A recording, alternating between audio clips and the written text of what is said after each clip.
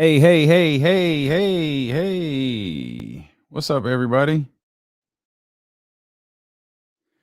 We here getting things all set up. We're going to go to the press conference here in a minute. You see Sean Cunningham up there just patiently waiting for the press conference to begin. So Monty's up first. We'll be bringing you Monty live at 12. Luke will be live at 1. And we'll have all our reactions to that stuff. So the first like segment of the show is going to be a little weird. It's going to be a little bit different than normal because we'll probably open up and as soon as Monty goes to the podium, we'll go right to the press conference.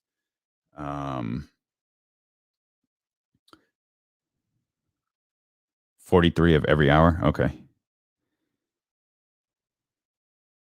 All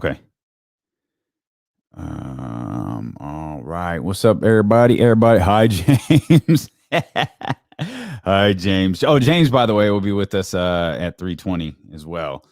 Damn, man. KC on it, man. It can't be as bad as your internet was yesterday. KC got that. What's up, B? I see you in there. They're gonna fire Luke live. Heel turn. You're fired. No, I'm not solo. Kenny's here. He's hooking up the computer right now. I can hear him. Y'all just can't hear him yet. That's hilarious. You're fired. Oh, there we go. Oh, no, we got me. Let's see. That's good, everybody. Let me try something here. All right, we got that screen, but we're gonna boot that and we're gonna go there. Okay, so I'm probably just gonna leave that off. Got the V-neck, brother. Yes, sir. First name Macho, last name Man. Always funny. Always. All right, let's go. Hopefully, is the internet all right now, man? You look pretty right now. Yeah, you look good. Stupid. I was like, man, you look good. Yeah, yesterday was bad, boy. I was like, man, I got Manny talking to the people, man. On my screen, you were still very much talking. In my ears, you were not. Like in my ears, you were finished, but on the screen, you were still mid sentence. Here we go.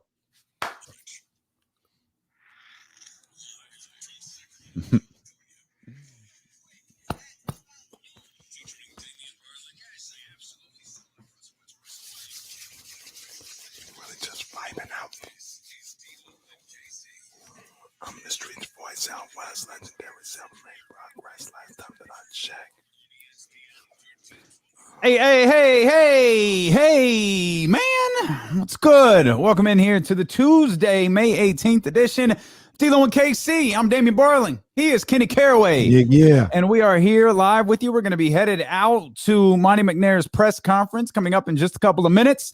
Monty McNair set to speak to the media at the top of the 12 o'clock hour, which is right now. So as soon as Monty McNair sits down, we'll go to that press conference, both live here on ESPN 1320, live on twitch.tv/ESPN 1320, live on youtube.com/ESPN 1320, live on the Odyssey app as well. A little bit of news, as we've long suspected, they conspired to keep the Luke Walton news from us until the show ended. And of course, conspiracy or spired in this case. Luke Walton will remain the head coach of the Sacramento Kings. And I'm going to keep that same energy. I've said it to you for weeks. If this was Monty's decision, let's go then. Mm-hmm. I'll be Captain Save-A-Luke. Cue the music. I don't know where it is. We're going to hear from De'Aaron Fox today. We've got so much sound, but go ahead and hit it. Boom. Whoa. We're safe. We're safe, but I'm just saying. I'll go ahead. I'll play the role. I'll be Captain Save-A-Luke, man. If this is Monty's decision, and if I believe in Monty McNair and the moves that he makes at the trade deadline and the moves that he makes during free agency, KC, then I'm all right with it. All right. Look, hey, it's gonna be all right, everybody. That's all I want to say to start off. It's going to be okay. No, it really is. It is, and if you're watching on the stream right now, you see Monty just sat down. You see all of our beautiful media people there at the top of the screen, and this is what press conferences look like in 2021. Hello, everyone. Their Zoom calls, and there you hear our man Rasan, the media relations person for the Sacramento Kings. So we're gonna go to Monty McNair right now, the general manager of your Sacramento Kings. Welcome everyone. We're here with Kings General Manager, Monty McNair. And I will pass it to him. He's going to open up and we'll start with questions. Monty. All right. Thanks, everyone. Thanks for being here. Good to see you all again here on the Zoom. I want to start by thanking our players for their hard work this season. I'd like to thank Luke and his staff. Thank our performance health staff who had an extremely challenging year, especially with the COVID protocols, and thank my staff and the rest of basketball operations for the work they put in. Luke will continue to be our head coach. The team finished strong down the stretch. Obviously did not ultimately reach our goal, but he has the support of our players. We have a great working relationship, and while we both acknowledge that we have to become better in many areas, we built that trust, and we need the stability in this organization to ultimately take that next step. On the season, we're disappointed. Fan base deserves better, deserves the playoffs. We feel the frustration. We saw some good stretches, but ultimately we were too inconsistent, and we need to find more consistency. Defensively, goes without saying, has to be much improved. Luke and I recognize that. We're going to work together to improve that. Offensively, we made a jump, but I think this team can be a top 5 offense consistently. So we'll look for another jump on that end as well. We're going to do everything in our power to be aggressive and improve the team and ultimately get back to the playoffs. So with that, I'll take questions. All right, we will start with James Ham. James Ham joins us. Yeah, Monty, what went into the decision to bring Luke back, and just how difficult was that decision for you, knowing that this is your first year on the job and you kind of inherited him as a head coach? Yeah, we look, Luke, there was a lot of positive this year. Certainly not enough. We understand that, but Luke and I talk every day. We have a great working relationship. He's got the support of the players. We found some success, especially late in the season, to get back into the play-in race. And ultimately, I felt that we could build on that, and that he's the coach who's going to get us back to the playoffs. Sean Cunningham. Oh, James, you want to go back? Yeah, go ahead. I'll go ahead and follow up. Is there something that stands out to you? I mean, we hear it all the time that a GM's going to want his guy. And is it possible that Luke is going to become your guy? I mean, clearly he's going to be your guy for a second season, but really, like, he can become that guy that you depend on and can be a partner with you long term. Yeah, like I said, Luke, Luke and I came in from day one and forged, I think, a really great working relationship. And our guy is going to be the guy that gets us back to the playoffs. And I think Luke is going to be that guy. Sean Cunningham. Hey, Monty, just from the expectations that maybe you had when you first took the job, I guess I don't know if there's a barometer on it, but just how far short did this season come from meeting some of those expectations early on? Yeah, I think, like I said, kind of coming in, one big goal of ours was to compete every night. I think we took a step in that direction, but ultimately the inconsistency was still there too much to reach our goal. We saw a lot of good, but ultimately we need to be more consistent with that effort, with our defense, with all those things to get where we want to go. And then when you kind of look at just your challenge ahead of trying to help, Luke establish a winning culture and get, like you said, get him back to the playoffs, how much did the end of the season run maybe change initially your mindset going into this offseason, some of the decisions you have to make? Did you take much from that run that maybe ultimately impacts your decisions later on that may have been different from the maybe first part of the season? Yeah, it was, it was certainly a better stretch towards the end. And with injuries, it was some different players doing that. It was good to see, some of our new additions help us there. Obviously, early in the year was a different set of players. But ultimately, we think the group that we have has the talent, and we'll continue to try to add to it. Bold Tony statements Harvey. so far from Monty McNair. Hey, Monty, how you doing? I'm not trying to editorialize this or anything because I've been here for the last 20 years and the 15 years that this team that has not made the playoffs. So when I hear a GM said he is disappointed, I haven't heard that in the last decade and a half. So I just want to, let you know how significant that is. You probably are the first that I heard say that in a long time. But anyway, the trade that you made with the three, with Mo, DeLon, and Terrence was also significant, which I know myself I didn't really see coming in as far as their defensive prowess, their defensive skills. And I know that's probably was something that you had in the back of your mind when you made that decision to bring that in. Could you explain that? And the fact that maybe, if all three of them come back, that can be the core and the definition of this team going forward. Can you explain your thoughts process going in those particular three coming in and helping on the defensive end? Yeah, we certainly, going into the deadline, we targeted defense players who could help us guard the ball on the perimeter, give us length, give us some really tenacity on that end. And I think we did see improvement in the second half, especially towards the end. The last 2 or 3 weeks of the year, we were a significantly improved defense. I think those three guys were certainly a big part of that. And is that something that you're trying to establish going forward in the 2021-2022 season with this squad? Absolutely. Yeah, no, like I said, we need to be significantly better on defense. Those three guys, I think, exemplified a lot of what we'll try to do on that end, and we'll continue to look for other players and continue to improve our current players as well to get our defense where it needs to be so we can get back to the postseason. Jason Jones.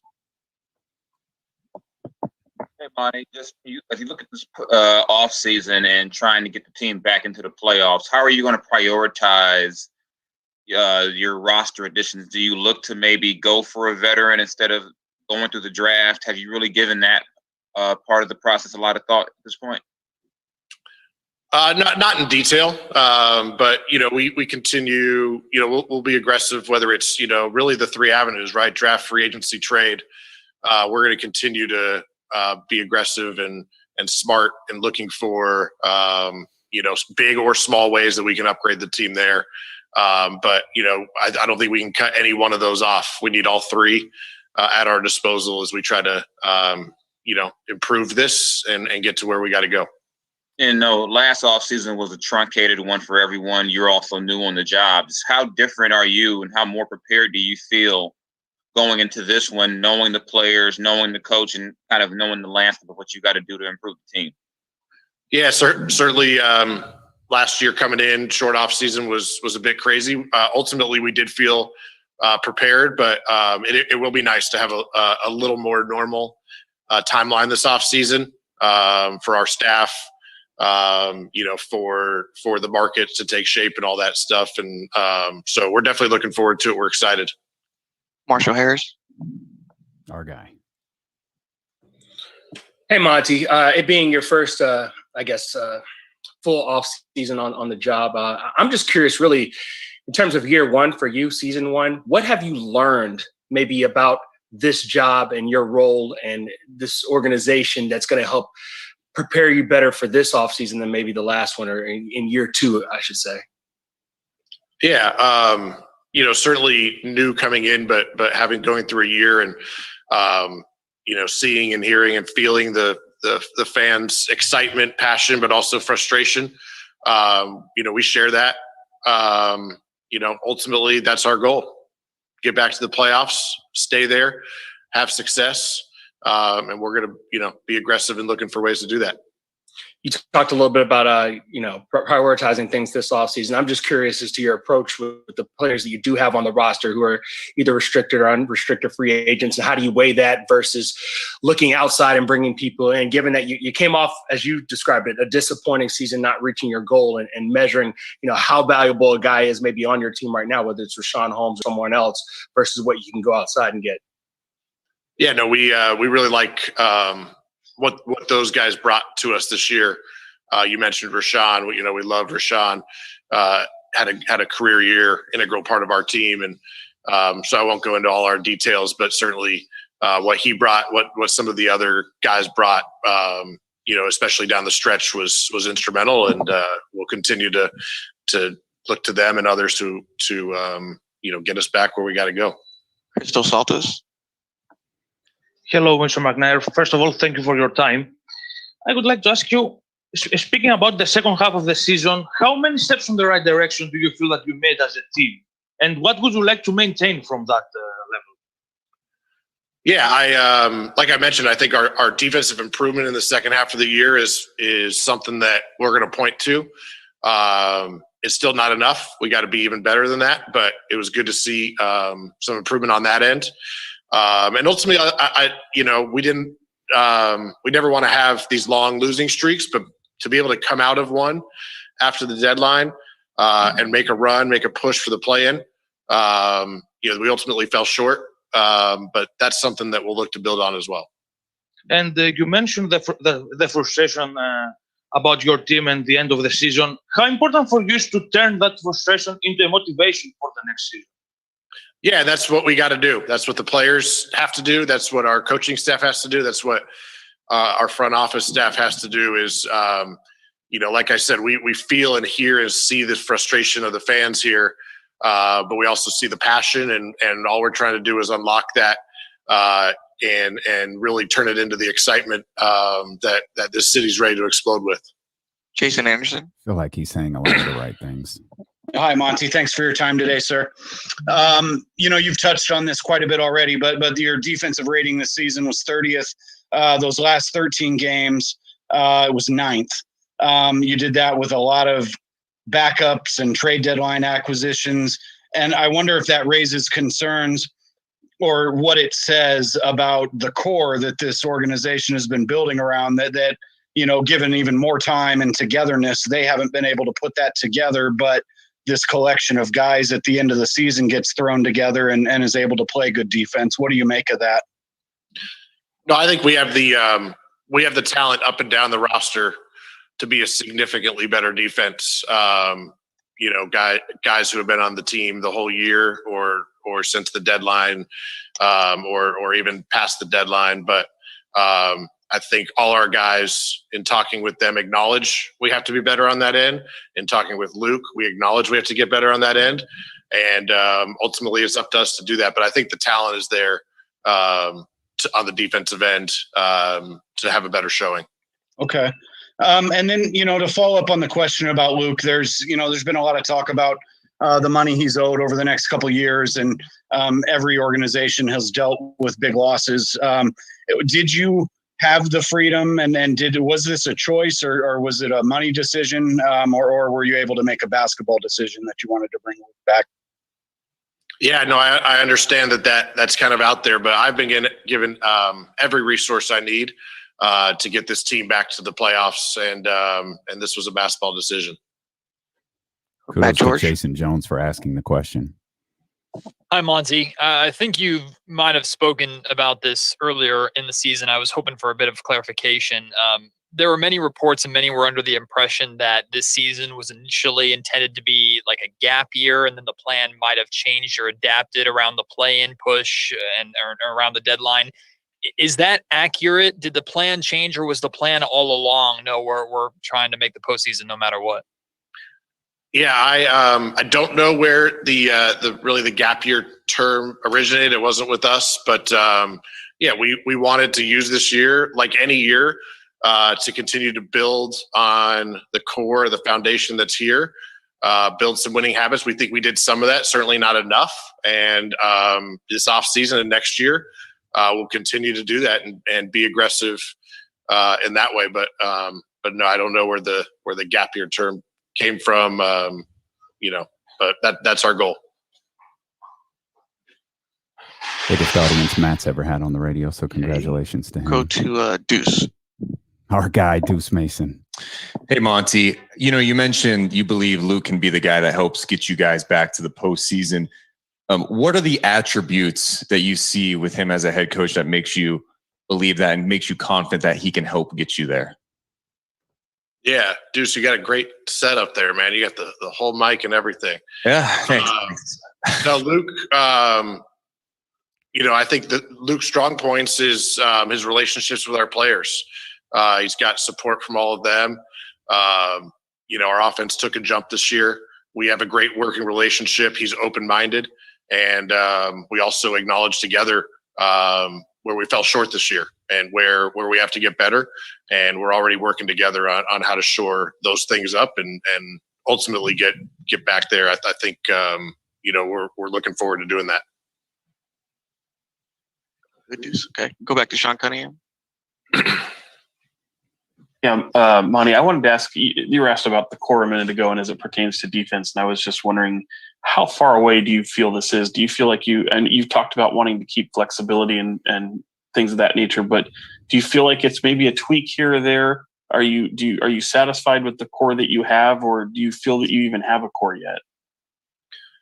Yeah, Sean, I think, our expectation is to, like I said, compete every night and win. That's the expectation on a nightly basis. And ultimately we need to put enough wins together that we're in the postseason. But I think there's talent on this roster. We'll continue to look for ways to add to it. But, I think we saw plenty of signs this year that we can compete at the level needed. We just need to be more consistent. Leo Bees. Oh, Jesus Christ. Can you hear me? Of course. Yes. Yep. Perfect. Hey, Monty, how are you?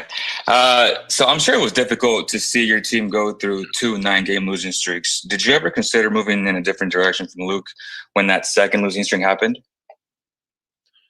Yeah, it was a frustrating time during those losing streaks. I think coming out of losing streaks in the way we did was really good to see. We both acknowledge that we can't have 9-game losing streaks and expect to make the playoffs again. So that goes back to the consistency. And we continue to work together to head those off and have more of the 7 out of 9 winning streaks and things of that ilk as we, really look for a playoff push. Go back to Jason Jones. Oh, I'm sorry. Yeah, Jason Jones for now. Sorry.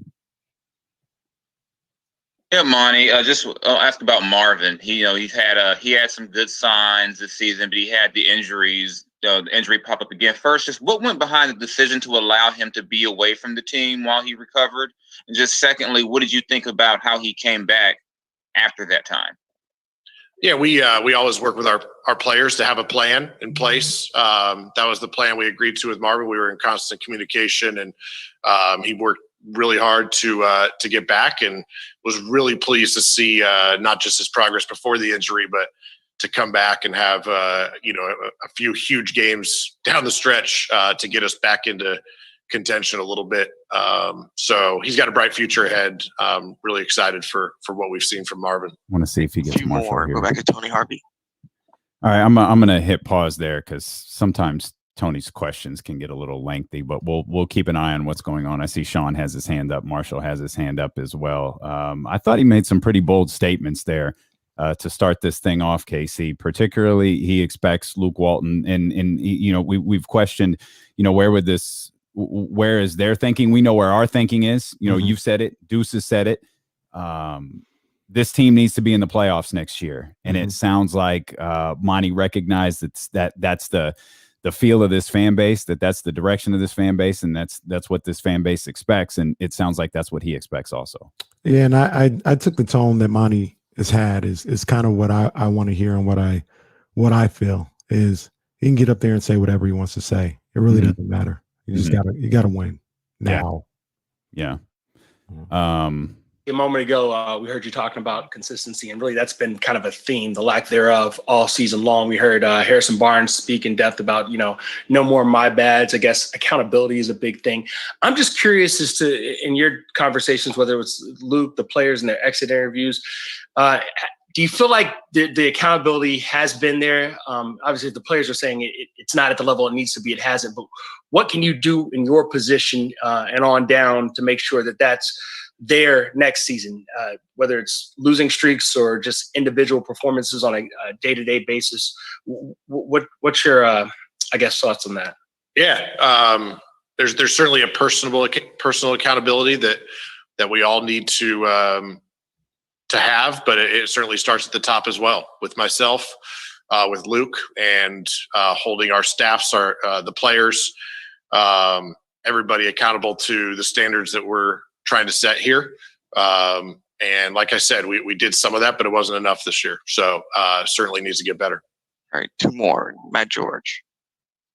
Matt's always got good questions. Monty, when we chatted with you at or your first press conference, you talked a lot about wanting to maintain flexibility and put yourself in a position to make aggressive moves. Is that still the plan going into this summer? Is that still as important as you expressed then, or have things changed with, I guess, just a full season of context? Yeah, same position. We have, I think, a lot of flexibility and optionality to continue to look for moves, big or small, to continue to push this thing in the right direction. So, we're excited for the off season, and the plan's the same. Let's see what Sean has to say. Yeah, sorry, Monty. I just wanted to follow up on a previous question. I was hoping, can you shed some light a little bit on just maybe the decision why Marvin went home, and just kind of what the motivation was behind that? Right, Sean. Yeah, I don't want to get into those details. Just to say that we worked with Marvin and his team, his agent, for a plan that worked for him, and that's what we came up with. And we're excited to see how he came back strong, and really finished out the season with some big games. That was fun to see. So yeah, we're looking for more of that in the future. I think that's Tony's a wrap. Last one. Okay, so we'll go ahead and all love to our man Tony Harvey there, but we'll go ahead and pull that down. Yeah, right there. Luke Walton is up next, and by up next we mean in about 30 minutes, top of the 1 o'clock hour. Luke Walton is expected to take the podium, and we'll have that live for you here on ESPN 1320. We'll have that live for you on the Odyssey app. We'll have it live for you on twitch.tv/ESPN 1320 and youtube.com/ESPN 1320. If you're in one of those channels yet and you're not subscribed yet or following us, please do hit the thumbs up button as you're watching along as well. The chat's enjoying this press conference as much as you possibly could.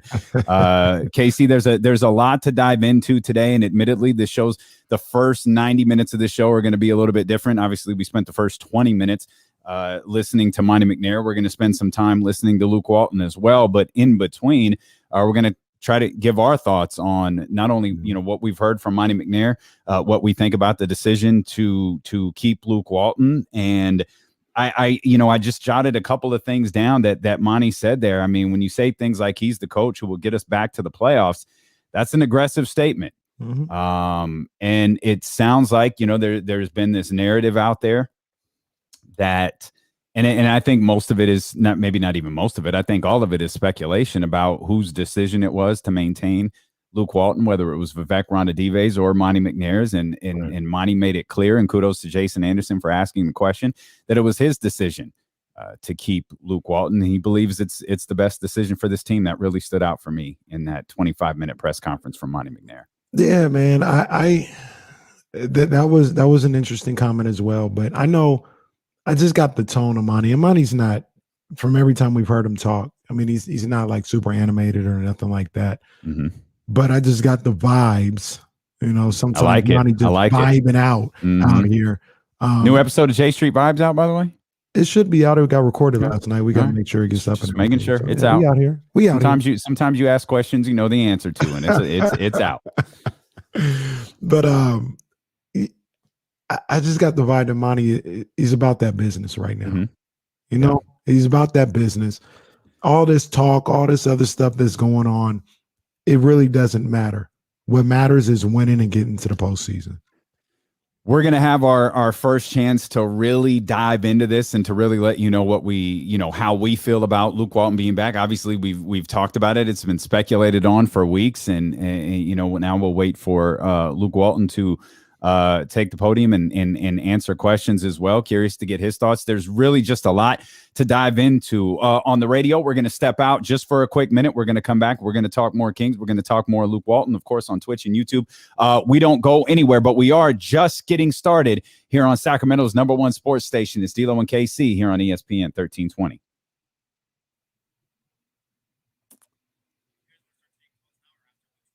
Reads are at 43, KC. Oh, okay. Let's we could go to call. Who's waiting for us? Oh, yeah, you can open them. Go ahead. Yeah, that's fine. We can open them. Y'all are wilding out, by the way. Some of y'all. Some of y'all. Give me 2 seconds. Yeah. Some of y'all, man. Y'all were making me laugh. Roddy, man, you too much. You are too much. We better be getting happy, Luke. Man, Luke should be elated. Luke should be absolutely elated. Deuce and Mo getting some love from Monty McNair on the background there. As if we need Deuce to get more hyped up. Yeah, I'm the guy. Monty McNair really likes the Deuce and Mo podcast. And he should parlay this into a sit down with Monty McNair. Yeah, Deuce. Yeah, Mo. I gotta be honest, man. Like I've said this from the beginning. I'm a believer in Monty McNair. I'm choosing to be a believer in Monty McNair, and I really do like the kind of aggressiveness of his early remarks.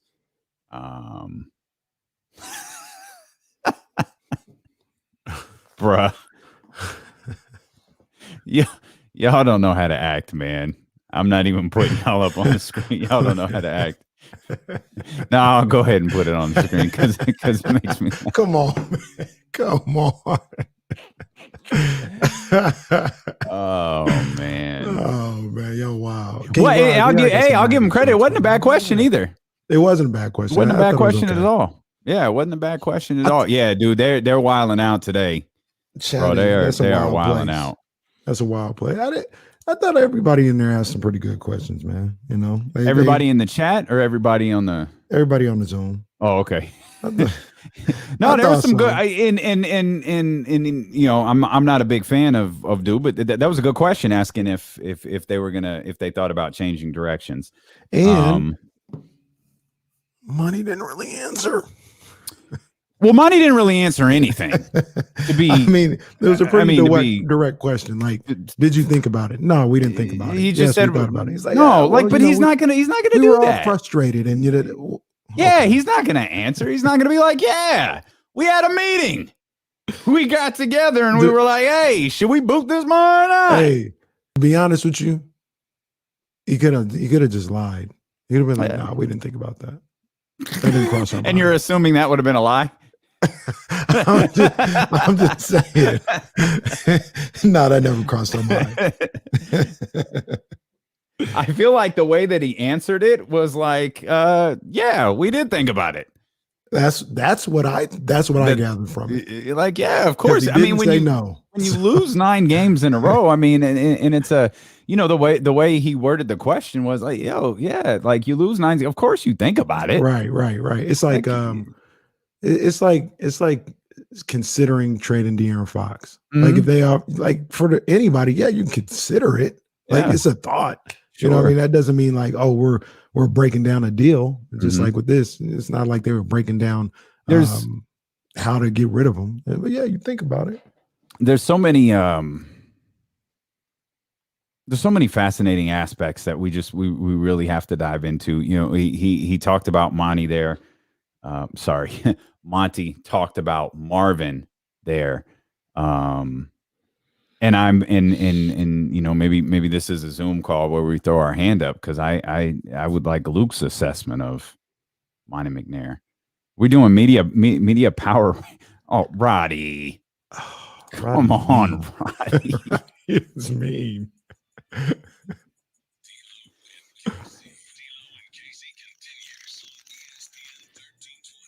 I think some folks in the chat house are just telling jokes to keep themselves from being too upset. You know, some people aren't particularly pleased today. As we roll along here, Steve on KC, Luke Walton is set to speak to the media at the top of the 1 o'clock hour. We will bring that to you live on ESPN 1320 AM on the Odyssey app. We'll bring the video stream to you live on twitch.tv/ESPN 1320 and youtube.com/ESPN 1320. We appreciate everybody who is hanging out with us right now. So really our first chance, KC, to dive in as we wait for Luke Walton to take the podium here. Again, that's about 30 minutes away. Our first chance to really dive into this. We've kind of reacted to Monty McNair and some of the things that he said. He said the team plans on being aggressive. They're going to be aggressive this offseason. They're going to do everything they can to improve the team. When asked further about his thoughts on Luke Walton, he said he believes that he's going to be the coach that gets this team back to the playoffs. He was asked things like, "Is Luke your guy?" And Monte essentially said, "Yeah, that's my guy." He talked about defensive improvement. He talked about personal accountability. He talked about a lot of the things that we talk here about on this show. And, you know, call me a Stan, but I'm going to ride this out with Monty. If he thinks Luke's the guy, if De'Aaron thinks Luke's the guy, Tyrese thinks Luke's the guy, if Harrison and Rashawn all seem to like Luke, I'll ride it out. He's not I guess I just don't get it. I'm not in the locker room, though. Yeah. I don't understand. But I think maybe I guess I just don't get it. But I don't matter. I sit here inside my house and talk to you for a living. I talk to Kenny Caraway for a living. That's my job description. What do you do for a living? Neighbor asked me today, what do you do for a living? What do you do in the house? I talk to Kenny Caraway. Why? What do you do? A job right there. Like boy, that's what I do. I'm not paid to lead men. I'm not paid to lead young men. I'm not paid to lead people who are rich beyond my wildest dreams. You know what I mean? I'm not paid to lead people who make 4 or 5 times as much as me, yet their success may very well depend on me. Right. Or maybe I do, given the comparison of the 2 rides that Damian and Kenny have. That might not be an entirely accurate statement. But what I'm saying is he's not necessarily he just and I told you yesterday, and I feel like this is the most honest thing I can say to you. He still has a Vlade stink on him, and it's not that's my issue. That's not Luke's issue. I just thought the move to hire Luke the way that he did was so arrogant. I talk about you needing a therapist for not being able to get over stuff that happened a decade ago in a random Giants Padres series or something. 2010. Yeah. Thank you. I probably need to see your therapist as soon as you are to get over this thing with Vlade and the Luke hire. But if Monty says that's it.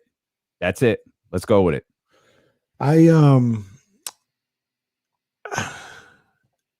First of all, you addressed what's going on with Luke, and me and Jason Jones, we talked about that a little bit last night. I think some of that has to do with there's a level of nepotism when you talk about Luke Walton, just in general in his life. I feel like a lot of people don't think like he's going back to a basketball player. Nobody thought he was an outstanding basketball player, but he was Bill Walton's son. You know what I mean? So whether that's true or not, that was the perception of a lot of people. That played a factor, I think, into the hire with Vlade in people's eyes. He was his teammate, he's looking out for his old teammate, somebody he likes or whatever. There's that. They had the story that came out right after that that turned a lot of people off. Like days after he was hired. Yeah. And all that is added up to people just not liking Luke, not giving him a real shot, even looking at him with slanted glasses. Like I would tell me if I'm wrong here, Damien, but let's say Sam Cassell came in here and he was hired when Luke Walton was. If Sam Cassell had the 2 seasons that Luke Walton had, I don't think people would be asking for Sam to be fired. I agree. I don't think it's just the 2 seasons with the Kings. I think it's the 5 seasons as a coach. Mm-hmm. And I could be speaking completely out of pocket, but I also think I don't think I'm alone in my thinking about the way that he was hired, because there were a lot of people. There were a lot of people like me who were screaming for them to at least interview the guy who just won Coach of the Year. Mm-hmm. You know what I mean? And that was a fail. That was a fail on Vladdy's part. But at the same time, like you mentioned not too long ago, that's not Luke Walton's fault. Luke Walton, no, I understand. No, don't hire me. Go interview 9 people first. I understand. It's the stigma. It's Marvin Bagley deals with the same thing because he was the 2nd overall pick versus the 12th overall pick. Buddy Hield deals with the same thing because he's making 20 some odd billion versus 11 or 12 some odd million. For Luke, it's the sense of, wait a minute, that's your choice. Like, wait a minute, you didn't look to interview anybody else. Like, he was so good. Right. You didn't have to talk to anyone else. Right. To me, it fits into the same box as those other ones where your expectations change, where it's like, oh, he's so good. He didn't need to talk to anybody else. He didn't need to talk to a guy like Monty Williams, who seemed to be coveted throughout the league, and that seemed to have paid off pretty nice for Phoenix. He didn't need to talk to any of the other assistants, Becky Hammond. He didn't need to talk to Chris Finch or David Vanderpool or any of those other guys. He just needed Luke Walton, who was in the process of finishing his last season with the Los Angeles Lakers when these rumors all started. And you still had a head coach who was in the midst of your most successful season of the last, what was it at the time, 12, 13 years? I think that all plays a part into the way that Luke Walton is looked at. Absolutely. You know what I mean? I said last night, though, with Luke, with the announcement coming out that Luke was coming back, nothing changes for me. The expectations are the expectations. And if he doesn't meet them, he'll be fired. And he should be fired, because this team needs to make the playoffs and everybody need to be on the hot seat. Everybody. I'm not necessarily saying Monty should lose his job if they don't make the playoffs next year. That'd be a little excessive, but he needs to feel the heat. He needs to feel what's going on in this city. And yeah, I mean, whether they brought back Luke Walton or they came with a new coach, my expectations won't change. If they moved on from Luke Walton and they brought in a first-year coach, tough luck for you, buddy, because I expect you to make the playoffs now. Yep.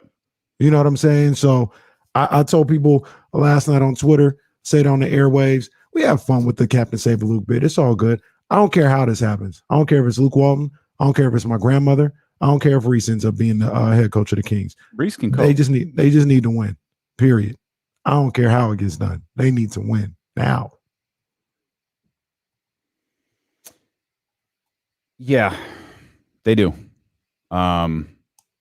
And it sounds like that they're committed to doing that. That doesn't. I feel like as Jill is saying here in the chat, I felt like Monty set expectations today. I felt like he made it definitive. This is what we're trying to do. This isn't a multi-year project. This isn't a take your time project. This isn't this will take time. Be patient. Ain't none of that going on. No, this isn't a, hey, we're gonna figure this out. Over time, guys, it's gonna be patient. I love the fact that he crapped all over the gap year line that emerged that you and I have talked about. Like, I absolutely love that. But I feel like he set expectations. And so now it's we talked about this, and James Ham, by the way, is going to join us at 3:20 today, and we've got a really exciting announcement regarding James Ham that we're happy to bring to you coming up at 3:20 as well. But he said, "Oh, I'm not sure if the clock starts on Monty McNair if he retains Luke Walton." the clock has started.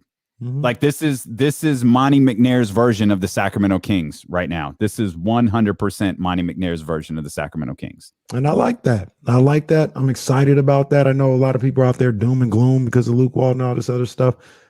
Hey, you can feel however you want to feel. I'm not telling you how to feel. I'm not, the term, I'm not telling you how to fan. Feel how you want to feel. It's been 15 years since they made the playoffs. So any type of frustration or anything that sets you off, it sets you off. I'm excited about coming up because, to be honest with you, I like what Monty McNair has done. I was very critical of him earlier in the season when I felt he let opportunities pass him by, particularly with, just in the offseason. And then, somebody like Kevin Porter Jr. That's been well documented. But everybody he's brought in since he's made moves, I like them all. I like them all. I was watching today. I even like Louis King. Like Louis King is Louis the King. Excuse me, we're on D-Lo and KC, so I got to get it right. Louis the King. I feel like he's got some skills. He can play, and he found him off the scrap heap. So I look at what he was able to do during the season, and I look forward to what he's able to do in this offseason, trying to make a move, trying to bring somebody in. So I'm glad that he has the same, it seems at least, that he has the same sense of urgency that everybody in the city has and that me and you have right now. We're working on some things behind the scenes. James Ham set to join us at 3:20. Luke Walton will take the podium at the top of the 1 o'clock hour. We will have that press conference for you live here on the Odyssey app, on Twitch, on YouTube. D-Lo and KC will be back here on Sacramento's #1 sports station, ESPN 1320.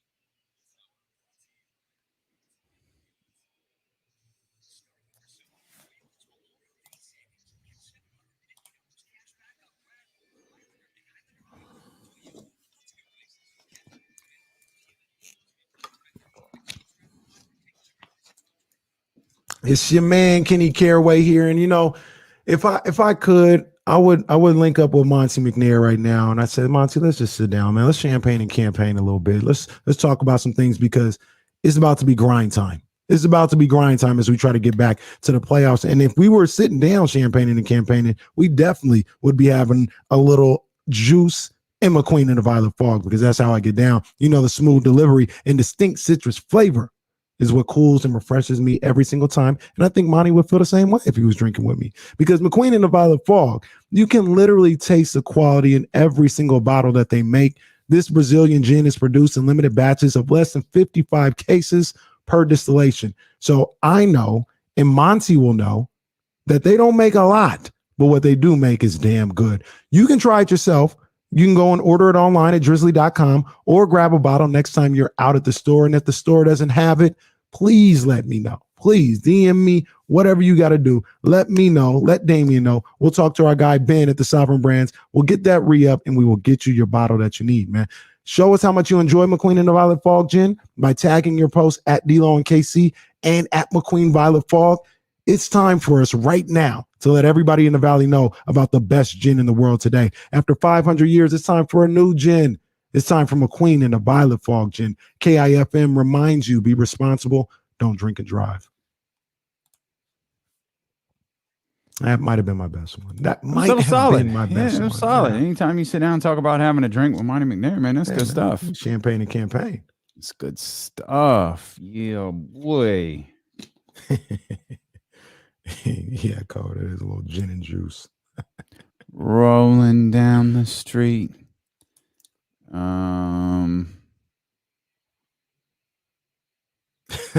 Okay. Yeah, we saw it at the same time. Let's see. All right. Oh, man. All right. Cole, he was free, man. He was free. He was right there on the scrap heap. Got to pick up talent like that. But they got Terrence Davis, so that was a good look. Mm-hmm. And the line right, too.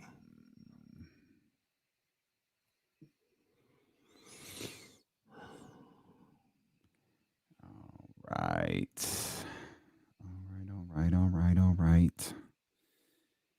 Welcome all the new folks here. Man, I don't know about y'all. That thumbs up button, man. Boy, there should be a whole lot of thumbs up. I know John's got the day off. He on vacation, but with all these, that's a weak number, dude. Like, come on, y'all in here, hit the thumbs up for us real quick. Help a brother out. Come on now, we need that. We need that. Man, there's just 134 on YouTube alone. Y'all got to get on that thumbs up, man. We're begging for likes. We're begging for likes. It's a big deal. Please, baby, please. I see someone emerged in the chat and hit the thumbs down. I see how it is. That's all right. Let's woo, get on that thumbs up, boys. Let's go, team. Let's get to 100. Let's get to 100 before 1 o'clock, man. Let's go like it's draft day, baby. Come on now. Oh yeah, y'all picked up real quick. Let's go like Ricky Rose on the show. Thumbs down. Come on, man. Y'all cold business. Leo in here. What's going on? Gave that dude a compliment. Came in, hit the thumbs down. That's all right. Still 85-2. Got to get to 100. Let's get to 100. Oh, Jerry Trap House in here. What's up, Kimmy? I know Kimmy's in here. I don't think she's in the chat. I see Miss Mac 10 up in here. Our girl Tara's up in the building. Let's go. I know Jill's in here.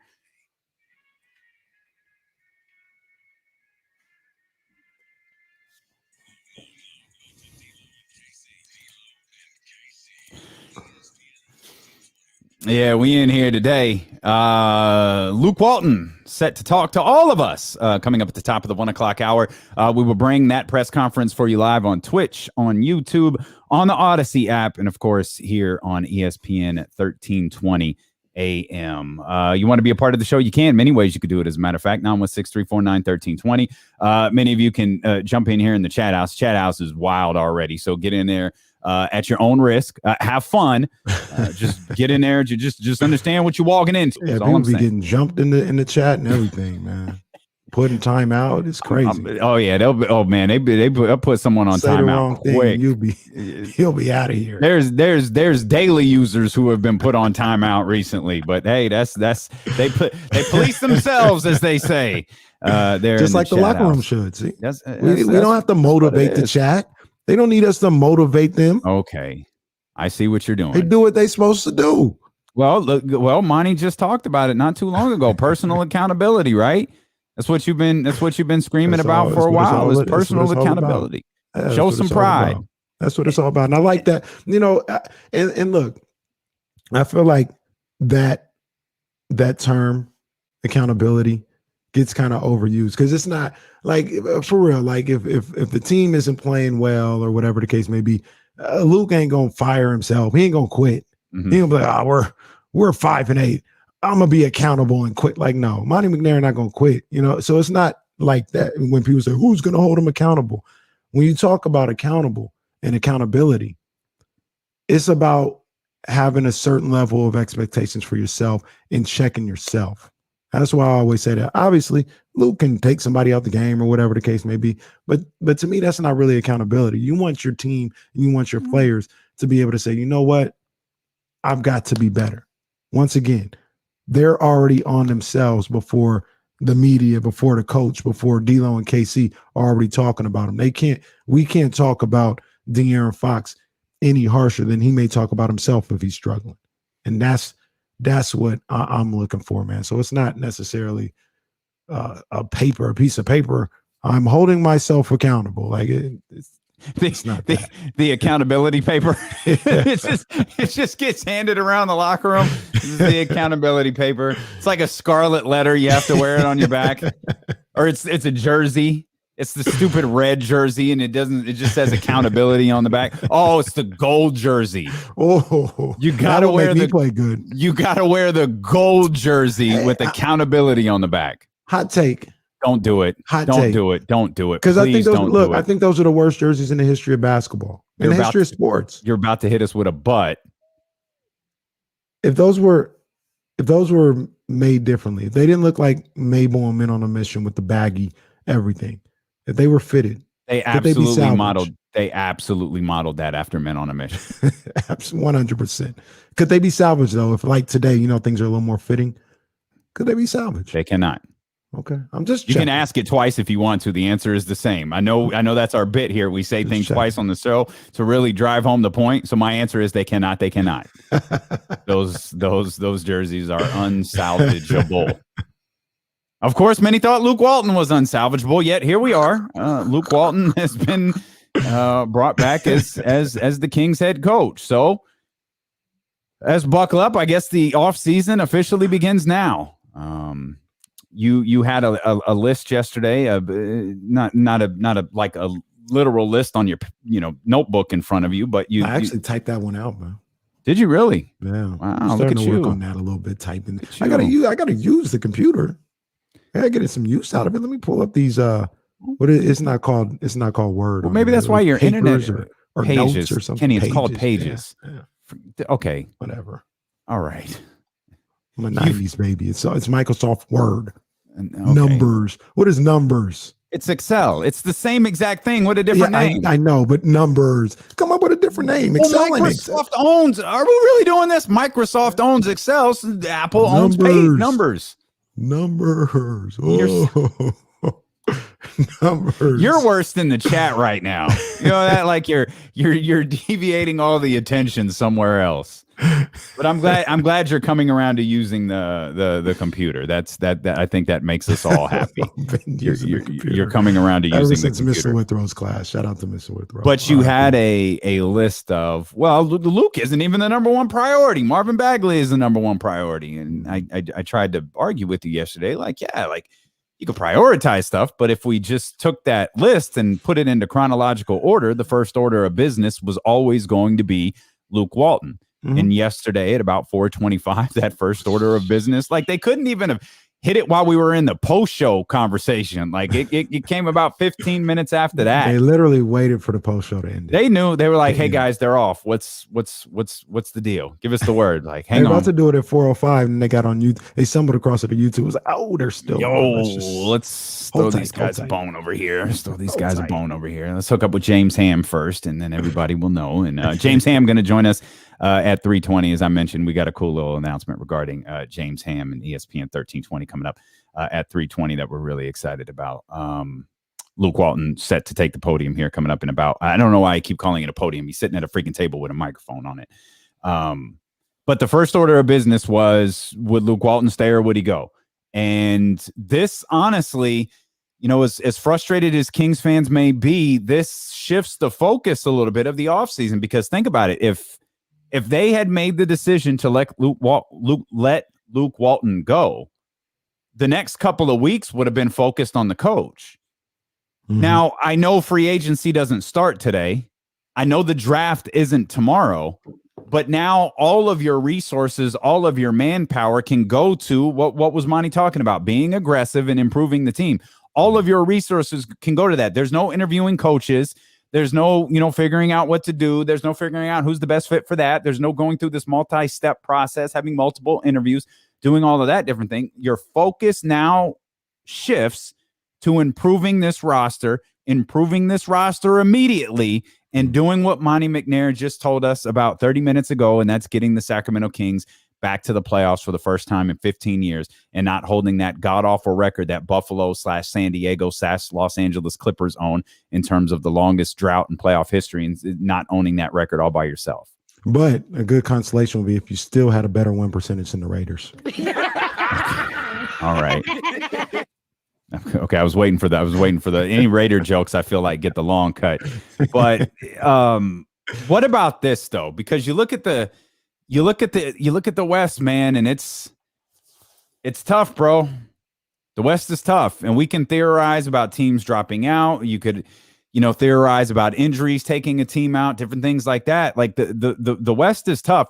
What if the Kings are just better next year? Like they're 31 wins. What if they are 38 wins? What if 38 wins? Well, it's an 82-game season. Gosh, dang it. That's tough. Somewhere where 31 was the equivalent of 35 this year. So, okay. They probably need the win percentage. So what if what if they get back to 30? What if they're at 39 wins next year? Is that and they don't make a play-in? Is that enough? I mean, enough for what? For Luke to come back again? Yeah. Like I I mean, I guess by percentage points, that's a 4-game improvement. How I feel right now, no. Yeah. You know what I'm saying? I got Maybe you see the season, go through. Because I mean, I remember at the beginning of this season, I was of the mindset it was a win-win. You either win with the guys that you have, or you lose and you get a draft pick in this super deep draft. I don't necessarily feel that way right now. I try to remind myself of that. But I mean, right now, if it's not the playoffs, Luke got to go. What if it's 39? So if it's 39 wins and they miss the play-in, but it's 39 and they make the play-in, it's your opinion is different?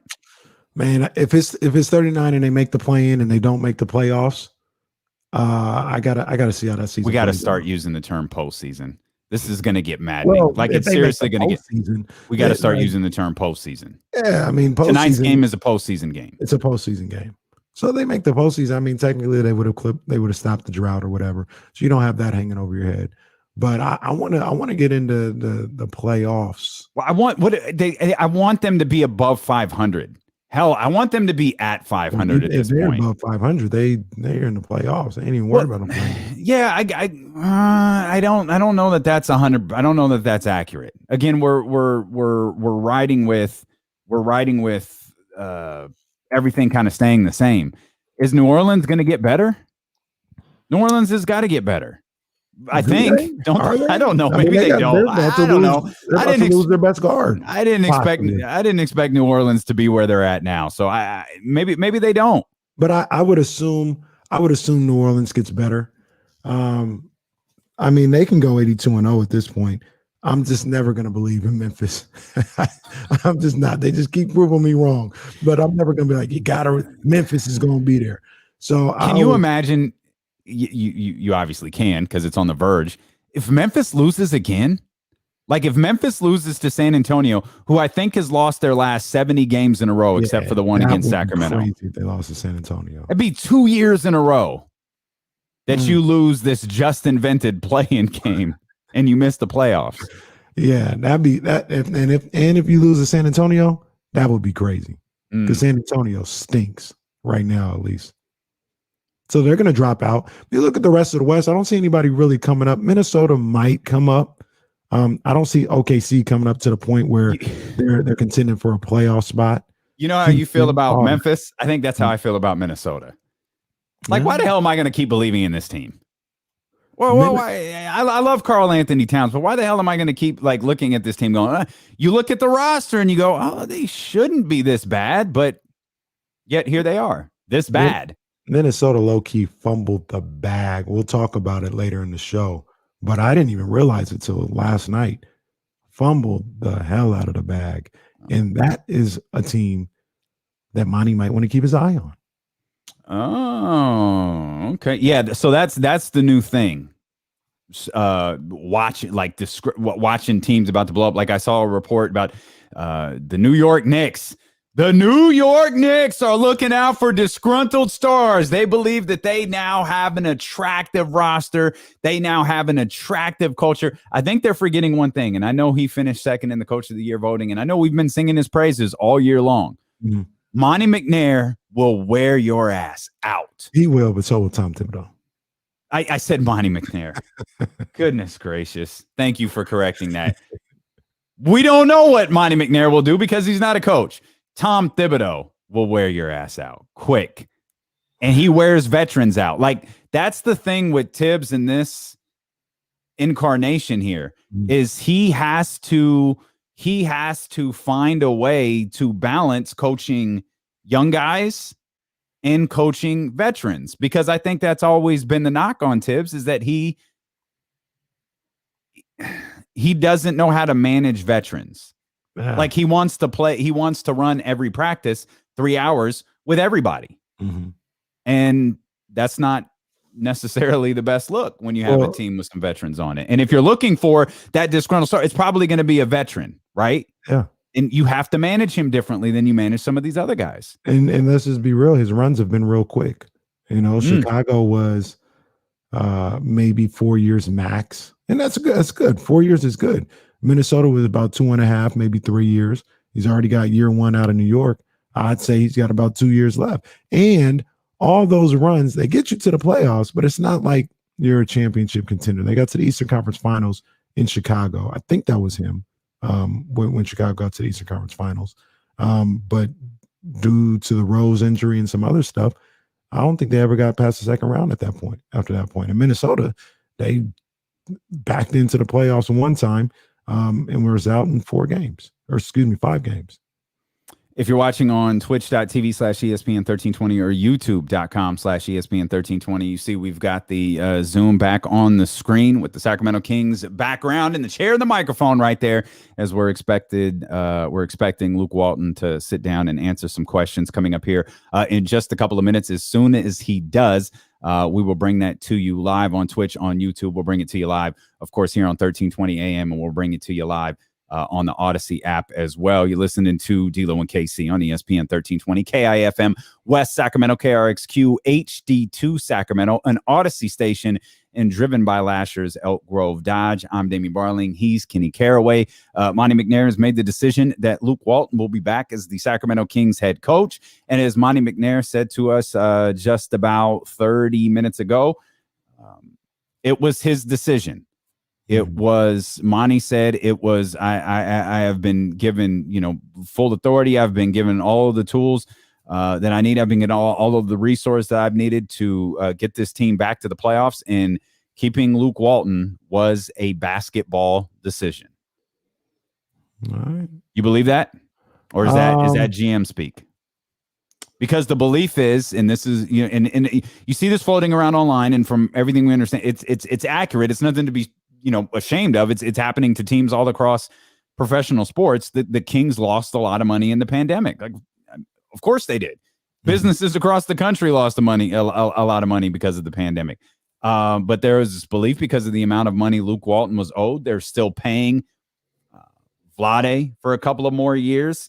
I think they've got Alvin Gentry signed for a couple of more years, so that creates something unique right now. As Luke Walton is sitting down at the podium as soon as Rashawn gives us the go ahead, we'll go live to him. But there was a belief that perhaps this was Vivek's decision and not Monty's decision. No, I believe Monty. I want to talk about that though when we come back. All right, everyone. There's our man Rashawn right there. Walton. We'll start with James Ham. Hey, Luke, now that we have confirmation that you're back for another season, just what do you want to accomplish this summer? What do you want to accomplish next season with this team? And how happy are you that you're going to get that opportunity to go into your third season? Yeah, this offseason, like I've been saying the last few days, this offseason is huge for us. We're very excited about the progress that a lot of players made this year in different stretches of the season, as far as the way we played as a team, is something to really use to motivate us to take that next step. And that next step has to happen this off season. So, what I mean by that is we can't wait until the season comes around to start finding our rhythm again. We need to be in the gym, in the weight room, working on concepts, offensive concepts, defensive concepts. And I think we have a group that will. I really, I love, the work ethic of these guys and the fact that they want to win. And, it's already, 2 days, and, Tyrese has been in this gym both days, in the weight room, on the court shooting. Harrison was in here yesterday. Maybe he beat me in today. I don't know. But, we have guys that are already talking about, look, we're prepping for next season now. So, it's the culture you want to see. It's the type of work you want to see. James, it's going to be a huge offseason for us. And Luke, almost to a man, all of your players that we've talked to so far pretty much have backed you 100%. Just what does that say about the relationships that you've developed with them, and also the culture that you're building there in Sacramento? Well, it's a culture of togetherness. We have each other's back. Nobody gets all the credit. Nobody gets all the blame. We're in it together, and together we're gonna start winning again. And I know that that takes time, and so you want it right away, but it's just sometimes it happens faster than others. But if you have a group of guys that are on the same page and working together, it's gonna happen. So I love hearing that. I expect to hear that, whether not just about me, but about each other too. That's important to us as a group. So. Like I said, the culture is working. The habits are being built, and now it's about continuing on that path to where that starts leading to more wins, and then that leads us into a chance to get into the playoffs. Sean Cunningham.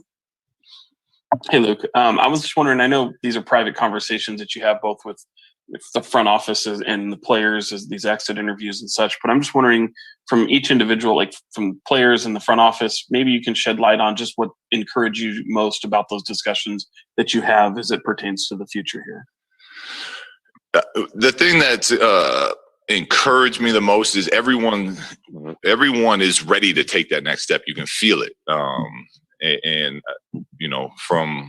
From the conversations and what we need to work on, the awareness of what we're bad at, and where as a group we can make strides. Like, that's all there, and everybody's committed to it.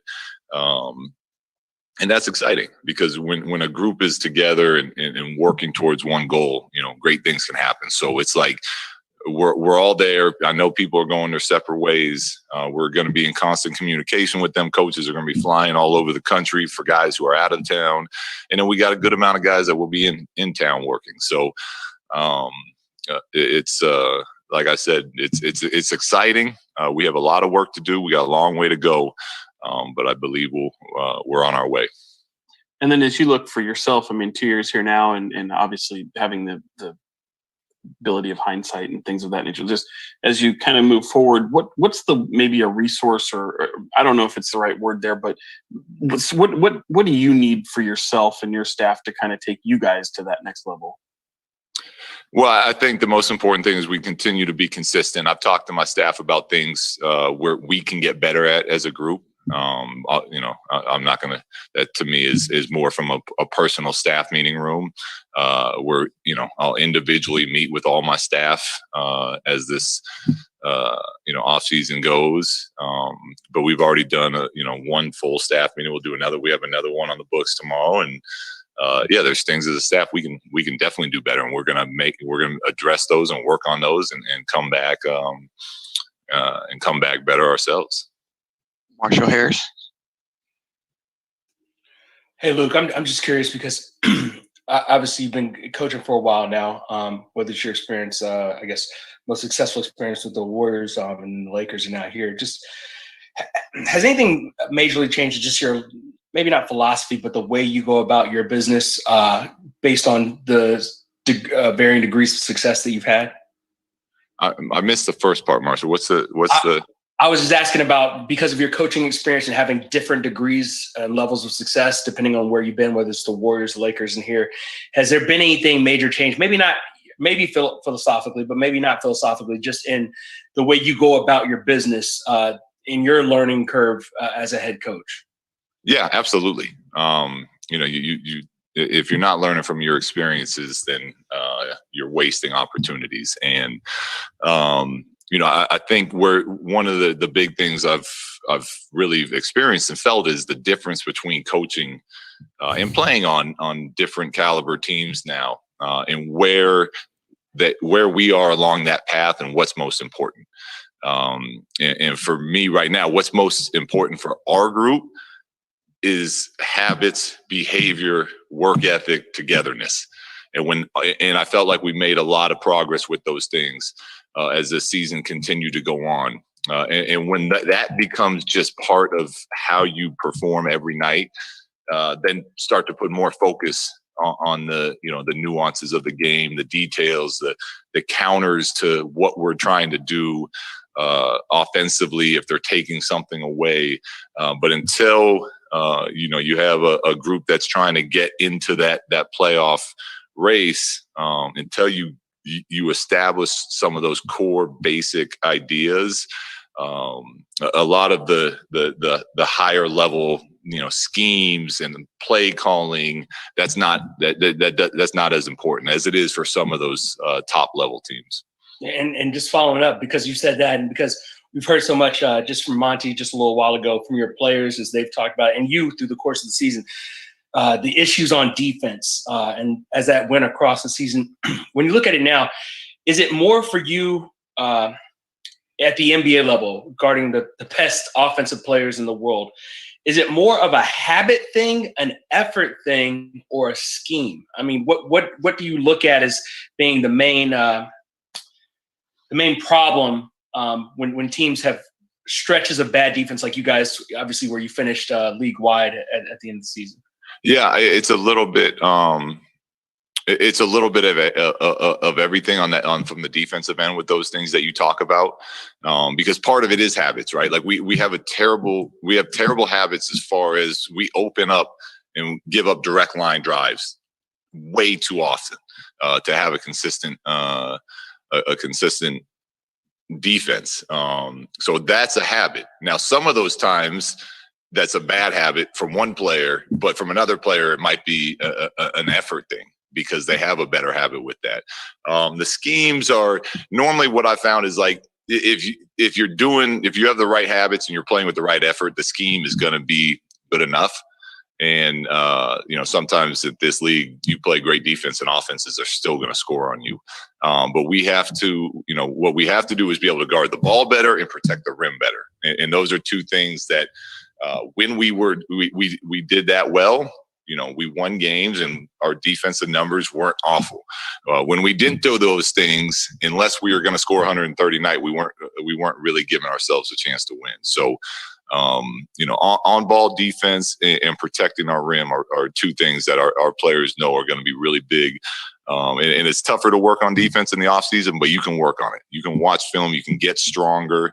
When you're playing pickup in your local gym, you can really engage in the idea of working on those things. So, that's where we're going to make a big jump. Jason Jones. J Street Vibes Podcast. Yeah. Hey, Luke. One of the things Harrison talked about was, maturity, accountability, kind of some of those things that come maybe with experience. Just where do you see the group in those areas in terms of holding each other accountable and having the maturity to implement the things you're talking about as far as the discipline and the habits? Yeah, we're getting better, Jason, and Harrison's absolutely right with that.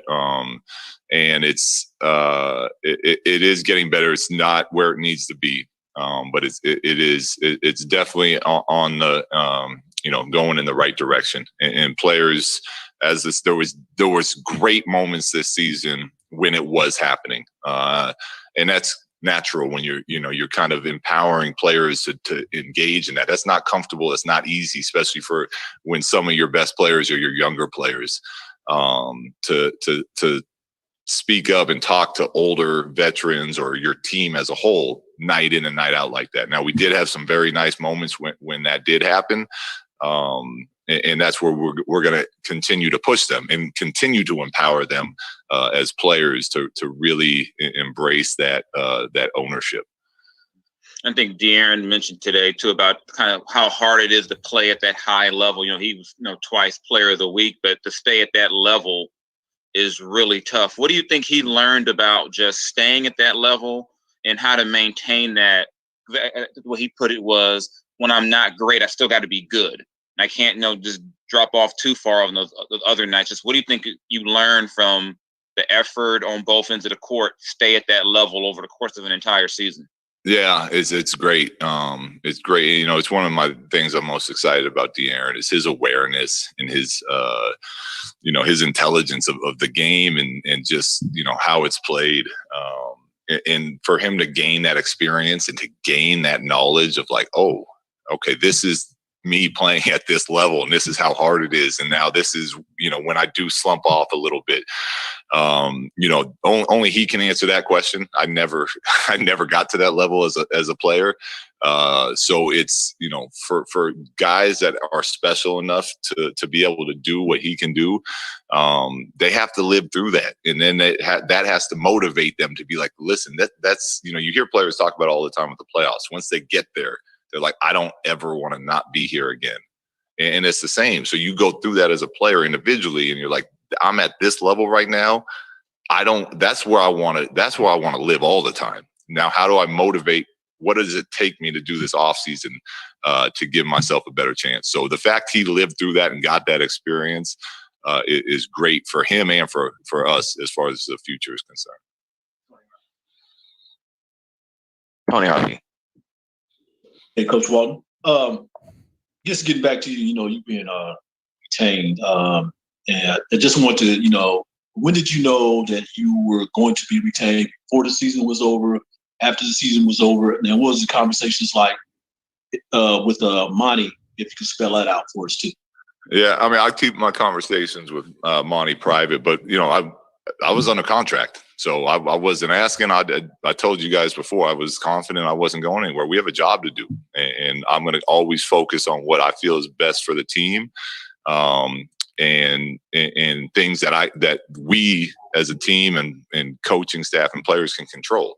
So that's where my mind and my focus is at. So I was under contract, and I expected to be here, coaching and working with our guys this offseason as well. So during the season, that's where my head is at, and that's where my energy and time is going to. I can't lie. I freaking love that answer. Rhetorically, winning victories is about the bottom line here, but what expectations other than, we talk about the defensive scheme, the culture of togetherness, what other expectations Monty have coming from you going into this next season that he'd like to see? Going into next season, the expectations. Like, look, we know, we know what the drought has been, and we know what our goal is going to be going into the season, and that's to make the playoffs. And now that's where it's, I'll bring it up now. It's, the off season is good to have these bigger goals out there.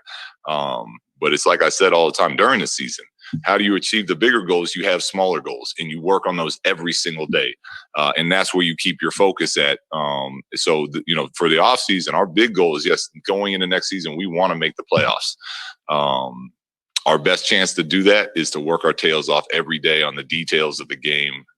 This offseason is to watch the playoffs, to watch these teams, what they're doing, the anger of losing, not being part of this, using that to motivate. And that's where our effort and energy will be for the offseason, or needs to be.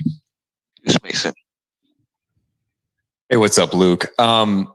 Obviously, it can be challenging when the person who hired you is no longer here, but you've had some time to work with Monty now. What has that relationship been like, working with him, and how has that evolved since he first arrived?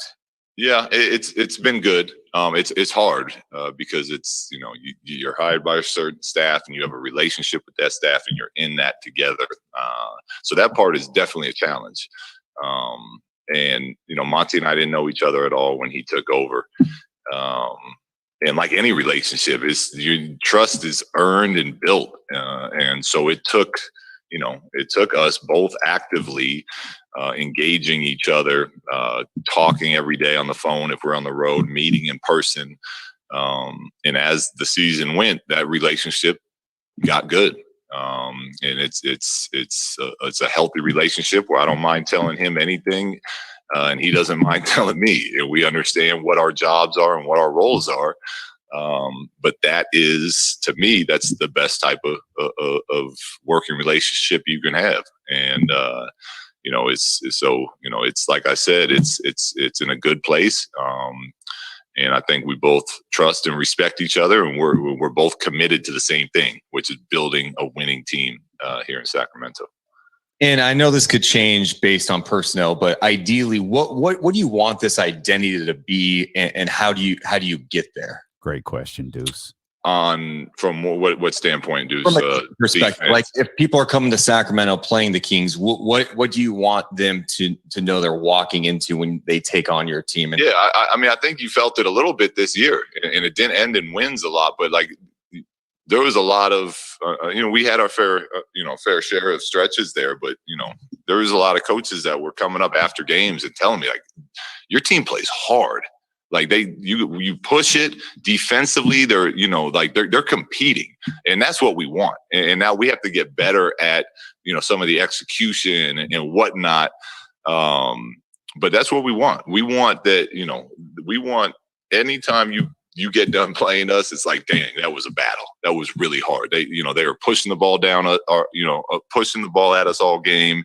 Defensively, they're up and into us, and I think offensively we did a better job this year than that defensively. But there was times and throughout the season that defensively we did give that type of energy out there. And it was good. It was good to see. But yeah, that's what we want. We want people being dead tired when they're done playing us.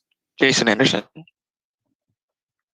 Luke, good to see you today, sir. I've kind of asked you about this before, but I'll ask again with the team's defense. Your defensive rating in those last 13 games was 9th in the NBA. But it's been such a struggle for really 2-3 years here. So again, when you look at the core, how come the core group here hasn't been able to lock in and play that kind of defense when you can just put this patchwork group of guys together for 13 games and they can play some defense? Should have asked about that. Yeah, well, I mean, I think you're looking at part of it is, the core of what's being built here is a lot of young players. Mm-hmm. Young players normally figure out offense a lot sooner than they figure out defense. So, you start playing vets like DeLon and Mo with length and understanding of, and two guys that a lot of what they've done in this league is because of what they do on defense.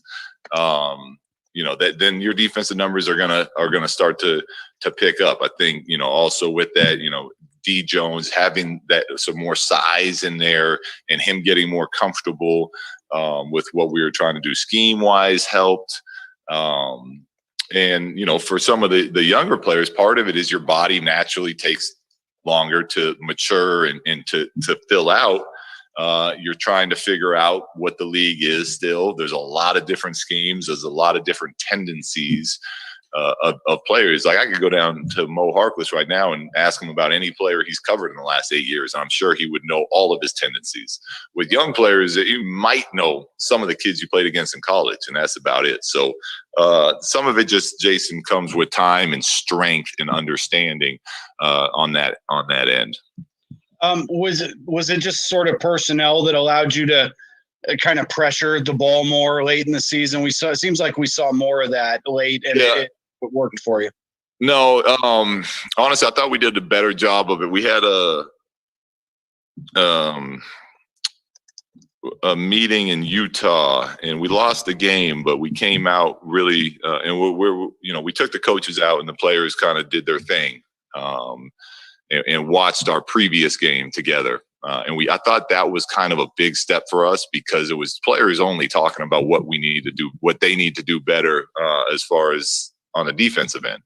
And we came out and got off to a really good start in that Utah game. I think we were up 10-13 early in Utah. And I thought like that was a good point, a step for our group. And that's when we were still healthy and we were still playing those same guys. So, from there was some nice moments, some bad moments, but I really think like that's where we started getting into the ball more effectively, more of the time.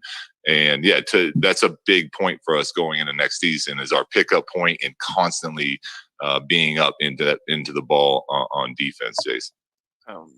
Just a few more. So I'm just taking a quick peek at who has their hand up right now, and I think that's probably a good time to go ahead and fade this down right there. Luke Walton, the Sacramento Kings head coach,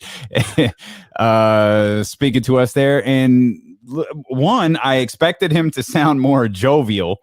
He very much did not sound jovial, but he said a couple of things that stood out. One, I got to be very, very honest with you. I love the answer about whether Tony asked him about, when he knew, what he knew, all of this stuff. Luke was like, bro, I was under contract. I wasn't thinking about it. Basically, I'm getting paid whether they like it or not.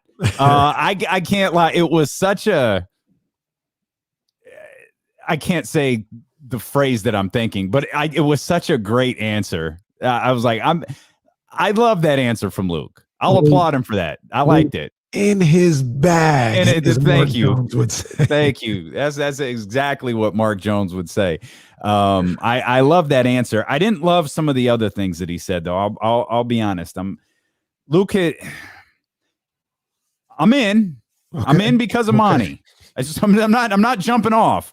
I'm gonna ride this out with Monty. And if I get to say if I have to say I told you so later, I will. I hope I don't, because I want this team to succeed next year. He said the culture's working. I need more evidence of that. I want to get your opinion on that. I took a couple of other notes of some things that he said. And we'll monitor what he's doing here during the commercial break as well. Again, just kind of taking a look. You heard Rasan there say a couple of more. Just seeing who has their hands up. They're wrapping up. No one that needs to be on this radio station. We'll step out.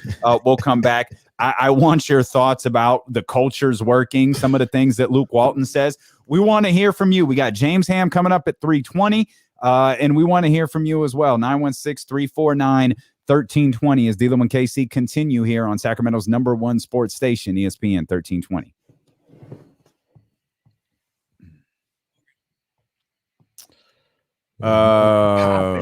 Yo, real quick. Yeah, y'all, since so many of y'all are in here, let me go ahead and take this opportunity, one, to thank the homegirl TJ out in Dallas, who just ordered her D'Lo and KC shirt that you can get at thedopeones.com. That's thedopeones.com. Use the promo code D'Lo KC for 10% off. We've got an entire D'Lo and KC collection. We've got a Be Heard collection. We've got J Street Vibe shirts. We've got Deuce and Mo shirts. We've got all sorts of stuff available over there at thedopeones.com. Just check out the D'Lo and KC collection. You use the promo code D'Lo KC for 10% off your order. And shout out to TJ for getting hers ordered and repping us. So far, we've got Murph repping us in Las Vegas. Yeah. We've got TJ. We've got TJ repping us in Dallas, Texas. Shout out, TJ. No matter where, we need to get some gear out to Cheryl in Baltimore. Yes, indeed. We need to get some gear out to Cheryl in Elk Grove. Cheryl in Elk Grove, she got an order coming. Okay. Okay. Jazz in Elk Grove, she got her order yesterday. Okay. You're about to be everywhere. You ain't never there. There you go, Brian and Sack. I'm buying hella shirts. That's what I like to hear. Appreciate what I like you, Brian. All these people ordering shirts. I might have to hit up the Dope Ones and like, hey, Donnie, that Apple Pay still works. I got a question. You got a minute? We need to talk because apparently everybody's ordering shirts. Miss P, Baltimore representing. High quality, Roddy. It's worth it. It's worth it. This ain't no No, it's good. It's good, bro. It's good. It's good. It's good. I'm telling you, man. It's good. Scott Marsh broadcasting live from his kitchen table, it looks like. Oh, jeez. And work from home vibes. I want the Lena Washington vibe where I got Emmys behind me. That's what we need. Emmy, I'm gonna be stunting on them boys. Get all these bottles out of here and put that Emmy I don't know if y'all can see this. Can y'all see Lena? I know that's a small picture. Like Lena's Emmys behind her. That's such a she got Lena, two of them things. She got two of them, bro. Like Lena, and then I don't know if y'all can see like Sean goes to like every concert ever in the history of life. So he's got these great displays of like concert like tickets and stuff that he's built out. You see Deuce over there fiddling with his phone. I think Deuce is still listening to us. Deuce, if you're listening, wave. There's a little bit of a delay. Come on, Deuce. Look up and wave at us. Come on, Deuce. Do it. Don't be a coward. Oh, Deuce is being such a coward. Come on. We know you're there. You were just in the chat. Come on, Deuce. Oh, do we get his? Come on, Deuce. Do it. Do it. Damn it, Deuce. Damn it. Do it. Wave, damn it. Deuce Mason. Wave, Deuce. Come on. I know he's got like a half smile on his face. Come on, wave, Deuce. This is trash. There he is. Hey. That made my day. And that boy Marshall is like the guy Doc Rivers was talking to. Jesus Christ, Jackson. What'd he say? Are you in bed? Are you in bed, Marshall? Oh, yes, Doc. I'm sitting on my bed. How come no rant? Yeah, we can get Trent after the break. Yep. Oh man, I'm just so happy we got Deuce's attention. That was just the most childish thing ever. I'm just so happy it worked. Oh man, I'm pleased with myself. I'm pleased with us. We all won today. I don't know that y'all can see this number. Like y'all can see, if you're on Twitch, you see the Twitch number. If you're on YouTube, you see the YouTube number. From where we're at, we can see everybody who's watching from all of the platforms. And this is the first time we've had 200 plus people in here for a live stream. We peaked at 199 when the 49ers drafted a couple of weeks ago. I think we got as high as 207 or 208 today, man. So y'all got us riding, man. We love y'all, man. Appreciate you.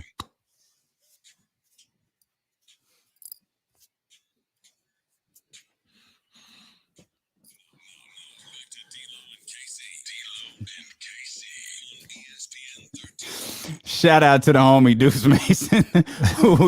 we had a little fun there during the commercial break as we knew Deuce was in the chat watching on YouTube, but he was also still kind of on the stream here as Luke Walton is wrapping up his last couple of questions. It looks like he's actually wrapping up his very last question. So thanks to Rasan, thanks to Luke Walton, Monty McNair. Just great stuff as Luke is leaving the podium now. If you're watching on Twitch or YouTube, you could see that. But great stuff. I've got some things I'd like to talk about here from what Luke Walton said, but we want to turn things over to you here for the first time today. 916-349-1320. We know the start of the show has been a little bit different than normal with Monty McNair speaking at 12.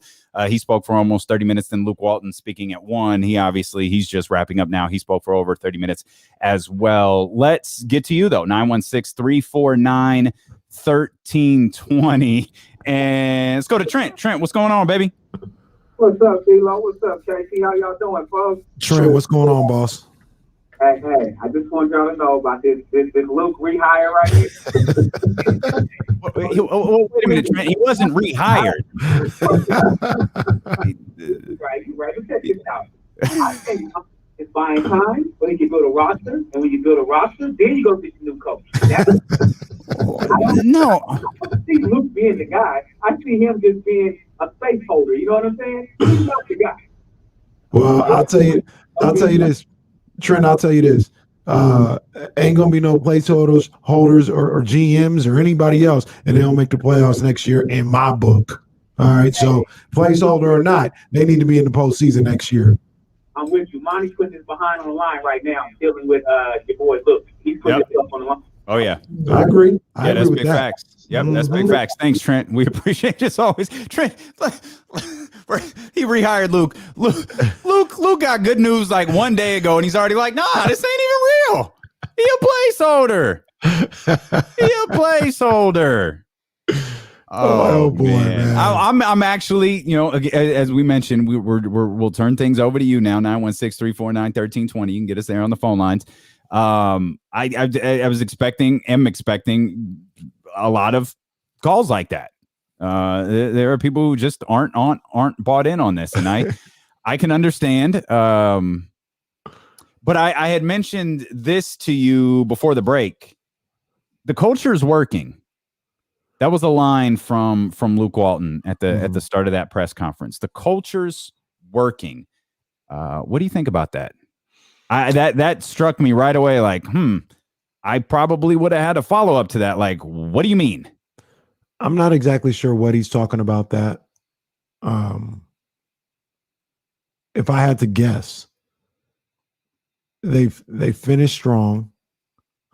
So when there's a culture and kind of comes from a culture change, sometimes you may think it may take a while for that culture to change and to implement the type of culture you want. And he could be looking at maybe the way they finished the season. Mm-hmm. And I don't know if this was before or after he talked about this, but he talked about people hungry right now. Harrison being in the gym. He talked about somebody else being in the gym on the chat. I think it was Tyrese. Tyrese, that's right. That's right. In the chat, they're talking about the buddy was in the gym this morning. So he could be alluding to the fact of these guys see the importance. They understand that it's more than just showing up and doing something on game day. You got to put work in the off season and get your mind and your body right now. That could that's a guess from me of what he could be talking about. I don't know. I don't know what he was talking about. Yeah, he went on also to say it's a culture of togetherness. We all have each other's back. Nobody gets all of the credit. Nobody gets all of the blame. Luke Walton apparently never on Twitter. But maybe that provides a little bit more context to the culture's working is throwing in that line. It's a culture of togetherness. We have each other's back. Nobody gets all of the credit. Nobody gets all of the blame. And I guess to a certain degree, that's fair. It just really, really struck me because it felt like that's one of the things that we talked about pretty extensively during at least one of the 9-game losing streaks is that there's a culture issue here. And I think part of what leads to 9-game losing streaks, I think it's too simplistic, or maybe I'm being too dramatic here, but I feel like it's too simplistic to think it's just basketball. It's just poor basketball play because how do you win 7 of 9? How do you win 7 of 8? How do you win 4, 5, 6 in a row and then go off and lose 9 in a row? It just can't be as simplistic as basketball. And it's like, okay, one loss. Okay, cool. 2, yeah, that happens in the league. 3, okay, like let's pull it together. Hell, we were joking about how bad the Spurs were. The Spurs pulled it together for the most important game that they had. Yeah. And that was the one against Sacramento. Then they went back to stinking. Yep. And then the Kings got eliminated. And I honestly believe they just mailed it in the last 2 or 3 games or whatever it wound up being. But I feel like there's more to it. And part of it is I think there's more to those losses, particularly those long losing streaks. And I think part of it is the culture problem that has been in here in Sacramento. And that doesn't necessarily mean there's a problem in the locker room. That doesn't mean that the locker room is dysfunctional. That means Buddy Hield's behavior when he's moving to the bench last year. I understand that that's last year. Right. This Marvin Bagley situation that's been this Marvin Bagley senior situation, or Marvin Bagley the second, I guess, that's been lingering over the organization since, the opening weeks of the season. Those type of issues, I feel like they all start to compound each other. Everything that was working when we were winning 4, 5, 6 games, when we were winning 7 out of 8, well, it's not working anymore. So let's just go back to trying to do things on our own. Let's go back to Buddy, being ball dominant and shooting a bunch of threes. Let's go back to De'Aaron trying to take things over. Let's go back to Harrison trying to calm everything down. Let's go back to everybody trying to get theirs. And then all of a sudden, losing 2 games in a row turns into 3, turns into 6, turns into 9. And that's the issue of culture.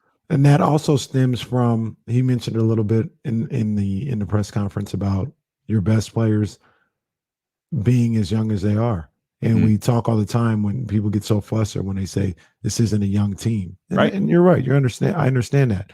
But your best players are probably the youngest people on the team. De'Aaron Fox, 23 years old. He's your best player. He's trying to learn.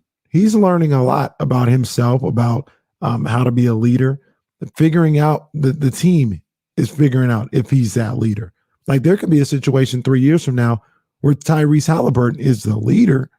De'Aaron Fox may be the best player, but it's Tyrese is how they go. Tyrese, 21 years old, 20 years old, something like that. Yeah. That's your second or third best player. And he was learning not only how to be a professional, but learning about the league for the first time. In a very weird way. In a very weird way. Yeah. So, you can have a bunch of 30-year-olds on the team all you want. The guys that you really rely on, if they're early 20s, I feel you're going to have up and downs like they showed this year, and they've got to learn and they've got to figure it out. But right the now, ups and downs were so extreme. Mm-hmm. They were like, the ups weren't so much as extreme, but the downs were really really Were pretty extreme. too. We had 7 of 8. We had 6 Sure. of 8. That's really good. Yeah. I mean, there weren't any double-digit win streaks, but they flirted with a double-digit loss streak twice. Like a double-digit losing streak. That's rarefied air. Right. You're the Rockets. Right. You know what I mean? You're the Cavaliers. Yeah. You're the Thunder. I could be wrong. I think those are the only 3 teams that had double-digit losing streaks. Yeah. As bad as Orlando is, I don't think that they did. I don't even think Detroit did. But I know Houston did. I specifically remember those teams having, double-digit losing streaks, and the Kings flirted with it twice. All right.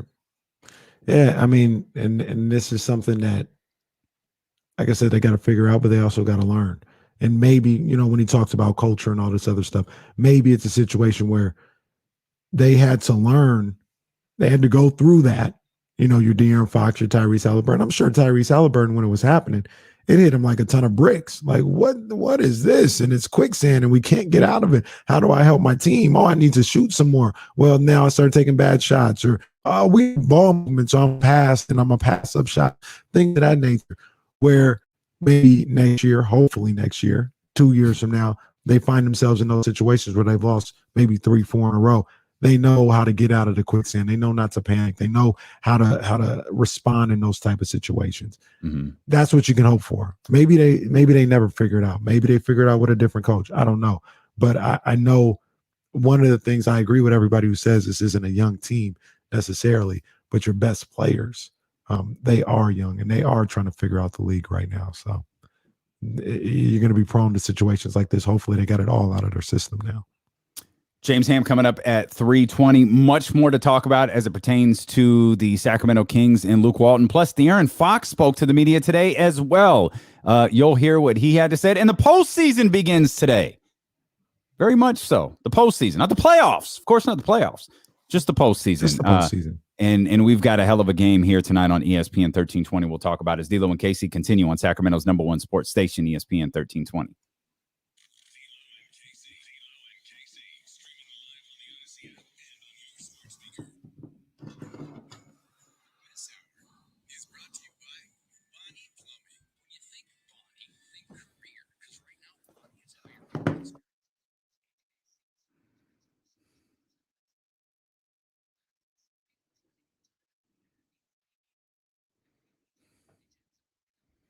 And when you think gin, think McQueen and the Violet Fog gin. Doesn't get any better than that. It literally is the perfect drink. Doesn't matter what you do with it. You can just put it on ice. Works perfectly. You could splash a little citrus on top of it. It works perfectly because it already has this distinct citrus flavor. It's perfect for the summertime. It's perfect anytime. This Brazilian gin is produced in limited batches of less than 55 cases per distillation. And we say it all the time. Kenny says it. I say it. They say it. We don't make much. But what we do make is damn good. And you can get yours at drizzly.com, or you could grab a bottle the next time you're at your favorite store. And if for whatever reason your favorite store doesn't have McQueen and the Violet Fog gin, no problem. Let us know. We've got you covered. You could reach out to Kenny. You could reach out to me, and we'll reach out to Ben, and we'll make sure that your favorite store is stocked up with McQueen and the Violet Fog gin. We hope when you mix up that cocktail too, you'll take a pic and send it to us at D'Lo and KC on Instagram and at McQueen Violet Fog on IG as well. Tag us. We want to share with the entire world the best gin. It's McQueen and the Violet Fog. After 500 years, it's time for a new gin. It's time for McQueen and the Violet Fog. D'Lo and KC remind you, we know you already know. You're smart. Be responsible. Don't drink and drive.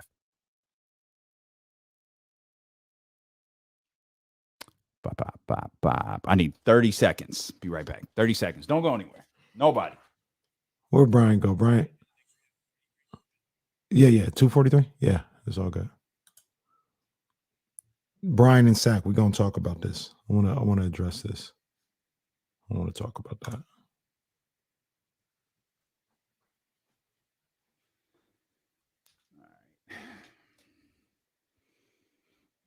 I had to switch up my routine a little bit. Distinct citrus flavor.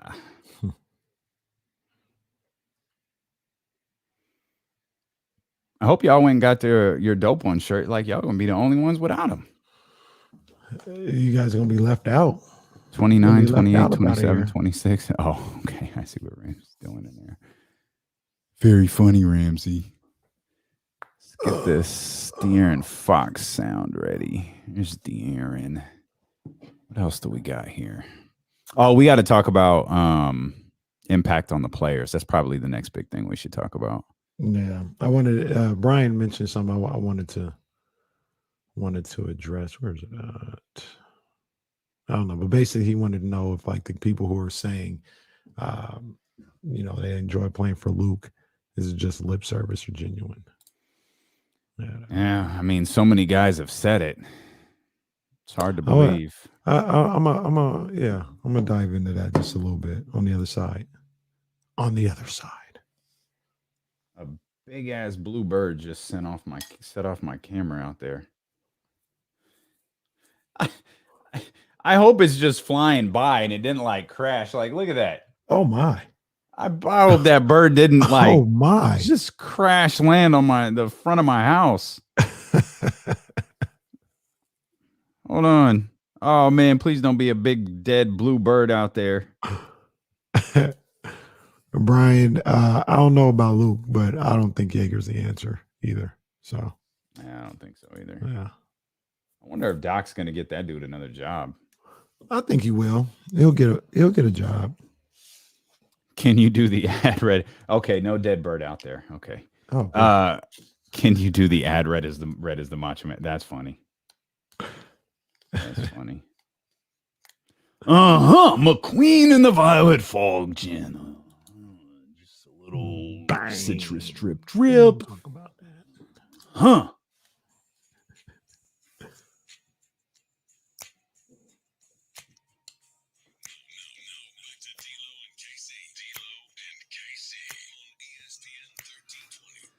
Lots more ahead, including De'Aaron Fox. I know we brought Monty McNair to you live. We brought Luke Walton to you live, but Monty McNair and Mo Harkless actually spoke to the media today around 10 o'clock or so. You'll hear what De'Aaron had to say coming up here in just a little bit. We've got a postseason game tonight here on ESPN 1320. The Celtics and the Wizards, 6 p.m. Got that one tonight on ESPN. Gonna be locked in. Oh, that's gonna be a good one. Yeah, That's gonna be a good one. I'm pretty hyped for that. We got James Ham coming up at 3:20. So much more to talk about that we really didn't have an opportunity to dive into. Something got your attention here on the chat, twitch.tv/ESPN1320 and youtube.com/ESPN1320. We hope that you go subscribe to those channels, but something got your attention there during the commercial break. Yeah, man. So our guy Brian in SAC, he asked a question. He said Halliburton came out and said that he likes playing for Luke. And he asked us, he said, do you think that's genuine or do you think he's just rolling with the punches? So that reminded me of like some other stuff that I was thinking about and some other stuff that I was talking to Jason about on the J Street Vibe podcast. And it was really centered around the fact that I think people fail to realize that other people, like they asked, was it a basketball decision or was it a money decision? So because a lot of these fans don't like Luke Walton, I think they feel like it's impossible for anybody to like Luke Walton. And I feel like they think it's impossible for anybody to think that he actually knows what he's talking about. And newsflash, like Luke Walton is actually pretty liked. Like, when he was playing, he was liked. When he was in Golden State, he was liked. Alvin Gentry came back here because he liked Luke Walton a whole lot. You see things like we're reading the chat and you read the Twitter and stuff like that. And I just want people, once again, people can do whatever they want. They can be funny. They can lash out. They can do whatever. I'm not telling people what to do, but it's like he'll get on there and he'll say something like, yeah, I think it's really about creating good habits. Like, for instance, right now we open straight line drives entirely too much. And we've got to be better at that. And then you'll just get a gang of people saying, oh my gosh, this guy's so stupid. Like, listen to yourself for a second. You know what I mean? Like, he does know the game. He does know what he's saying. Whether you like it or not, he's been around some of the best programs, franchises, winners this game has ever seen. Starting with his dad. And say whatever you want about Bill Walton and the announcer. Bill Walton could play. Bill Walton, one of the greatest players to ever play the game. So he saw that firsthand. Lute Olson, one of the great college coaches of all time. Phil Jackson, the best coach of all time. Kobe Bryant, one of the great winners and great players of all time. Yeah, you go to Steve Kerr. You go to Steph Curry. And the list goes on and on. And if you don't think he's a good coach, that's fine. But yes, I do think people like him. I think Halliburton was being genuine. I think all the players are being genuine when they say that. And he does know what he's talking about. He does know what he's talking about. Can he convey that into a message that is digestible and one that the players can execute? That's something that a coach does. I don't know. I mean, obviously, whatever he was saying on defense this year didn't work. You know what I mean? But come on, man. He does know what he's talking about out there. One player singing the praises of Luke Walton, that could be lip service. But when it's like 4 or 5, when it's like everybody who spoke, then maybe not so much. You know what I mean? The only one, and Marvin didn't say anything negative about Luke. He just didn't really say anything. Right. Which, and again, Marvin, he didn't really say anything about anything. He wanted that press conference. He wanted his media availability to be over more than he wanted his next, breath. Let's just get this over with. You know what I mean? Like he's just that, and that's not a knock on him. It's just I just think his demeanor, like that didn't birth itself this year. Like he's always been like that. Right. But with that said, and I understand why Brian asked the question. Because what brought on what you just said there, Casey, was do you think that the players saying they like Luke Walton or like playing for Luke Walton or learn from Luke Walton, all that different stuff is real or it's lip service? Well, let's bring out something that you've been talking about now for an entire basketball season. If you like a guy so much, why aren't you putting forth more effort? Because there are times, and sometimes I think we get overly critical, and I told you how squeamish I get about things like this. I don't like questioning a player's effort. You know what I mean? We guys could be playing through injuries. They could be playing through different things. It may not look like they're putting forth of an effort, but they are. Maybe there's a particular game plan that calls for them to be in a certain position that doesn't require them to move around a lot. It just kind of has them in a certain space. I don't really know, but I really hate questioning a player's effort unless it's super, super obvious. But Luke brought it up. Luke brought up we have terrible habits. Like that's a quote from him. Said we have terrible habits, and then he also followed it up with sometimes a player has good habits, but the effort isn't there. It's like, okay, wait a minute. Like if y'all really do like this dude, and again, it often, over the course of the last couple of days, it wasn't just Luke Walton. It was Rico, and it was Alvin, and it was Rex, and it was it was Bobby, it was the coaching staff.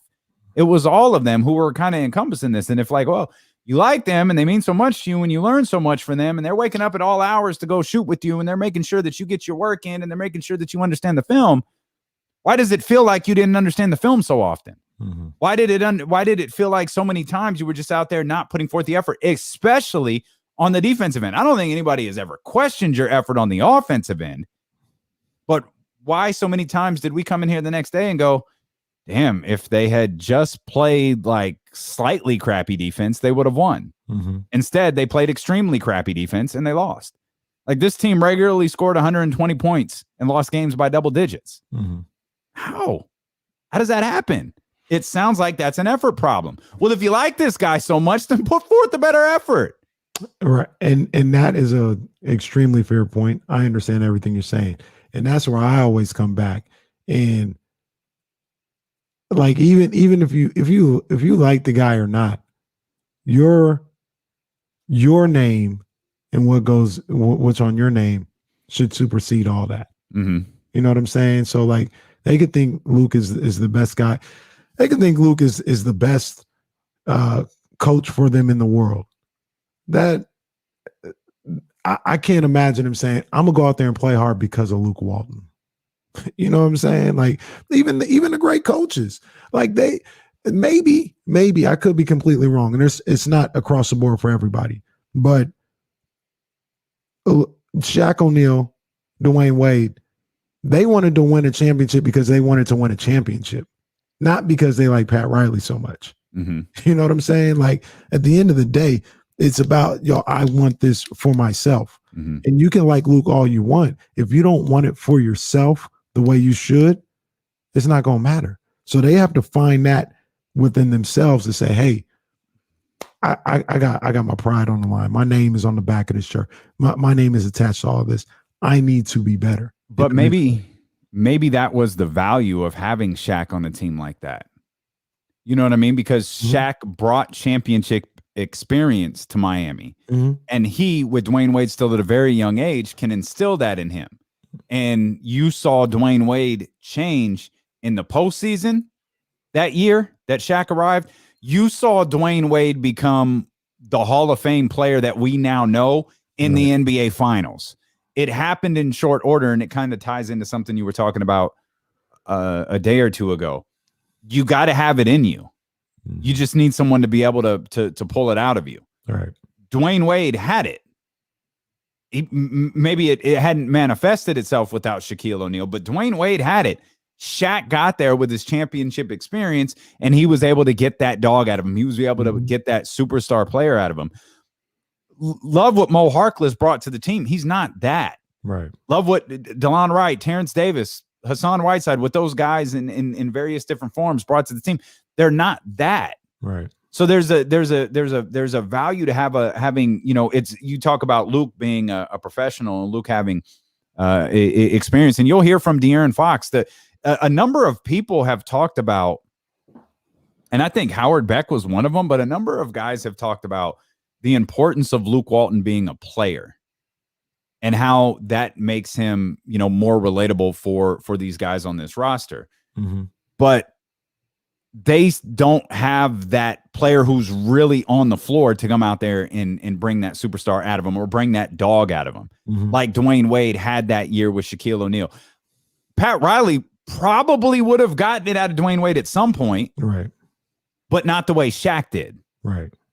There has to be, those guys acquired at the trade deadline. There has to be someone who can put that championship mentality into De'Aaron, because De'Aaron may feel like he has a championship mentality. Tyrese may feel that. Hell, maybe Harrison was supposed to be the guy and he's just not.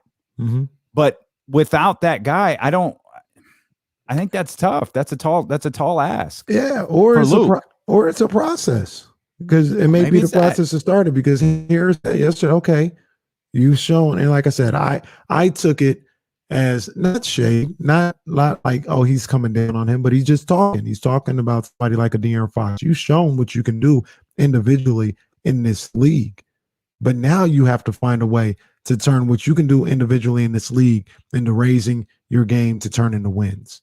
You know what I'm saying? And raising your game for others. And that's Dwayne Wade was a different cat. He came in and 1-2 years, was leading that team into deep playoff runs. Oh, that's a different cat. Not everybody's like that. Dwayne Wade also had 3-4 years of college. You know what I'm saying? So he came in as a 22-year-old man. De'Aaron Fox was 22 last year, and trying to figure out the league. So I look at it, and all this is also kind of part of Luke Walton's job. This is what I talk about, not necessarily, motivating, like light a fire, like yell at them to do better.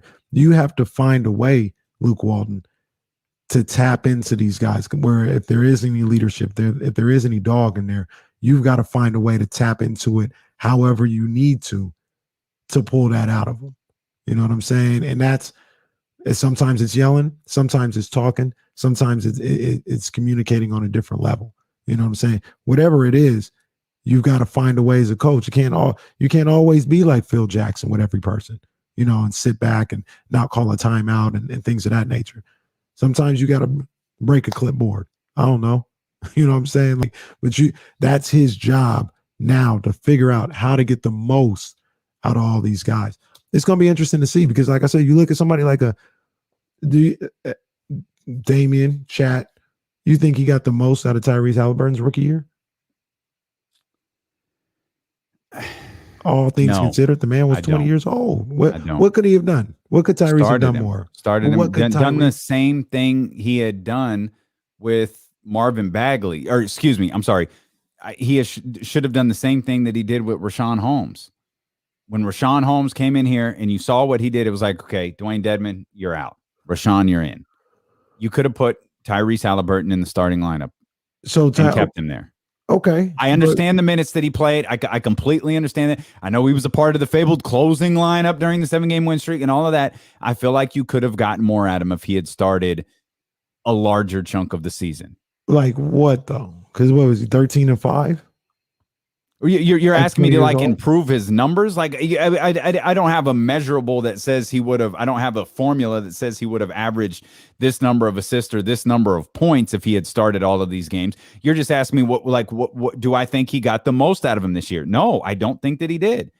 And I think another part of the reason that I feel that way, I'll tell you in a second, because you're listening to D'Lo and Casey on ESPN 1320 KIFM, West Sacramento, KRXQ, HD2 Sacramento, and Odyssey Station, and driven by Lashers, Elk Grove Dodge. He's Kenny Caraway. I'm Demi Barling. We're live on Twitch. We're live on YouTube, and we're live on the Odyssey app. We appreciate everybody here for being with us. James Ham is going to join us at 3:20, and we've got a fun little announcement when James Ham joins us coming up at 3:20 that we're really excited about as well. The team was so bad defensively, it minimized one of the things that Tyrese was best at. The night he was drafted, his coach told us he's a fantastic defender. He's going to be able to pick up on NBA. He's going to be able to pick up on how to run an NBA defense quick. And I think the fact that this team was so bad defensively, maybe that's not entirely Luke Walton's fault. I think that is another area where he could have been better this year. I think that's another area where Luke could have gotten more out of Tyrese this year. So the answer in a long-winded way to your question is no. I don't think that Luke Walton got the most out of Tyrese Halliburton this year. I don't think there's much more Tyrese would have done this year. Okay. Well, that's the beauty of you and I having this radio show in 4 hours to talk about it, is we don't agree. Yeah, and that's not, I'm not trying to knock Luke Walton. I'm just trying to answer your question honestly. I don't think he could have. I've been saying I thought Luke should have started Tyrese. But he should have been back on the bench. What's the difference? What's the difference between Tyrese and Bogey? Why were you so anxious to do it last year? Or maybe anxious is the wrong word. Why were you so willing to do it last year, but you wouldn't do it this year? You should have done it. You should have allowed Tyrese to start with De'Aaron. That allegedly is your backcourt of the future. Well, unless I missed something, Buddy Hield's still on this roster. So until he's not, you've got to figure out how you're going to address this starting two-guard position. Because I'm fine with where we're at. Mm-hmm. I told you I would be. If Monty decided it was Luke, I would be fine with it, and I would root for Luke, and I would root for this team next year, and I would root for Luke's success. But if we get to game one and you're telling me Buddy Hield is the starting two-guard, I'll have two questions. What my first question will be, did Tyrese not earn it? Mm-hmm. Like, did Tyrese regress? Is he not as good as he was his rookie season? And two, if the idea is, no, we just think Buddy's better in this position, you lost me. I'm out. You lost me. Like I said, I look at that situation with Tyrese Halliburton. I agree with you. I would like to see him start over Buddy. I think that was a move for him. But I think that he and while starting matters, I agree with you. It does matter. It also does matter that he closed out games. Like that's not. They don't have to be exclusive. Like, God, you sound like Grant Napier. Don't do that. No, it doesn't matter who starts. It matters. Did I say that?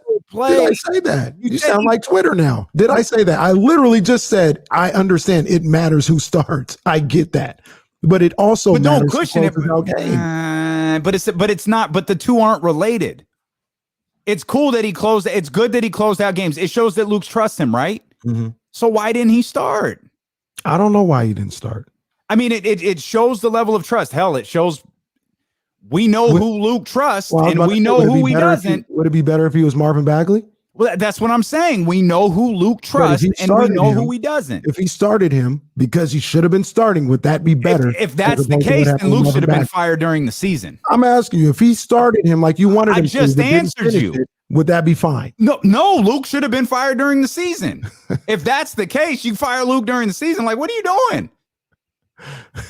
What are you doing?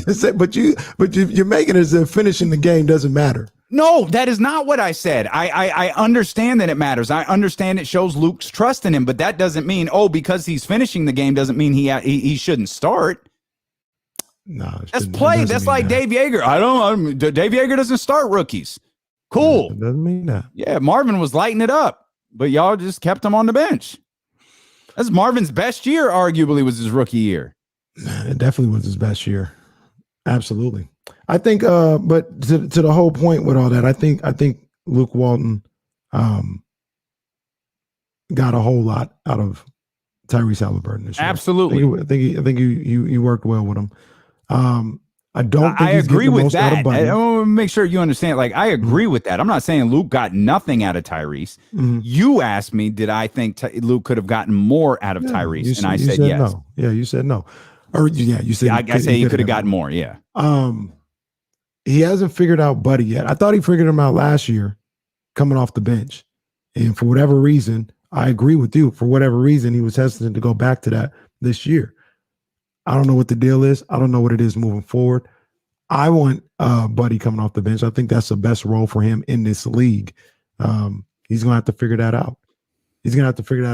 Yep. I started all this by just saying, and Leland's in here, Leezy, formerly known as Leezy. He's not even on his Leezy account anymore. But he keeps saying, I think that's his Twitch account. He keeps saying, just because the players like you or the game doesn't make you a good coach. Once again, I never said that. I've never even said Luke Walton is a good coach. I'm just telling you, you guys stop. Well, you can do whatever you want, but you talk like he's a buffoon, like he doesn't know what he's talking about, and that's not accurate either. Like I haven't heard anything that Luke Walton has said about basketball that I think is dumb. Have you? No, I feel like I'd remember it if I did. So I'll just go with no. Like there's a difference between, and here's a note. I get it serves of no value. Had this tweet come out yesterday at this time, it sure would have been interesting. But Adrian Wojnarowski just tweeted, Minnesota's associate head coach David Vanderpool and assistant Brian Gates, who we know very well, won't be returning to Chris Finch's staff next season. In a tweet that could have sent Sacramento on fire yesterday, comes through. Set them on fire anyway. No, I don't think so. I definitely. What's Monty going to do? What's Monty going to do? Call another. Him instead. Monty's going to call another press conference and go, I was just playing. I was just playing. What I had said is Vanderpool is going to be the one to get the Kings back to the playoffs. I know Walton, Vanderpool, same thing. So that, yeah, boy, that tweet could have meant something yesterday, but it doesn't. And he's going to be a sought after head coach. Just as, but the thing is, I don't know that any job available. Like you pointed out yesterday, the only jobs we might be watching are like jobs. Like Terry Stotts would have to. And I don't know how real. I won't believe it until it happens. But it would have to be probably a first round exit from Portland, which we've seen before. But again, it's going to be an onions move if that you talk about a franchise. You talk about a franchise player liking a coach. Well, you've got Dame Lillard. You know what Dame Lillard brings you. He really, really likes Terry Stotts. Yeah. And then the other one, again, it's tough for me to believe this, but Mike Budenholzer's the other one in Milwaukee. Of course, an early exit, like anything before conference finals, NBA finals. If they lose in that first round. If they lose in the first round, that would be devastating. That'll be tough for I'm not exactly Budenholzer. sure he'd get fired, but that seat would be white hot. I feel like the conversation started last year, which means that conversation starts last year. It could carry over into this year. And I mean, you talk about a first round exit, Casey. Ooh, that'd be tough. That's tough. That'd be real tough. That's tough. But that has nothing to do with us because the Kings have their coach in place. And And Luke Walton spoke to the media earlier today. Monty McNair spoke to the media earlier today. A couple of other things. Another remark that caught my attention, that I didn't particularly like, was the other coaches come up to us and say, man, your guys play hard. Like he believes, I think he was asked about the identity of the team. Like, what do you want the identity to be? And he said, well, I think we've already established it. Like, we play hard. And I think a lot of Kings fans listening to this will be like, I beg to differ. We've seen games where you don't play hard, but I hated that he threw in the line. Other coaches have come up to us and said, man, your guys play hard. Yeah, they're not ninth graders. Like, we're not talking about Reese. We're not talking about your son here in his little league game where you go pat him on the butt and say, hey, good effort, kid. Like, no, this is a professional basketball team who hasn't made the playoffs in 15 years. You should be playing hard. Hey, but let's keep the same energy. Because remember how excited and when Greg Popovich and Draymond Green said, yo, this Kings team plays hard. And people were all giddy about that. And they loved hearing that. You're changing the word. Less either way. I don't care what Luke got to say. You changed the word. What? Play hard? You changed the word. That's not what they said. They were talking about how fast they play. Remember, the theme of the whole Dave Yeager year was speed. It was getting up and down the floor. That's what they were talking about. They were talking about. You talked about them playing hard. Okay. I could care less either way. I care less what Luke got to say when it comes to that. Did you win?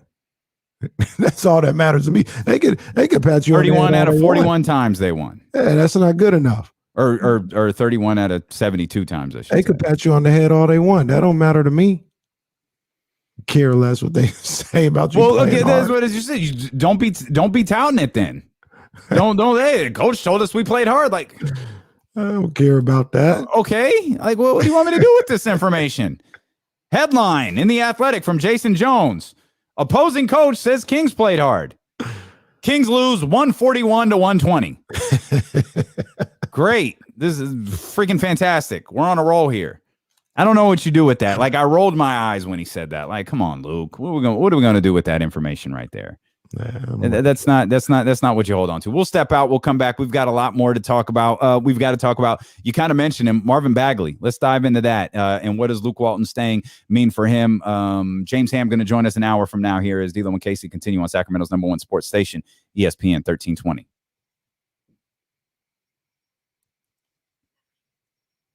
You need a minute? Yeah, let me slide out real quick. Okay, I'll take the next one. Oh, man, I'm good. I've got two of them. They're not really emotional support dogs. I mean, they are, but they're, technically, like, I couldn't get them on an airplane. Are you sure you meant unbreakable? Or did you mean, like, completely breakable? Ryan, I see you. No, we're not fighting. Come on now. I assume you're being sarcastic. Sure. Yeager's in Philly and I guess just wasn't liked. I don't know.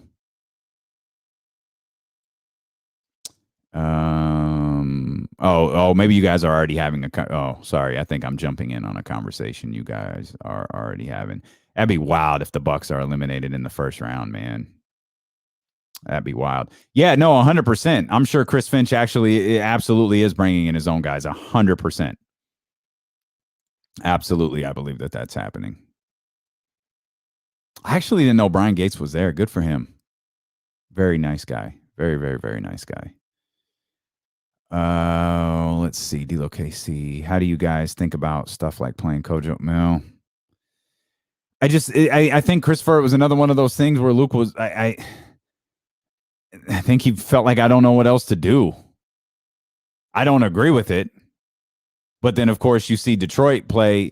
I guess it was one of those situations where Detroit looked at Kojo and were like, hey, we're going to play you, 36, 40 minutes tonight against your old team because Kojo knew what he was going to do against them. Maybe they felt the same thing against Zach LaVine, despite what Zach LaVine did multiple times.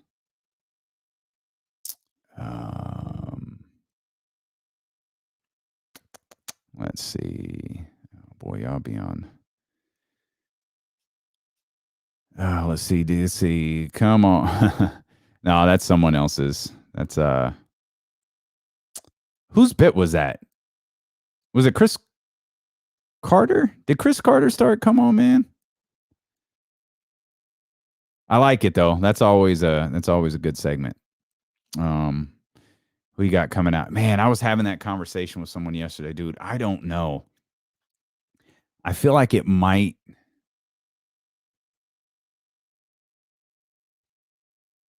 I don't know, dude. I want to say Phoenix, but I don't believe that.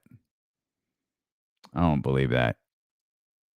Until they're eliminated, I gotta believe it's the Lakers. Like, I think my true pick is the Clippers. I feel like the Clippers have been nice and quiet, not bothering anybody, just going about their business. 47-25 on the season, just moving along. Nothing to see here. Kind of lean towards the Clippers, but I need to see the Lakers get eliminated first. Yes, indeed, Murph Dog. Yes, indeed. Yes, indeed. Well, that's true. Now you're just being obnoxious. Knock it off. You know who we need to get on the show? We need to get Louis the King's mom on the show. Oh, let's do it. Yeah. I mean, I say that as if it's easy. I know she retweeted something. Yeah, I just went on her timeline and she seems like she's fun. And get Louis the King and Mrs. Holmes on, Dr. Holmes on.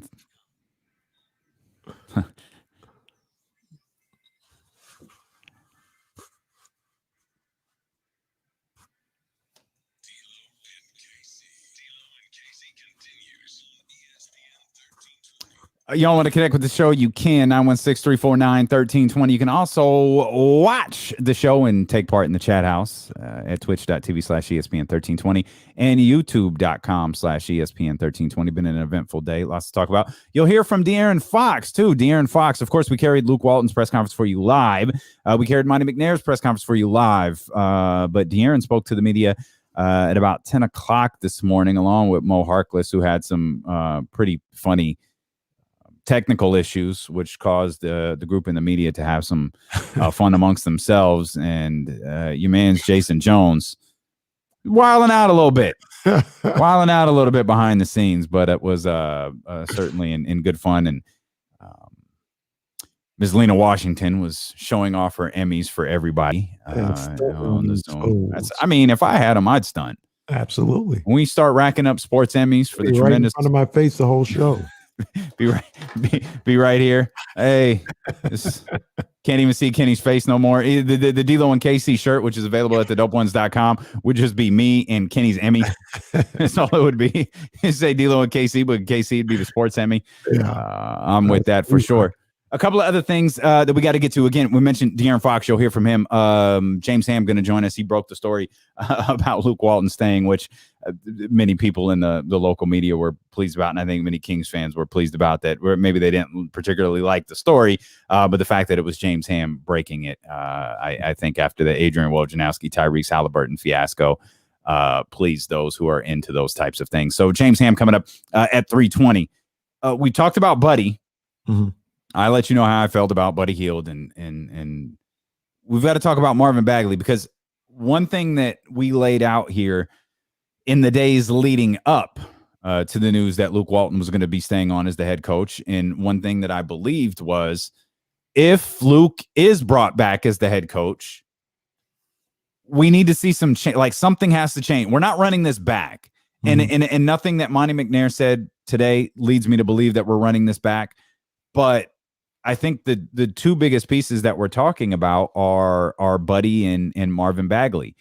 And we've often had conversations about, what does it mean for Marvin Bagley to be here? Like, does Marvin want to be here? How do you address this? If you're Monty McNair this offseason, you say he's too young to give up on. Many people feel the same way. You can't trade him and risk him going somewhere else and having a completely, explosive season or an explosive career. I know Marshall brought that up with us when he was on Friday.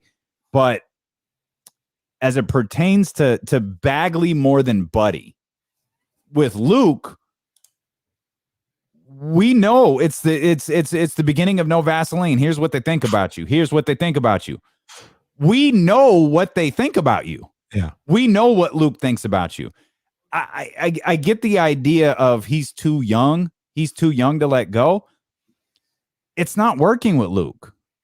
I think it's time for Marvin. But now that we know for sure that Luke Walton is going to be the head coach of the Sacramento Kings next year, I think Bagley needs to be traded. Fair point. But we don't know. We know what he may think about him right now. He may come into training camp, look like a totally different player, and Luke will have more trust in him. If we would ask this question this time last year or whenever the season ended last year, we would say, well, Luke looks at Buddy as a bench player. And look what happened after all this whole year. Started him the whole year, played him entirely too much, to be honest with you. But he saw something or whatever happened, whether it was from up above, whether it was just in his heart and the way he looked at the game, the way he wanted to play Buddy changed going into this year. Mm-hmm. There's no telling that might be the same case for Marvin Bagley next year. Could happen. I think it was Monte was asked about Marvin. And I think he was asked about Marvin going to Arizona. And he didn't get too deep into the conversation other than saying, which can be said for all of his answers, and rightfully so, like we understand. But he did give an answer to it. And it was like we spoke with his people, and it was we couldn't have been happier with the way he looked when he came back. Mm-hmm. We couldn't have been more happy with the condition he was in when he returned to the team. So again, that's general manager talk. That anything you say can and will be used against you in an NBA trade discussion, right? Mm-hmm. So I feel like, a lot of times when you have these conversations with general managers or you have these media availabilities with coaches and general managers, you're also protecting certain trade assets. But we all spoke about the way Marvin looked when he got back and when he hit the floor against the Lakers for the first time. Like, oh, so it's a really good return game for Marvin. And then he had the game against Dallas. He had the game against Indiana. And it was like, whoa, all right, biggest game of the season gets here. And you're reminded Luke doesn't trust him. He doesn't trust him to play out of a slump. He doesn't trust him to play out of a bad start. And then everything went to hell after that. And he wound up sitting the last, I don't even remember how many games it was, 4 or 5 games or whatever. This is complete. This is my opinion. Do you think that, Matt, I'll take that back. Let me ask you a question. Why do you think Luke doesn't trust him? Like, what do you think it is he doesn't trust about him? Just in your opinion. I don't know. I mean, if you're going to be critical of him, his defensive effort, his maybe again, sorry to use the word effort, maybe his defensive understanding is a problem. You don't see Kings players noticeably react to stuff very often, like on the court. Mm-hmm. I can think of a couple of plays where we saw Harrison and De'Aaron both visually react to something Marvin Bagley did or more likely didn't do on the defensive end. And you could see it as that, when they're walking back to the huddle after a timeout and different things like that. Maybe that's where the trust issue comes into play. And if he's not playing incredibly efficient on the offensive end, Luke feels like it won't balance out. Like if he's bad on the defensive end, it's not going to balance out on the offensive end. So unless he's having a big 31-point outing, high 20-point outing, double-digit rebounding outing, it's not worth leaving him in there late in the game or in some cases in the fourth quarter at all. I mean, I think that definitely could be the case. And what was the one thing that we had talked about when they went on the second little streak, they were playing good or whatever, when Bagley went out? We talked about how it was an issue when you have 2 bad guys out there on the defensive end, talking about Buddy and Bagley. Yep. But when you have one, you can kind of hide that one and make it work a little bit. And I mean, I think there's something to that. I think that's very true. And for whatever reason, he decides to go with Buddy in those situations as opposed to Marvin. Mm-hmm. I don't know why. Well, he'll trust Buddy for whatever reason. He'll trust Buddy, because we'll see Buddy. If we see Marvin out there, I'm thinking the San Antonio game, it's unfair to use that as the only example, but he was 1 of 5 in that game. Mm-hmm.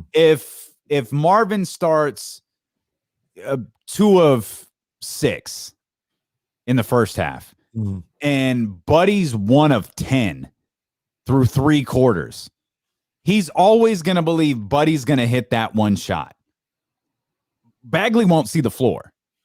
But for whatever reason, he always believes, no matter how bad Buddy is offensively, that he can hit a shot in a key moment. And there are absolutely instances where he has. There's just as many instances where he hasn't. But Luke will always trust Buddy in that moment, and he never trusts Bagley to do it.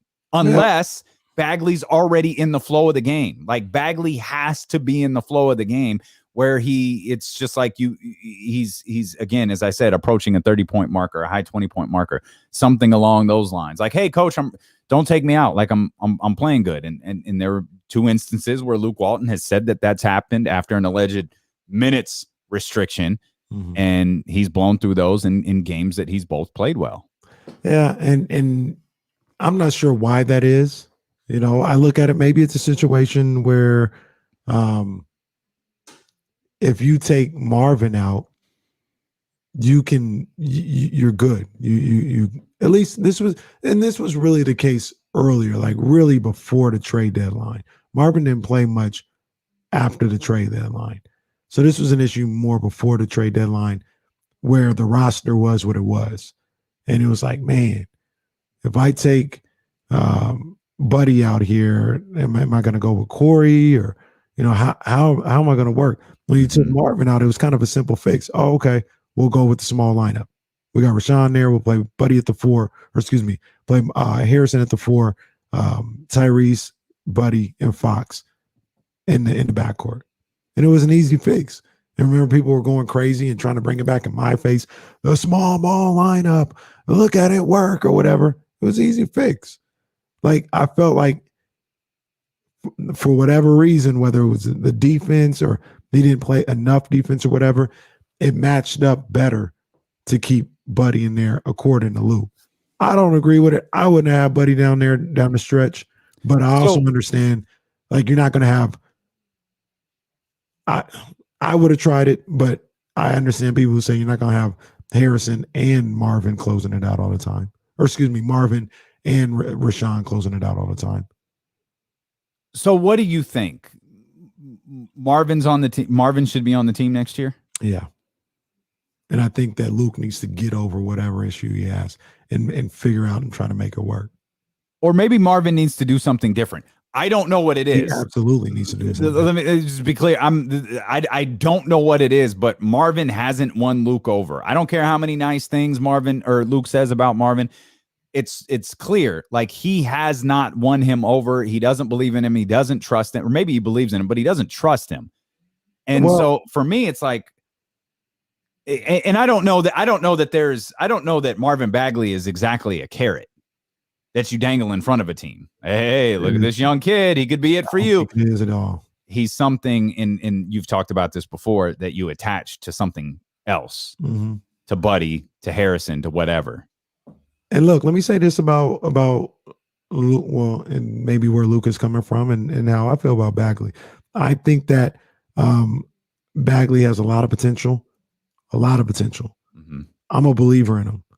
But right now, I'm not mad at anybody who characterizes him as soft. I mean, he's a soft guy out there, a soft big man out there in the trenches of the fourth quarter. Mm-hmm. I could understand where, like, I'm not sure if I want to go there. I'm not sure, because I need rebounds. I need shot blocking. I need defending the rim. I need all this. I need a level of toughness. Once again, now I'll take that back. I wouldn't say Buddy is not tough. I wouldn't say that. Buddy? Yeah, I wouldn't say he's not tough. I don't think he's a physical player. But like, if I had to choose who's tougher, Buddy or Marvin, I'd say Buddy. Okay, 100%. right? So 100%. I mean, if it comes down to that, like, yo, this is winning time, I need somebody that is tough. And I look down the bench and I see Jabari Parker and Nemanja Bjelica. I'm like, oh, okay. Well, let me go. Let me just try this with Buddy and see what happens. Let me close my eyes and put Buddy back in there. Maybe that's the case. Once again, I wouldn't have had him out there in the fourth quarter some of those times. I would have went with Marvin. But the fact that Marvin is probably looked at as a little soft, I don't think that helps his case at all. And he's going to have to come into training camp with a different mentality, a different mindset, and a little bit of a different style of play. You mentioned this earlier, and you've got to pay this off. It's like 2-hour tease because I honest to God don't know what it is, and I don't know how to lead you into it. But we're talking about trades. We're talking about Marvin Bagley. And you said something about Minnesota earlier and how Minnesota just really fumbled the bag. And you said, keep an eye on Minnesota. Okay. Explain yourself. What are you talking about? Well, the Minnesota Timberwolves, inexplicably, and, I'm not really, we talked about this before. I'm not no team tank and all this other stuff. Right.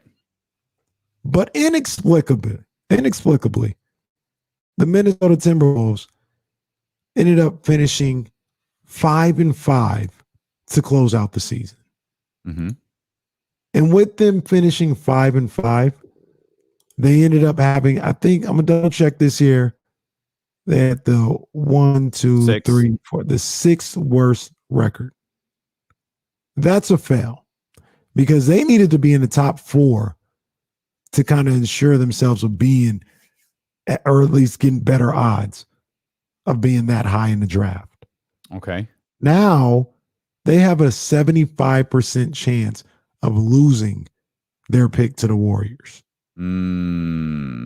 That's just a fail, an absolute fail. Like, I'm not even saying you got to go 0-10, but ain't no need to go 0 or 5-5 or 5-5. So like go 3-8 or something like that, whatever the number. Like a semi-tank, something to keep the pick.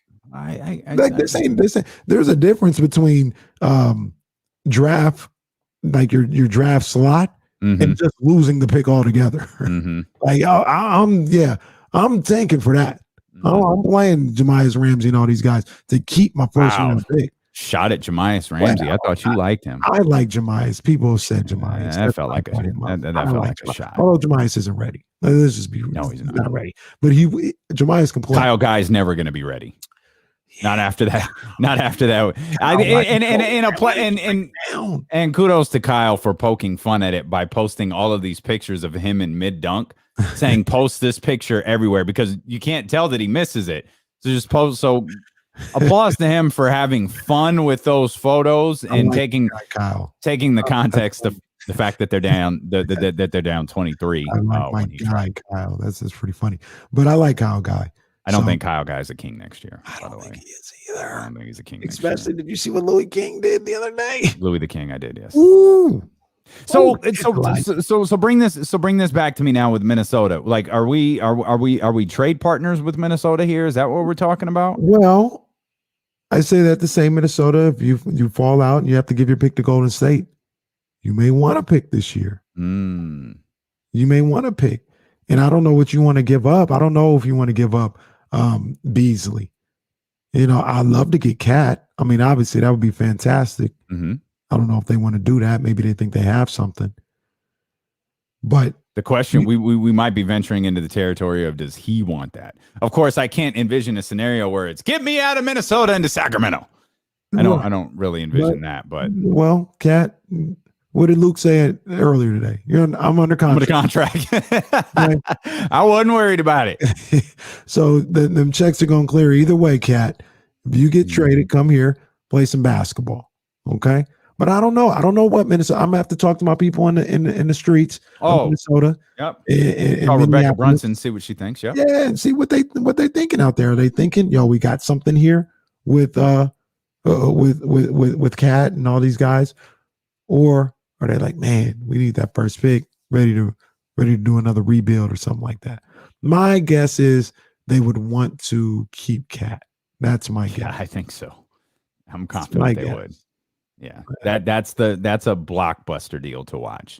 I don't know how many of those there are this year, off season. That's one. Another one's probably anyone involving, the guys in Portland should things go really bad for them, or they decide they're going to stick with Terry and Cap might want to go to New York. Okay, dude, I've heard that. Okay, I'm not dealing. We're not doing that today. We'll do that a different day. Are we doing a Knicks pregame show for their playoff game? You are courtside with Kenny Caraway. Yeah, with Kenny Caraway. Go New York, go New York, go. As my partner would say, not my job.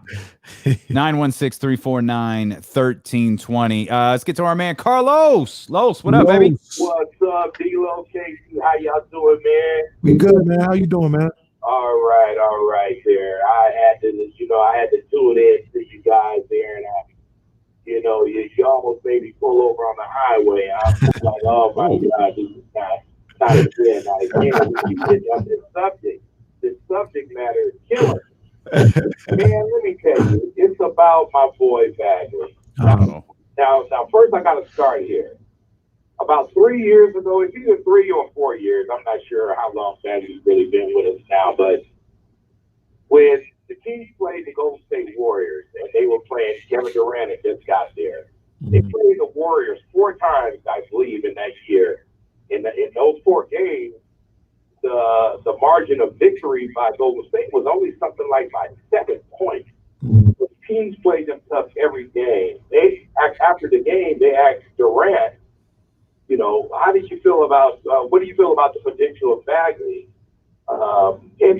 Bagley was guarding Durant, and he did pretty good against Durant all 4 times. But of course, then Durant had to show him who's boss. But Durant said that Bagley had the potential to be a superstar in this league. Okay, now when he made that statement, he didn't make that statement thinking that Bagley was going to be injury prone. And my only issue with Bagley, and it always has been the same thing, Bagley just needs, what he needs to do for a change, his change just needs to be, can you stay on the basketball court? Because when Bagley is out, he is out, and it seems like forever for whatever the issue is, it's always so long before he gets back there. Now, when he was at Kansas in college, he didn't have no injury issues like this. Only once he got to the NBA with the Kings, all this stuff started occurring. But that's my only issue with him. He can play. He can play ball. And as you've seen, he can cut loose when he wants to. I mean, what was that, about a couple of weeks ago when he 31. Yeah, he can play. The boy can play. He's such a physical action. He's not big and strong like these other guys, but the boy can play, and he can give you those points like that at any day when he's fully healthy. And Los, that's the biggest thing. Thanks, Big Marv. I mean, Carlos. That wasn't Big Marv. That was Carlos. That's my bad. That's my bad. That's me. That's me. That's me. Sorry, Carlos. We appreciate you. That's everybody's. But Carlos is right. But isn't that everybody's concern? Like, he's missed 52% of the games he's been eligible to play. Like, that absolutely, Carlos is right. It's absolutely 100% the problem. No.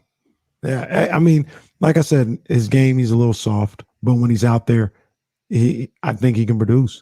I have no issue with his skill set. I have no issue with his potential. I'm the one that touts it, and Damian feels the same way. I don't think Damian looks at his potential and says it's a no-go. It's his availability that makes people like Damian say it's a no-go. I'm willing to take a chance, but I understand how people aren't. I also think like this was such an important year, going back to as the season was getting underway back in December. We were like, okay, hopefully Marvin can stay healthy and we can get this true evaluation of him, because I don't think there's ever been a fair evaluation of Marvin. Marvin has other flaws. If he had played 65 games, 65 of the 72, 60 of the 72, like something along those lines, we would be finding other things to evaluate. It just so happens He had another freak accident with his hand that took him out. And now it's like, okay, we're still hung up on the injury thing. But at some point, we've got to address the softness, right? Mm-hmm. We've got to address the lack of defensive awareness. Mm-hmm. There are other things as a player that we have to address with Marvin Bagley. By we, I mean all of us collectively, because obviously we're coaches. There are other things that the coaching staff has to address with Marvin Bagley outside of his availability. But Right. because his availability has been so bad, we've never gotten to that step. Right. We've never gotten to the point of evaluating him strictly as a player. And I would say this though as well. Like, even take the health out of it and just talk about the things that he doesn't do well as a basketball player. I don't see nothing on there that's enough to be like, I wouldn't give him a second contract. Like, is he good? Is he a great defender? Is he good on defense? No. Does he rely on athleticism like somebody else is saying? Maybe so. He's 21 years old, right? He's 21 years old. I think it's because he can't stay on the floor long enough to get the game developed. Right. But I would. So that's I would what he still, knows. But health aside, I would say, yeah, I'll take that. I'll sign him up. Am I saying sign him to a max contract? Not saying that. But I wouldn't say, well, he relies on his athleticism. I think we got to move on. Like, I don't think that's reasonable at all. Remember what Bobby said too, though. That contract is the hardest to sign if you're not a max player.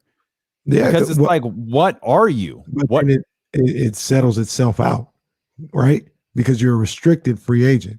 And if you go around and they offer you 40 for 40 million or something like that, you're like, no, I can make. I knew more you than were that. going to reference the Steph numbers. I knew you were. Good job. If the Kings offer him that and he says, no, I'm good, I'm worth more than that, and then he gets on the market and somebody's only offering him 40 for 35, 30 mil, Mm-hmm. okay, well, we'll match that, and you're here for 4 years on 30 mil. It's tough. It's tough because when you're trying to do it before you get to that restricted free agency, because you may, as an organization, look at him one way at his value. The player might not believe that. He may believe my value is higher than that. And that's why it's hard to come together. But it plays itself out because you're a restricted free agent. James Ham going to join us at 3:20, and you'll hear what De'Aaron Fox thinks about Luke Walton being back as the head coach. Medilo and KC continue here on Sacramento's #1 sports station, ESPN 1320.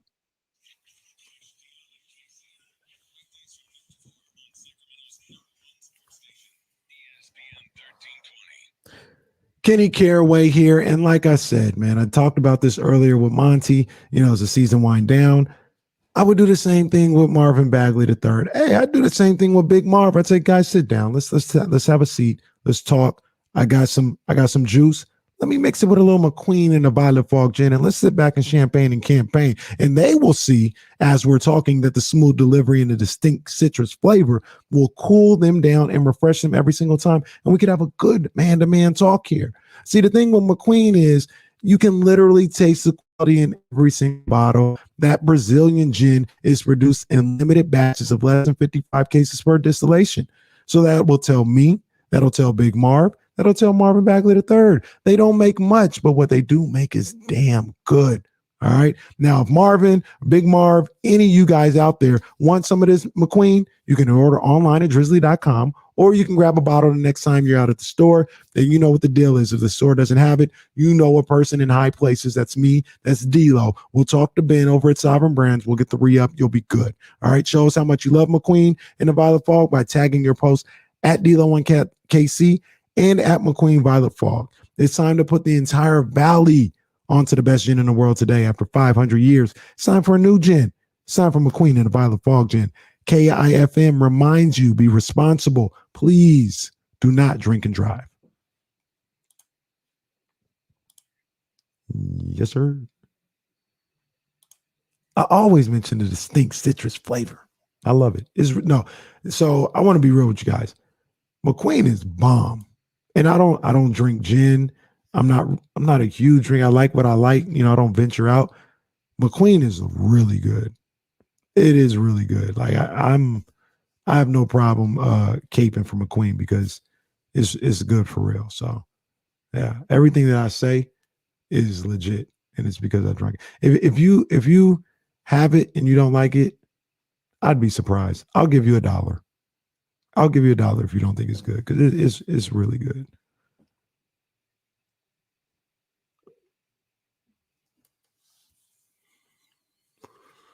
Let's see what the people talking about.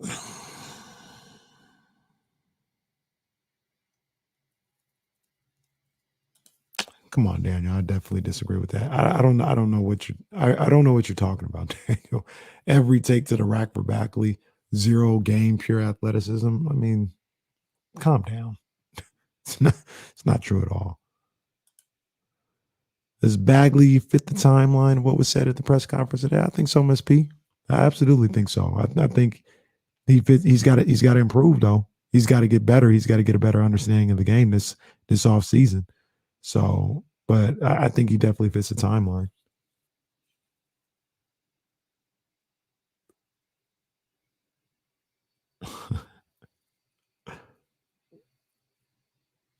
Everybody getting their shirts. Oh, see Rich? Man, Rich got his shirt. Oh, look at that boy Rich and the Rich Queen. out here, my boy Rich and the Queen. Boy. Rich got him a queen. Oh, that boy Rich got the queen and the McQueen. Now with the swirl. Mm-hmm. And my man Rich. Nice shirt. Oh, and he watching. And he got McQueen. Oh, yeah. Guy. Come on, man. That's our guy. That's awesome. Yeah, when y'all get them shirts, man, post the pics, please. We're very vain. I was smart. I sent the boss one. Oh. Mm-hmm. Probably should send the boss one. but I sent the boss one. Let me go to the top real quick. Mm-hmm. No, I don't think it's arrived yet. I ordered it when the women's line went up. Danny in San Francisco doesn't listen to us anymore, so we'll just he's getting ready for his playing game. Yeah, he's a nervous wreck over the Warriors, and I think they're going to lose tomorrow, and I think they'll win the next game. Simple as that. Yeah, I'm with it. Yeah, I'm with it.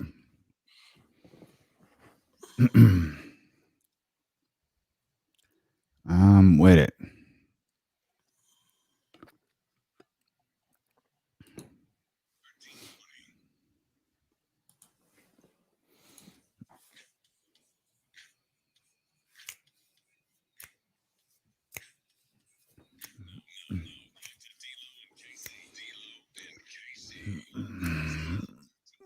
Busiest man in local media, James Ham. He's going to join us coming up here at 3:20. And we've got a nice little announcement to make, a little small one, but we're really excited about it. When James Ham joins us coming up at 3:20, he'll join us on the live stream as well. For those watching on twitch.tv/ESPN1320 or youtube.com/ESPN1320. I think we got some new viewers today. We hope that you'll hit the subscribe button and stick around. Come back Monday through Friday. We're here with you. 12 to 4. De'Aaron Fox spoke today. Obviously, we've been spending a lot of time talking about Monty McNair, talking about Luke Walton. Those guys spoke during the show. We brought that to you live. De'Aaron Fox spoke earlier this morning, Casey. He spoke around 10 o'clock. Live from his kitchen. Live from his kitchen. Yes, indeed. Yes, indeed. Let's start with Luke. Obviously, that's been a big topic of discussion. That's been the biggest topic of discussion. And here's what De'Aaron said about Luke coming back. I mean, one that it takes time to build as a team, as players, as a coach, as a GM. But with us, I mean, I think with us sticking together, like we said, if you cut, those 9-game losing streaks into 3-6 or hell, even 2-7, we're in an entirely different position, and that's already being built on from what we were last year to where we are this year. So I think just little minor things for us as a team and what we're doing on the court definitely will change, the trajectory of this team. And it's little things, but people can say whatever they want, but we know how we feel about each other inside this organization, and we know what we should be able to do. Okay. Kenny, more about Luke Walton here and how he helped him grow during the season. I mean, one, he's someone who's played the game, so he understands everything the players are going through, and to what they need to continue to do to get better. I mean, he's won a championship. He's played at that level. He's played at the highest level you could possibly play at. So He understanding, the players, and if something needs to be done, he can actually go out there and show you what needs to be done. So I think he's continued to help me grow as a player and individually, as a playmaker, what I need to do defensively, little things like usually, you'd have like vets, like when we had Vince and Zebo and George, they can show you things to help you, one, get better getting through a screen or getting better off ball or what you need to do. And since he's been able to play, those are things that, some coaches aren't really able to do. And he's able to do those things that can really help you in those smaller areas. So, and then he's a great communicator. He's someone that communicates all the time, whether it's on the court or off the court. So that's kind of how we, really built our relationship. I don't mean to deviate, bro. Did he say George? When he was thanking the veterans, I feel like he said thanks Vince, Zebo, and George. I'm trying to figure out, who did he mean? Gary? Hill. Oh, George Hill. Oh, yeah, that's right. George Hill was here for 3 games. I forgot. Completely forgot. It's like, who's George? The Kings legend, George Hill. Of course. I'm thinking, did this dude mean Garrett? And he called him George? George Hill. I thought that was short for what they Yorgis? call. Yeah, Papianis. Like that's Yorgis. I really learned a lot here with Yorgis. Completely uncalled for, that shade right there, dear. What do you think about what De'Aaron said there regarding Luke Walton? I think they have a good relationship. I think he trusts Luke Which Walton. we've heard, by the way. A lot of people are pointing to the Howard Beck Sports Illustrated conversation or Sports Illustrated interview. Like, hey, welcome to D-Lo and KC, when we had Ramona Shelburne on a month ago about an article that she had written regarding De'Aaron Fox, and spoke on that day about De'Aaron's relationship with Luke Walton. And that got our attention. It's out there on social media like, hey, guess Luke gonna be around. Guess Luke going nowhere. Yeah, Luke gonna be here. But he has a good relationship with Luke. He trusts Luke, and he believes in what Luke's approach to the game and the approach to what this team needs. Now he's got to execute. Him and the rest of his teammates, they gotta execute. Whether they believe in it or not. The bottom line is you have to execute the correct way of playing the game. And like I said, and Luke said it before too this year, it goes in front of just his schemes, right? He's talking about habits, bad habits that you have. Like, we can't even get to the schemes until we address these bad habits that we have.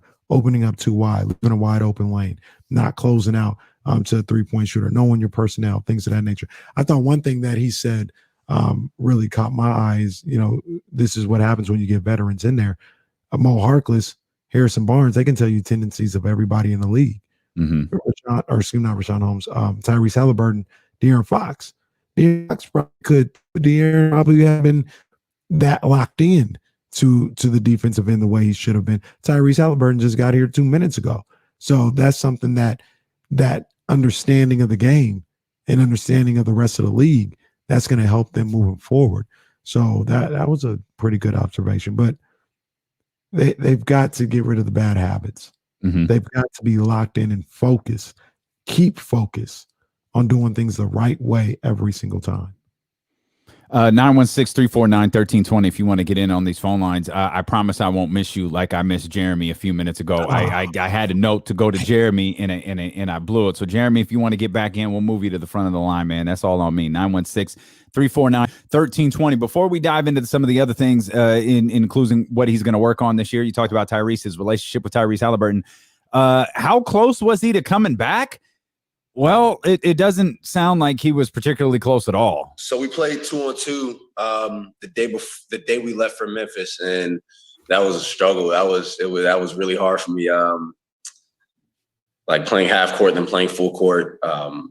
It was different coming because I was probably in the best shape I've ever been in, before I got COVID, and then coming back and barely even being able to, finish a couple 2-on-2 games was definitely difficult. So I don't know how close I was, but it definitely, needed a lot more time. He had a couple of answers. His maybe his first two or two of his first three were about the virus and how he was feeling, but that really stood out because he was on the longer end. And, Howard Beck, which I don't even know that Howard Beck realized it wasn't out, that De'Aaron, like we knew he was in health and safety protocol. Right. We didn't know that we assumed, but we didn't know that he had COVID. And then we obviously had no idea it was this bad. Right. And apparently he talked today, Casey, about, the body shivers, the aches, like that, the head pain that he felt. Like it was just an incredibly uncomfortable time for both him and I think his fiance as well. But he was well past the 10 to 14 day health and safety protocol marker. And as you just heard him say, it had the season, been longer, had this happened at a different point in the season, it didn't sound like he was in any,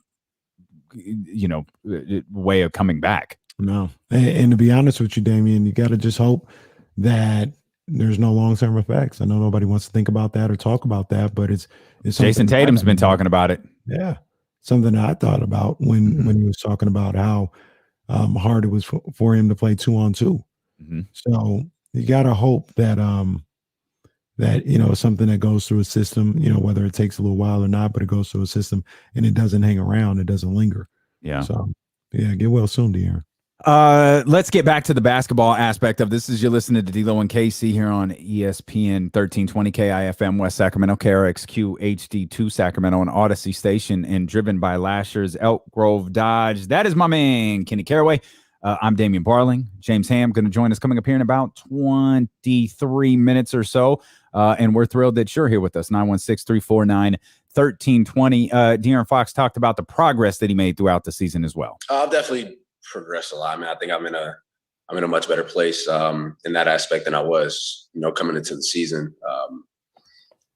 But I think with what we did and, how we, came out of, some of the losing streaks, obviously we did it later than, we wanted to or expected. But every time, when we come out those losing streaks, it was, we'd win 3, 4, 5 in a row. So just being able to pull us out of things like that, a lot sooner and a lot quicker is definitely something that we need to work on as a team and myself, to get us, back in the win column rather than letting it slide, for that long.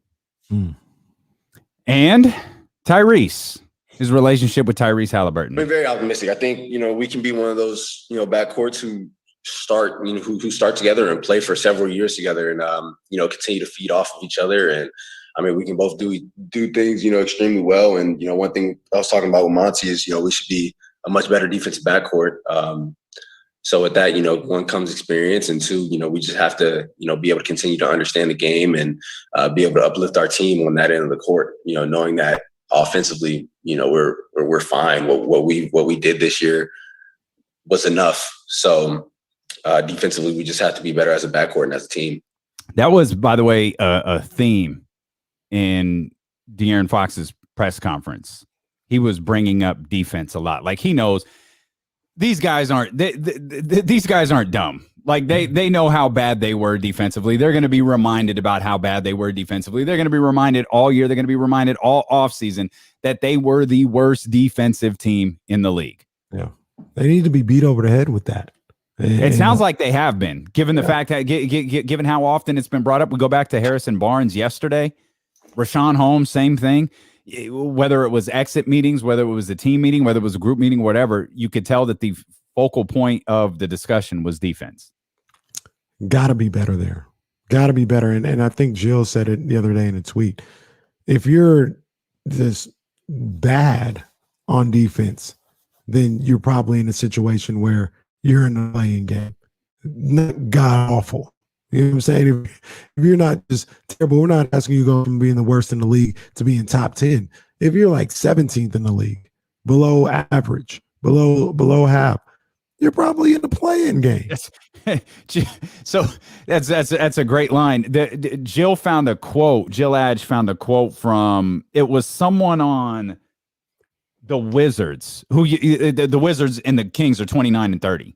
And the Wizards are like a whisker better defensively than the Kings are. And the quote was something like, if we just played like slightly below average defense rather than awful defense, we would have been great because of the way that we score. For the Kings, if you just weren't the worst defensive team in the league if you were maybe the 25th worst defensive team in the league, or the 25th defensive team in the league, something like that. You would have been in a significantly different position. But again, this was a team that scored 120 points and would lose by double digits. Can't happen again. Cannot. Can't go down like that again. Come on, guys. Come on now. Got to be better on the defensive end. And I think they know that. But like I said, they need to be beat over the head with that. And it needs to be all defense all the time in any little training camps, mini training camps, whatever the case may be, looking at game film, understanding, being in your living room and practicing on rotations or something like that. But you got to make sure that is shored up to at least be 17th in the league. You know what I'm saying? Once again, not asking you to be the best defense team in the league. Be 17th. Be 17th and you'll be all right. One more cut here from De'Aaron Fox, who spoke earlier today about the things that he's going to work on this offseason, Casey. I mean, for myself, continuing to grow as a shooter. I'm at that shot around 42% off the catch and around 31% off the dribble from three. So continue to work at that, getting those percentages up just to be, that'll change the dynamic of, one, the team, and two, myself as a player. Two, I was talking to Monte about, defensively what we need to do. And, it'll start with me and Ty on the ball. We both have to be better defensively on that end next year. And, if we're good as a tandem, as a backcourt defensively, then I think it'll uplift our team and what we're doing defensively. So those are two of the main aspects of what we really talked about. Okay. Let's go. Again, defense brought up again. Defense, Harrison, defense, Rashawn, defense, Mo Harkless. I didn't cut any clips from him. Mo Harkless, defense, De'Aaron Fox, defense, Luke, Monty, defense. It's all great that they're talking about it. Tyrese, defense. It's all great that they're talking about it. Now it's time to do something about it. You have to just show it out there on the court. And I hate to sound like a broken record, but I'm going to sound like a broken record all off season. It's all about getting these wins, man. It's all about getting these wins. And once you identify one of the reasons, at least maybe the most important reason why you weren't able to win enough this past year, which is defense, you have to pound that all summer long and pound that into your head. Got to be better on defense. Even when you think you're doing good, it's not good enough. I need to do more. Good. That's the key. Good call from our man Ramsey here. How about the free throw line? Free throw line. Let's all collectively work better. I think he addressed that. Okay. In the second half of the season, I thought I saw somewhere where he shot like 78% from the line. Not great, not where I want him to be, but if De'Aaron is shooting 78% from the free throw line, it's pretty good. Well, given the fact that he was under 70 at one point, the fact that he got to 78%, or the fact that he finished, I assume he finished the second half with 78%. That's not his season. Yeah, shooting percentage. Over 70 somewhere, I think. Yeah. Still, it's an improvement. It's an improvement. It's something that he has to continue to improve on. But I agree with Ramsey. Like you want to be a better free throw shooter. And that's my number one pet peeve is missed free throws. But I look here in in April, he shot 76% from the free throw line. And in March, he shot 77% from the free throw line. So it got better. Compared to just a month before in February, he shot 68% from the line, 64% in January. So he improved immediately, and they're gonna need all of that from the start next year. From the start, he needs to be no lower than the 75% free throw shooter next year from the line. A quick reminder: there's a play-in game tonight. The Celtics and the Wizards. This is going to be a good one. The Celtics and the Wizards tonight. You can listen to it here on ESPN 1320 beginning at 6 o'clock. As a matter of fact, you'll be able to get the play-in game tonight and the Warriors and the Lakers tomorrow as well here on ESPN 1320. So if you can't be in front of your TV and you don't want to miss a single minute, and this is going to be a gem, I'm excited for this one. The Celtics against Russ and Bradley Beal. I'm walking away a winner no matter what happens in that one, man. I'm excited for that. James Ham set to join us in 15 minutes as well. Sorry, I was going to say, as far as it goes to the Wizards, Sorry, Jesse. I don't care about the Celtics. So you have a vendetta against the Celtics as well. I mean, I don't like anything Boston. Oh, that's right. We've been over that. You don't like anything Boston. You don't like anything Dallas. Got it. Okay. James Ham's going to join us here in 14 minutes. He'll join us on the live stream as well if you want to watch on twitch.tv/ESPN1320 and youtube.com/ESPN1320. Of course, if you're listening on the Odyssey app or the radio, you can hear it as well. Obviously, many Kings fans were frustrated by the decision to bring Luke Walton back as the head coach. As Luke Walton reminded us, I wasn't sweating it. I was under contract. Wasn't even a question. Wasn't even thinking about it. I was confident I was going to come back, which he said that he was. He said that a couple of days ago. He said that before the final game of the season, that he was confident he was going to be back here. And here he is. He's back for his third season with the Sacramento Kings, his sixth season as an NBA coach. And the truth is, our opinion doesn't matter. And we've spent the last 3 hours and 7 minutes trying to share with you what our opinion is. We've spent a bulk of the year bulk of the season sharing our opinion on Luke Walton as a head coach. Twitter, fans at the arena, those opinions don't matter. The players do. And Monty obviously took that into consideration when weighing this decision. And Monty McNair's opinion mattered. And Monty made it clear today that the decision to bring back Luke Walton was his. He's been given the resources to put this team together the way that he wants to and to get this team back to the playoffs. And it was a basketball decision and not anything else to keep Luke Walton. And so, Monty, for you, the proverbial hourglass is turned over and the sand is running down now. The clock is on you. This is now your basketball team. It is up to you to fix it. And as he's very well aware of, he addressed it today on numerous occasions. I understand the frustration of the fan base, and the goal is to get back to the playoffs. Can't get confirmation that Monty McNair is a big D'Lo and KC fan, perhaps maybe a big Deuce and Mo fan, but he echoed what we echoed, or he echoed what we said. It's not get better next year. It's get to the playoffs next year. Absolutely. And that's one of the reasons why I wasn't really tripping off this Luke Walton announcement the way other people might have been. All right, because the situation don't change for me whether Luke Walton is here or whether a first-time head coach is here. You got to make the playoffs next year. You have to make the playoffs. Let me ask you something about that. Do you think that in a weird way, bringing back Luke is a level of, accountability is like the trigger word out here, but eliminating all excuses?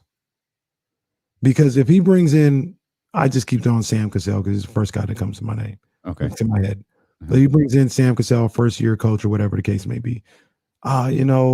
First-year coach, got to implement his system, got to get the roster.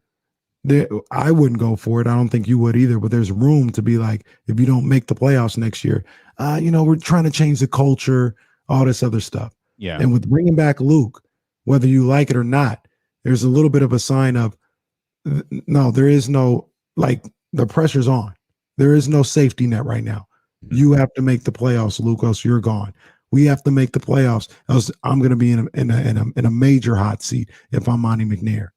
I looked at that and I kind of thought about that and it was like, okay, they're going for the gusto. They're eliminating all excuses. It's time to win. I like that. Yeah, I can see that. I think the approach would have been obviously not to the point of termination, but I think the approach would have been, had they made the decision to move on from Luke Walton, at least as it pertains to next year, you need to be Monty Williams. You need to be Nate McMillan. You need to be the guy who comes in here. Hell, Rick Adelman might have done it. You need to be the guy who comes in here and gets to the playoffs your first year. I don't care how rare it is. I don't care how often it doesn't happen. I mean, Tibbs did it in Minnesota? No, he didn't make it his first year. That was the second year? Okay. He didn't make it till it may have been his second year. Because I think he got fired in his third, didn't he? Yeah. So I get confused. It was Denver who lost in that last game of the season. Yeah, Minnesota got in there the second year. So point being, you've got to you would have had to have had an impact right away. Firing the coach, firing Luke Walton in this case, would have it would have said Monty believed he had a roster good enough to compete better than they did.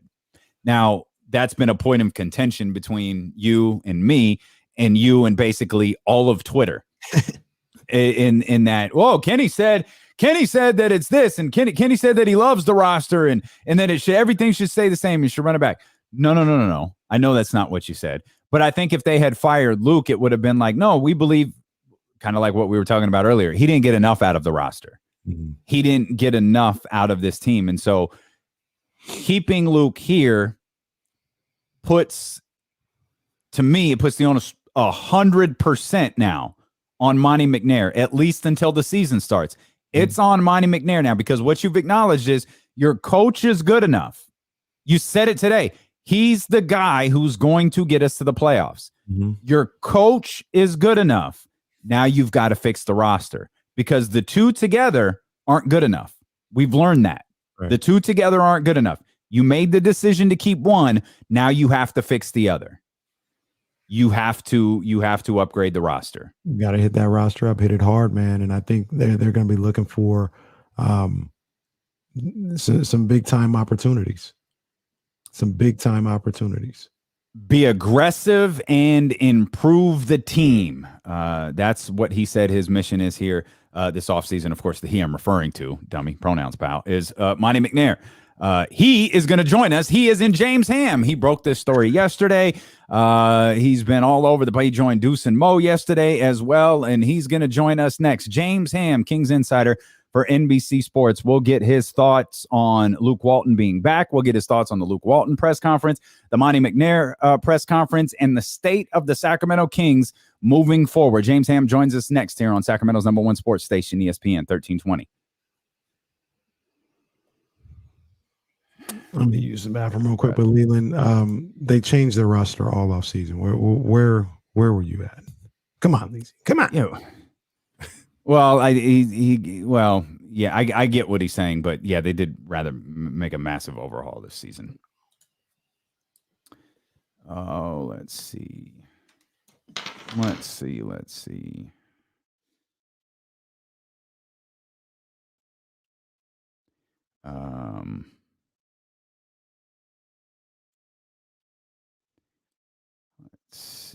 don't know if Matt George is still watching. Shout out to Matt George for watching. I'm sure he doesn't want the boss knowing that. It's all right, Matt. You're all right with me, buddy. All right. Matt, if you're still listening, I'll text you in a bit. What do we got here? Daniel, thank everybody going on him. Ham. Oh, Ham. I gotta figure out what to call our James Ham segment. Need a good catchy name for it. Oh, man. Oh, we got to hip you to Deuce and Mo. Go check out their podcast channel. BJSAL is jumping in here for the first time. Go let them check out Deuce and Mo. Search Deuce and Mo when you're done watching us, man. They're part of the team. There you go. We got you. They're part of the team, man. You're definitely gonna want to hear them. We're not calling it Hammer Time because it's not 1989. Neither, Daniel. It's these stupid ass lights that just change on a day-to-day basis. Watch, I'll move back and look completely different. They're on YouTube. BJ, they're on YouTube. Give me the best McQueen mix.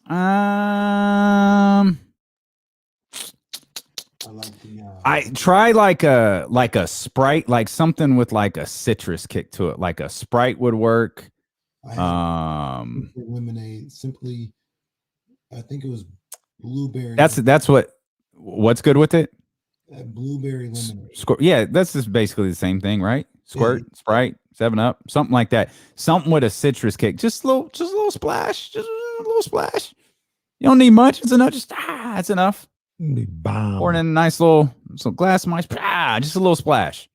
It works. I was never a gin drinker before. It's honest to God truth. I was never a gin drinker before McQueen. And so one of the things was like, can I try it before? I need to try it. Like, I just don't want to go on the air and talk about it. Like, I've never had it. So Ben, that's where I met Ben for the first time. He brought me over some bottles, tried it, and it was like, oh, this is legit.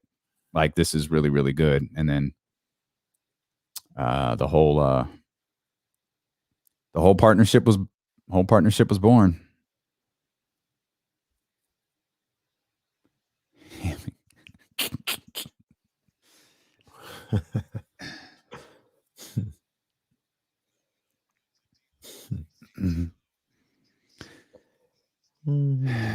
Celtics Wizards play-in game tonight at 6 p.m. on ESPN 1320. First of two play-in games that you could hear on ESPN 1320 as the Warriors and the Lakers will be here tomorrow. I know a lot of people are looking forward to that one. I'm not gonna lie. I mean, I'm looking forward to it for sure. Obviously, the Lakers are involved. They're the defending champ involved. Anytime the defending champ could get, there's at least some like risk of them being out of the postseason. You pay attention a little bit, but this is the game I'm excited for. I'm excited for the Celtics and the Wizards tonight.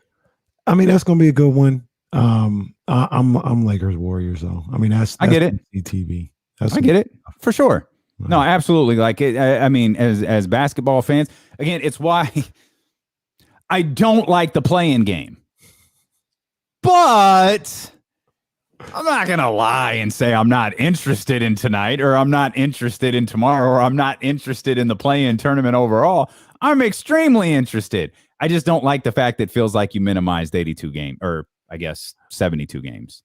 I feel like that's how a lot of people feel about the play-in tournament. Like, I don't like it, but this is pretty exciting. It's almost like McQueen or something. I don't like it, but I'm going to watch. I don't like it, but I'm going to talk the hell up about this Warriors-Lakers game tomorrow, or this Celtics-Wizards game tonight. Yeah, I think the Wizards take care of business.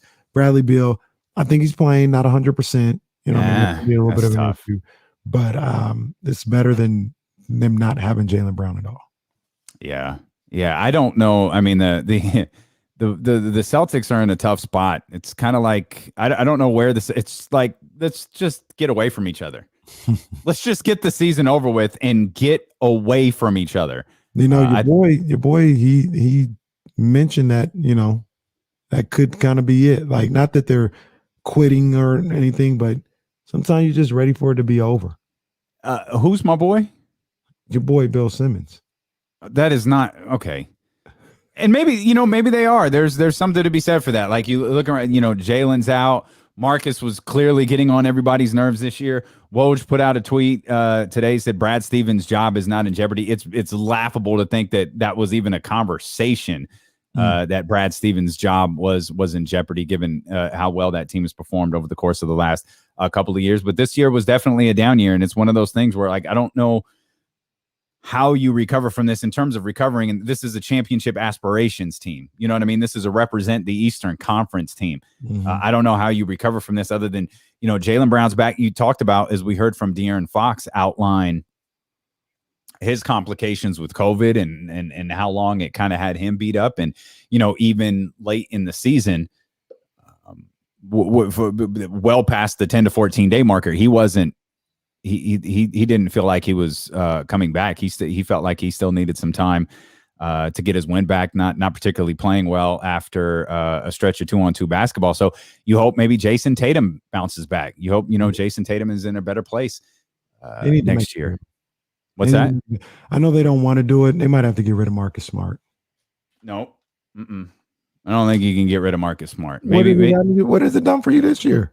Well, I don't know. What's your favorite line? He's the straw that stirs the drink. Is he really? Because that drink is not being stirred right now. Well, I just outlined the reasons why it may not be being stirred. We've got company, man. Knock it off. Like, stop trying to pick a fight. You talk about the straw that stirs the drink. That's James Ham. James Ham with us here. James, one we've of been his 5 book rooms. Yeah, how many rooms do you have that are just dope backdrops? Because when you were doing the conference earlier, this was not the room that you were in. No, it's the same room. It's just a different corner of the room. Ah, yeah. So this is I have a full sports bar in my house. That you built with your own 2 hands. I did. I took 2 vanities out of a bathroom and made a full bar. I have colored copper with resin over the top, and I mean, I literally have a full bar. I have Rampage and Gauntlet and Joust here in the bar, and 2 big screens, and that's what I'm talking about. On the Ham's house. That's what I'm talking about. I've actually been waiting all day to announce this. We're pretty excited about this. This is the first of a weekly visit you're going to make with us. James Ham joining us every Wednesday moving forward here at 320. James was like, man, I kind of miss podcasting. And I was like, hey, James, we've got about 40 minutes every single day from 3:20 till 4 o'clock if you want to come hang out with us. So James is going to be with us. We'll talk Kings. We'll talk draft. We'll talk about whatever the hell James wants to talk about, man. But we're happy to have you on the team, my friend. Yeah, I love it. I really do miss podcasting. You know, it's one of those things. I work for NBC. It's a gigantic company. And sometimes they make decisions that, you know, I got to live with, and losing the podcast. I mean, I had a podcast for 10 years, from Cowbell Kingdom to my, what was it? NBC Sports, the Kings Insider podcast, to the Purple Talk podcast. So I miss it. Hopefully I'll get back into it. It's just, for me, it's a really, really cool way to storytell. I think long form journalism, unfortunately, is dying just because the attention span of people is so short. And I think this is just such a great way to tell the story and to get people involved and let them hear a little bit more of like the behind the scenes stuff that I see every day. Yeah. James got something to say, man. He got things to say, and that's what we're here for. Look at it off your chest. Yeah. I'm excited about that, and excited to hear the stories that you have to tell. And I guess story number 1 here, James, is Luke Walton will remain the head coach of the Sacramento Kings. Glad you were able to get that story yesterday, especially after the Adrian Wojnarowski, Tyrese Halliburton injury stuff. So what did you think of, Monty McNair today? What did you think of Luke Walton today? Just kind of I know you've been incredibly busy, following up on the news of Luke Walton and then being involved in all of those press conferences today. But what was your biggest takeaway after seeing all that stuff? It's a great question, because what I found today was that Monty McNair, for the first time, let loose. I thought that he what hair he has, he let down today. I thought, to be honest with you, I was like, hey, look at that. I mean, he was forceful. He took accountability. He answered every question, but not in some circular way that you just kind of like, okay, how am I even going to quote that? I thought he was very quote worthy from top to bottom, but also you could see, his quotes about like, he watches what the fans say. Are saying, and he wants to deliver for this franchise. But at the same time, I think he kind of feels the same way that I do, that there is a possibility here for Luke Walton to be his guy. And I know some people just cringe, but and my timeline is just absolutely filthy. You people are crazy, all of you out there. It's nuts. I mean, I didn't know there were so many dumpster fire gifts out there. Like it is, it's crazy how passionate the fans are specifically about this coach. And I thought Luke was good. Behind the scenes, Luke is actually a really good guy, and he means really well. And he just wants to succeed here. It's not like he wants to fail. It's not like some Laker plant that someone put in here. And so I thought overall it was a good day. Fox talking about his COVID stuff. Mo Harkless non-committal on whether he would be back, and then you got to McNair and you got to Walton, and I thought both of them were really good. I want to get back to some things about Monty McNair, but you brought up Luke Walton, and I want to ask you this, James. I get the vitriol myself, because I don't even say that I necessarily want him back. I just don't say I want him fired, and they all over me. But the passion for this coach in Luke Walton from this fan base. Where do you think it comes from? You know what I mean? Like, why are people? Is he just the wrong guy at the wrong time because it's a culmination of 15 years, or what is it about Luke Walton that gets people so fired up? You know, to be honest with you, I'm slightly confused by it because you hear different things. Like fans say, well, Vlade didn't even interview anyone else. And so I'm just going to back people up and tell them that, like, the first time Vlade got to hire his own coach, he interviewed like 12 people, and then he had like 6 of those guys back for a second interview, and then 5 of them came back for a third interview. And while he was doing that, Dave Yeager's agent, who is spectacular, but he was leveraging Yeager out of Memphis. He became available on a Friday. The Kings flew him out on a team plane on Saturday. I believe it was a team plane. And by Sunday, he was under contract. So Vlade spent like 2 or 3 weeks interviewing all these guys, figuring out who was going to be his new head coach. And then Dave Yeager was his new head coach. So this time around, I think Vlade said, you know what? I know who it is that I want, and I'm just going to go get him. I mean, we saw with Minnesota, they went out and they fired their coach and hired a guy that night. I thought that was the strangest thing in season I've ever seen in my entire life. But you know what? Sometimes you know what you want, and if you do know what you want, there's no reason to not just go out and get it. And so I think that's part of it. I think part of it is he's a Laker. People will say, "Oh, that's not it," and that is it. Part of it is that. Part of it is that he got himself into some trouble, like right after he got hired, with a civil lawsuit that made a lot of people uncomfortable. But the Kings stood by him. They backed him. They kept him on as a coach. That whole entire thing didn't just he didn't pay somebody. It just went away. It was all dropped and people moved on. And so there's some of that. I also think there was strange expectations. At some point, you think that Dave Yeager will be the first one to tell you what he did here his final year, where they went 39-43. It was smoke and mirrors. He'll tell you that. He said these guys don't know how to play basketball, but I can make them beat people by doing this one specific thing, which is just getting the ball out of the basket and running to the other end and scoring before the other team can keep up. And then by the third and fourth quarter, you start running teams off the court because they're so exhausted. And so Dave Yeager's stuff was almost gimmicky, and he knew that. But he was in the same situation that Luke was this year, where he was fighting for his job, and he won games that people didn't expect him to win. They lost a lot of games you didn't expect him to lose. But I think that there was this belief in Sacramento that the Kings got to 39 wins, and the next step was to jump forward, when 50. that's just not what happened. I mean, again, Dave Yeager could have come back another year. Maybe he could have got 5 more wins out of the team doing the same thing again, but it's very possible they could have regressed and gone back to 31 wins or whatever it is. So, and I also say this, you have to look at his prorated season. Everyone keeps saying, oh, he only won 31 games. Realistically, he won 35 games. If you take the win percentage and you go into 82 games, it's 35 wins back-to-back seasons, which is more than George Karl won here, with a very veteran roster that he completely lost on his own.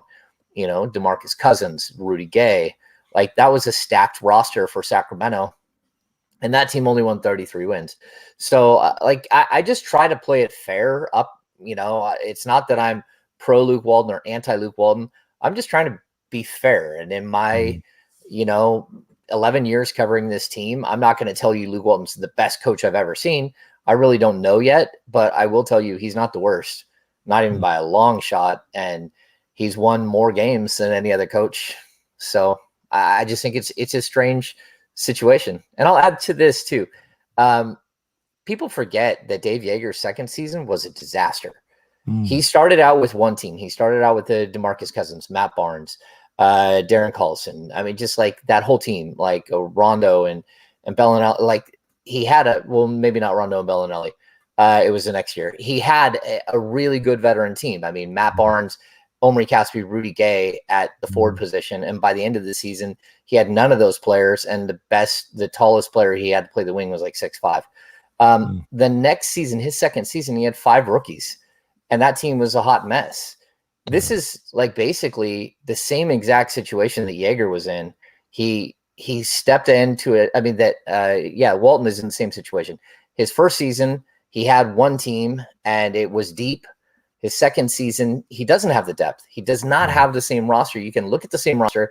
If you squint, it looks the same, but it's really not. Like, open your eyes and see that players 9 through 15 coming into the season, they're either not ready to play or they're no longer players. And so it really was a tough season to coach.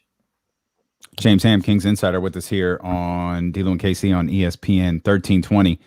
Is there something to be said for, I mean, De'Aaron sang his praises, Tyrese, excuse me, Rashawn, Harrison, everybody seemed to have had really nice things to say, not just about Luke Walton, but about the coaching staff as a whole. And it sounded like that's something that Monty McNair weighed in, and I think he said something about that in his opening statement today, but that seemed to play at least a part in Monty's decision to keep Luke Walton. Yeah, actually, like when I broke the news on Monday, it was very specific. It was that Luke Walton is staying, and some of the reason why he's staying is, number one, the players are still behind him. I mean, that's just 100%. And for that matter, he had developed a relationship with Monty McNair. I keep telling people this, like, there's a possibility that Luke could be his guy. Like, he has he's a laid back dude. He's pretty cool to just chat with. And I think at the end of the day, he's been around the game since he was a baby. He knows the game as well as anyone. Now, whether that translates to being like, the next Red Auerbach or something, I don't think so. But it doesn't mean that he doesn't have like an incredible amount of basketball knowledge and great stories. Like the Walton stories are crazy all the time. So I just think that there's an ease and just being around him, there isn't this stress. And I think that's a huge part of it. But, the players, all of them, every single one that we've talked to, Marvin didn't say anything glowing about him, but I don't think Marvin was asked about him, so I wouldn't read much into that. And I don't think Mo Harkless wasn't really, asked that much about him. But the core group of guys, they all stand behind him.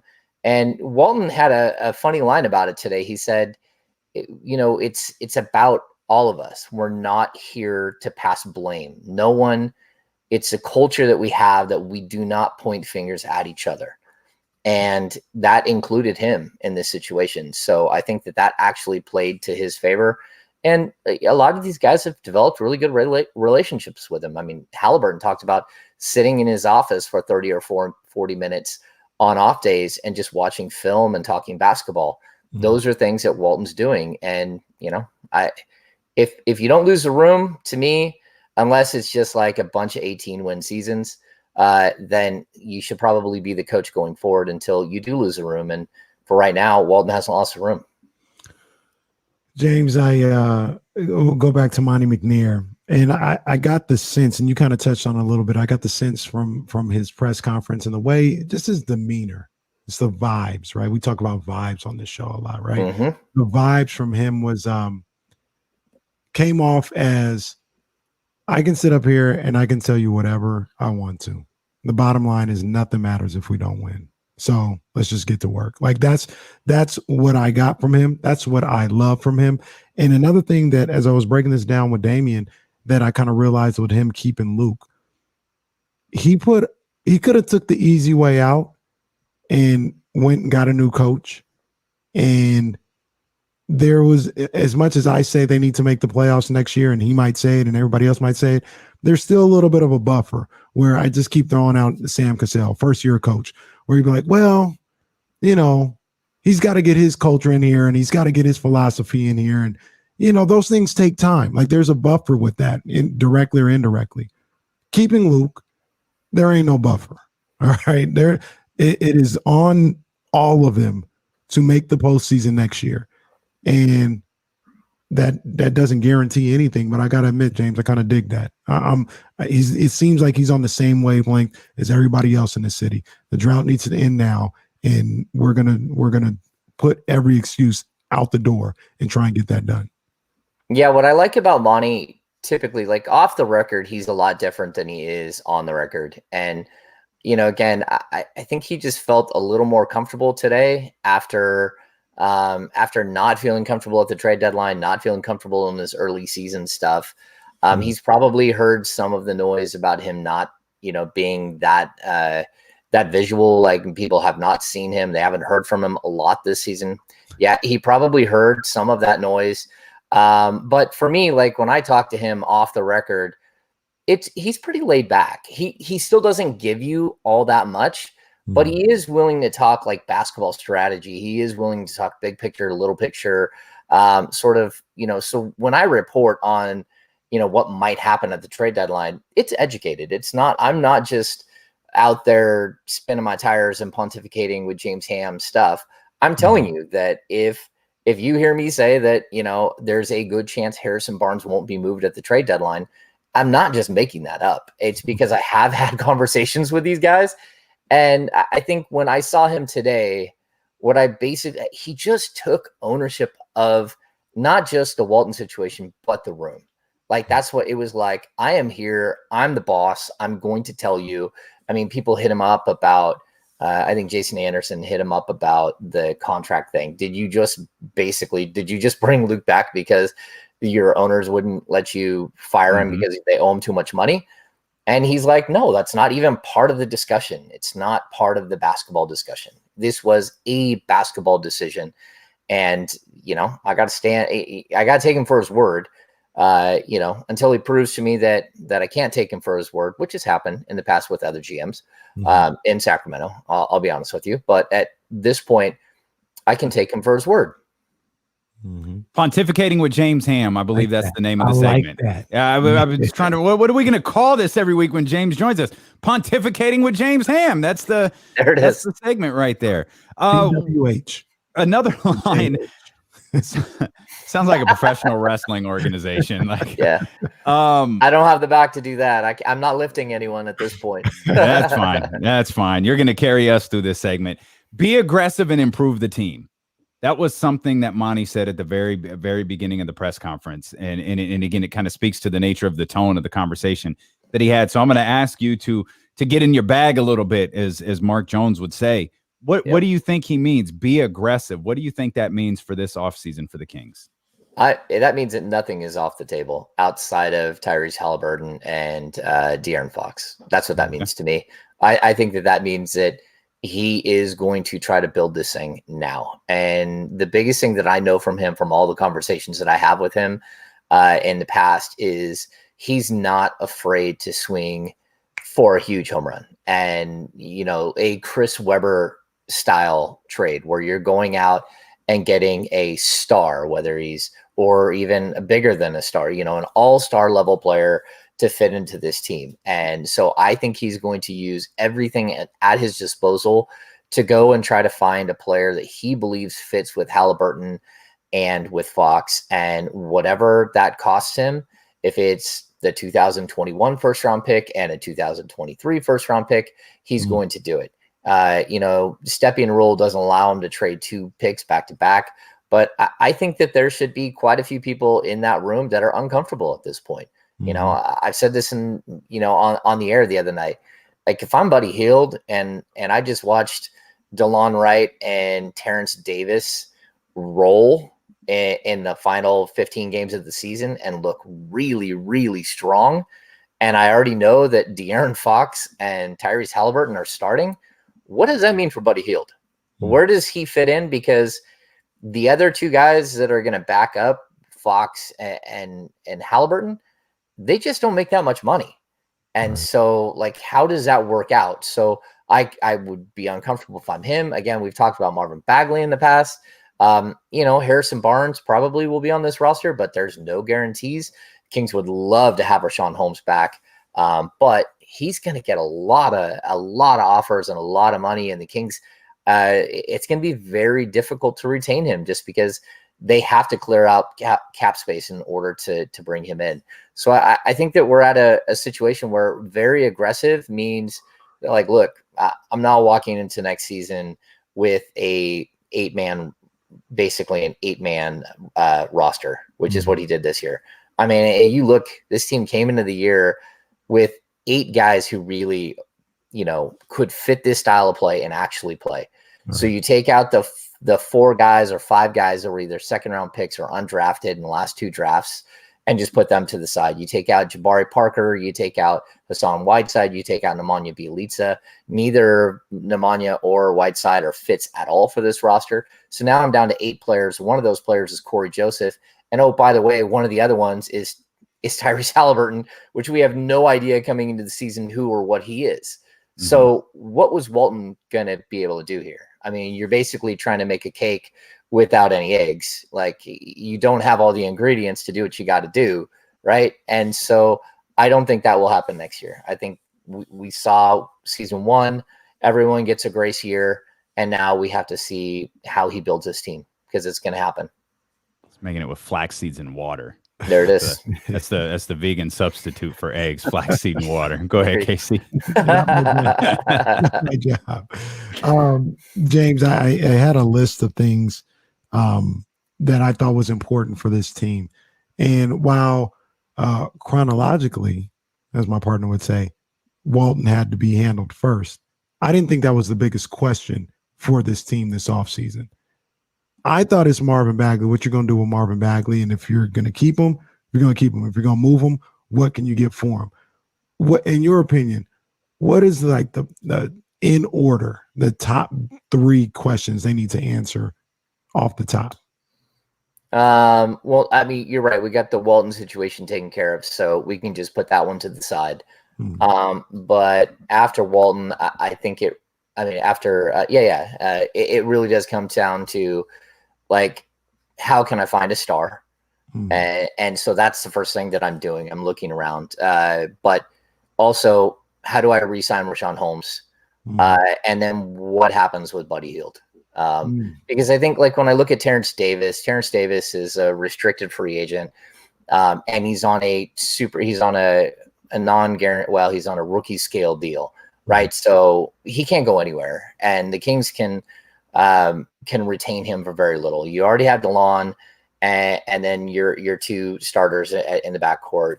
You've got Harrison, which the good thing about Harrison is, he can play the 3 or the 4 as a starter and give you 35 minutes. So that's one piece. So you now know that, you got basically 4 backcourt, 1 roving piece. Now, how do I get the rest of this filled out? And they want to fill it out very specifically with a big time player. And so again, my principles are like, who is that big time player? Can I get him with my draft picks? Can I package Marvin Bagley? Can I package Buddy Hield? Can I get him somehow, some way, whatever that is?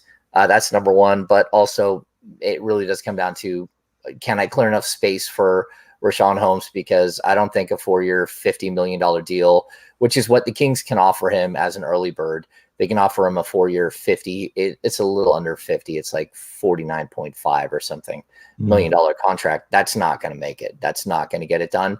Not from what I'm hearing. And I kind of have a ballpark figure on what his agent is looking for. And it's a lot. And I don't know if anyone's going to pay that amount. But if they are, the Kings have to think twice.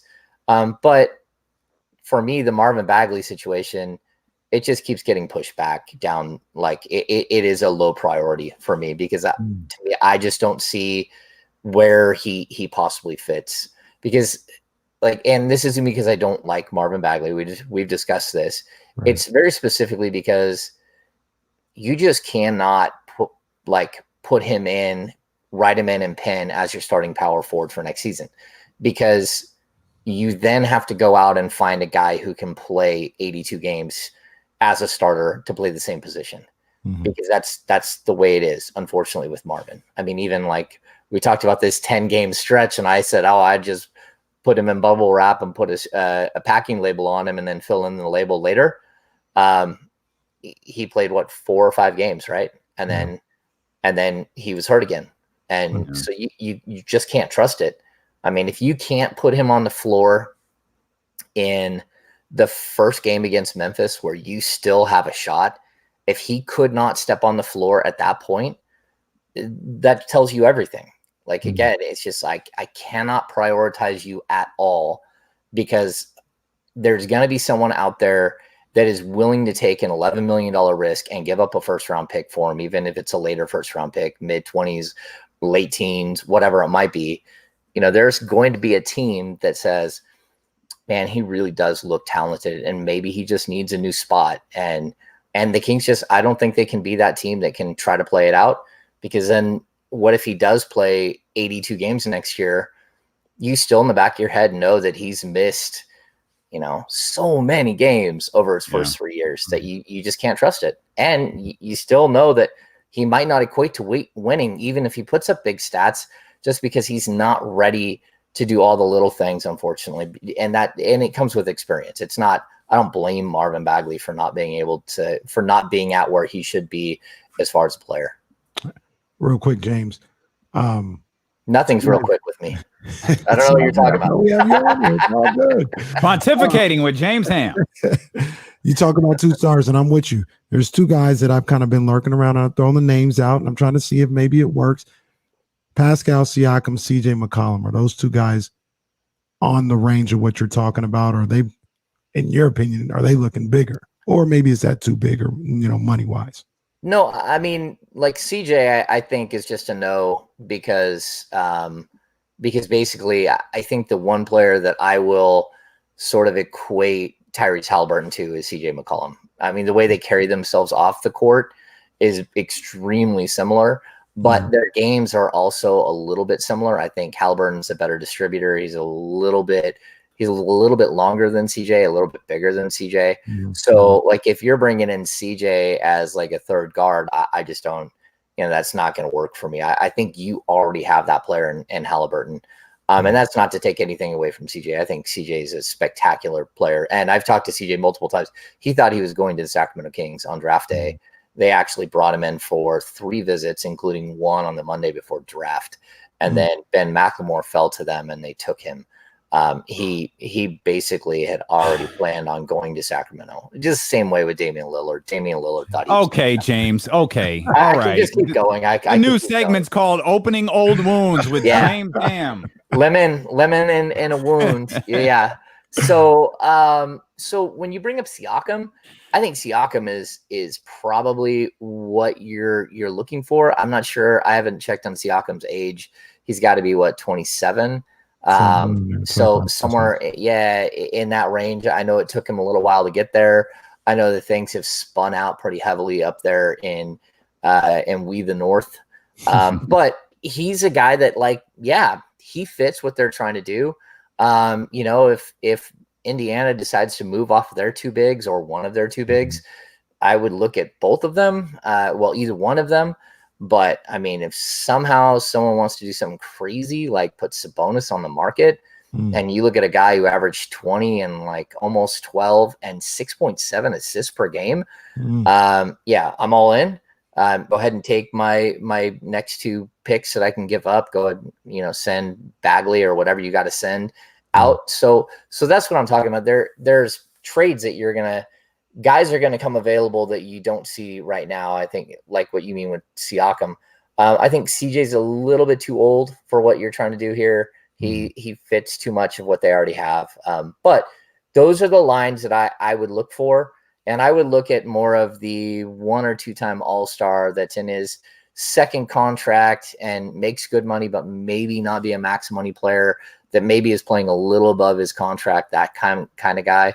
Or a young guy like John Collins, who can Atlanta, you know, fit him into their salary structure. You know, I like a guy like Lauri Markkanen is not someone I'm looking for, because you're getting another guy who you still don't know what you're getting out of him every single night. That's what I'm looking for. A guy that I know he's going to give me 20 and 10, or he's going to give me 19, you know, 5 and 5, or whatever it is for his position. I know exactly what I'm going to get, because he's established and he's done it for a couple of seasons and he's really good.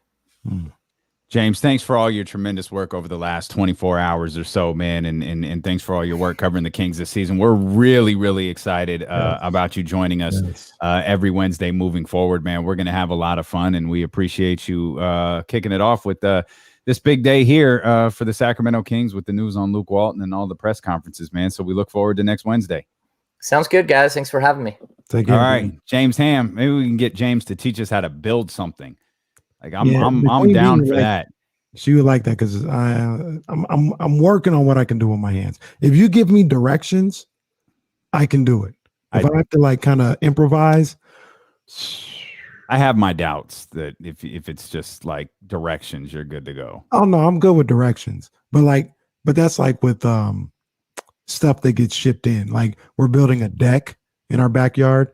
I can't build no deck. Where are you putting a deck? You just put a basketball court out there. How big is this compound? It's going to be courtside seating. That's what it's going to be. Goodness, you hear this guy? The Spike Lee seats. Oh. Wow. Sometimes I dream that he is me. You got to see that's how I dream to be. Boom, boom, boom. KC. If I could be KC, how do I get a courtside seat? Well, we're sending out emails for season tickets and courtside seat. Got them rights fees on the seats. What are those called again? It's going to be sponsored by Citibank. Oh, personal license seats is what you're talking about. That's what it was. Okay. All right. Ain't them going to be sponsored other than by Luke Belair, McQueen, and the Violet Fog. If y'all are serving that up, I might put my licensing fee down. I'm gonna just tell you right now. Don't think I ain't talked to Ben. Okay, I believe it. I believe it.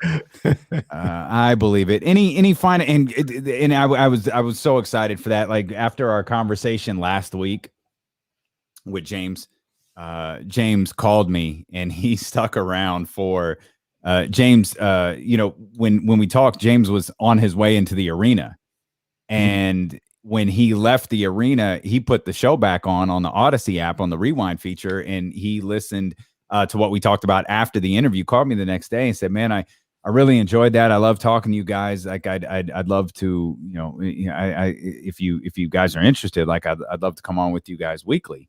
And there was nothing. It was, yep, cool. Mm-hmm. Like those weeklies are. I mean, Marshall, Deuce and Mo. Mm-hmm. James Ham, like those weekly visits are reserved for kind of the cream of the crop, and you see how generous all of those people are with their time, and they just like talking, they just like hanging out, they just like having that ability to talk. And with James, having such restricted forms in terms of writing, not being able to do the podcast anymore, social media, like it's just a forum for him to talk. And shoot, we'll talk football with James. We'll keep the Kings tapped in for sure. He's going to have about 100 mock draft. Hell, I might sit out a segment or two and just let y'all two go back and forth about whatever draft pick is latest in your spot for the Kings. I may or may not have a couple of, in my save to watch later, have a couple of videos ready for some scouting that I need to do for this draft starting now. Okay. Well, we appreciate you hanging out with us, man. It's been a tremendous day on the live stream over on twitch.tv/ESPN1320 and youtube.com/ESPN1320. You could go back. You can watch the press conferences with Luke Walton and with Monty McNair. You could go back and you can watch the segment with James Ham. Of course, if you missed any part of it, you can listen to it on the D'Lo and Casey podcast. You can use the rewind feature.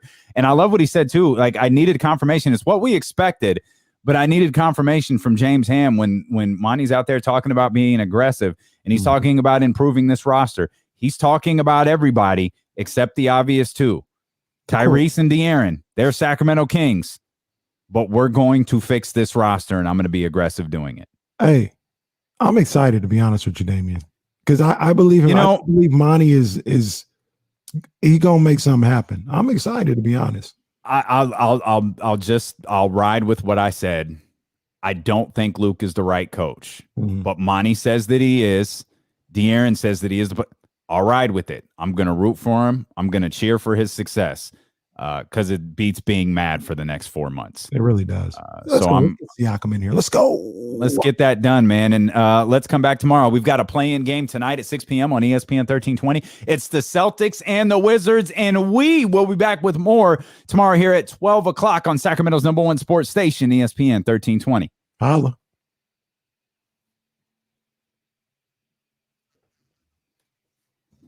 Yeah, let's go Celtics. No, I don't know about that. Mike Trout out 6 to 8 weeks. Oh man. Oh man. Oh man, everybody, man, baseball ratings are gonna plummet with Mike Trout out. If I didn't tell you Mike Trout was out, you probably wouldn't know. This is facts, though. Okay, this is a lie. He has gadgets he doesn't use. This is a okay. That's that part. A lot of people have coffee makers that they don't use. when was the last time you used a woo? Hey, man, what we got? Ham just texted me pictures of the bar. I mean, yeah, we got to get Ham some McQueen. I don't know about some of these beverage choices he's got back there. Yeah, we got to get Ham some McQueen in the Violet Fog. Oh man, that boy he built that. Insane. Yo, there's the bar. We'll get Ham, if you're still watching, we'll get the beverages fixed. We pulling up to the bar with some McQueen and some Luke Belair. Oh yeah, we pulling up to the bar. And I'm hanging out at Ham's house. Yeah. That's gonna be the move.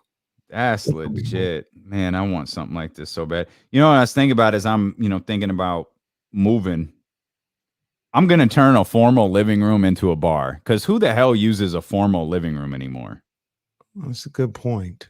Nobody. Like, who in the chat uses a formal living room? You put furniture in there, you never use it. It just sits there. We literally force ourselves to sit in our formal living room.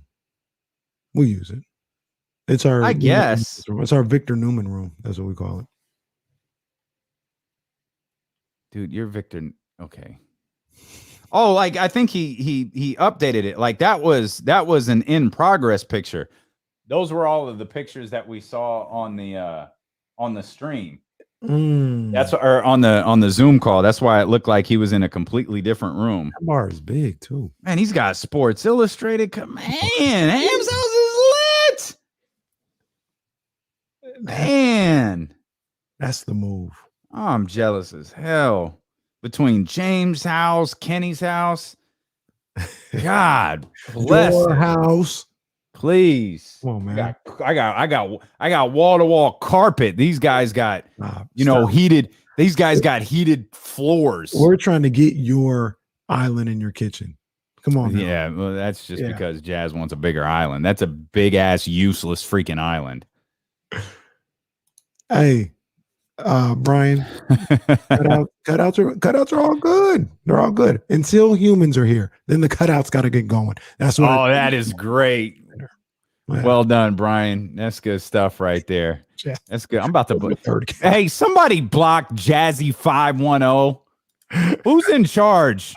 Who's in charge here? Ramsey, are you still in here? I need y'all to block this lady with the blue hat. We need to do the show. We talk about taking field trips. We need to do the show live from Ham's house. I'm telling you that bar, boy. I'm pulling up to the bar. See, Kyle knows what's up. I got wall-to-wall walls and floor-to-ceiling. Oh man, that's funny. Oh man. Yeah, that's good stuff. That's good stuff. Yeah. Hey, friendly reminder for everybody still here. You can head over to thedopeones.com and get your D-Lo and KC t-shirt. Get your D-Lo and KC hoodie. Get your D-Lo and KC sticker. Get all your D-Lo and KC merchandise at thedopeones.com. It is thedopeones.com. 10% off your order if you use the promo code DLOKC. That's DLOKC. 10% off your order with DLOKC. I was trying to get the same look. Oh my gosh. She does have the block. They're refusing to block her. Y'all need to block some of these other people. It's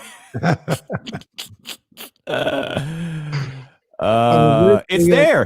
It's there. Here we go. Yeah, it's there. Yes, it's indeed. on the site now. It's been updated. So here's a fun little note. If y'all got the shirt and it looks like a lot of you did, Murph got it. I think Kyron got it. Rich got it. If you got the one with the ESPN, you got the one with the ESPN 1320 logo. That's the collector's item. You got like a 20 of 20 or something. Yeah, just to be safe. If you ordered on the first day, you're going to be the only people to get that. Because just to be a little extra cautious, we had it changed. We took that logo off, and I think it says Sacramento's #1 sports station on it. And we want no problems. We like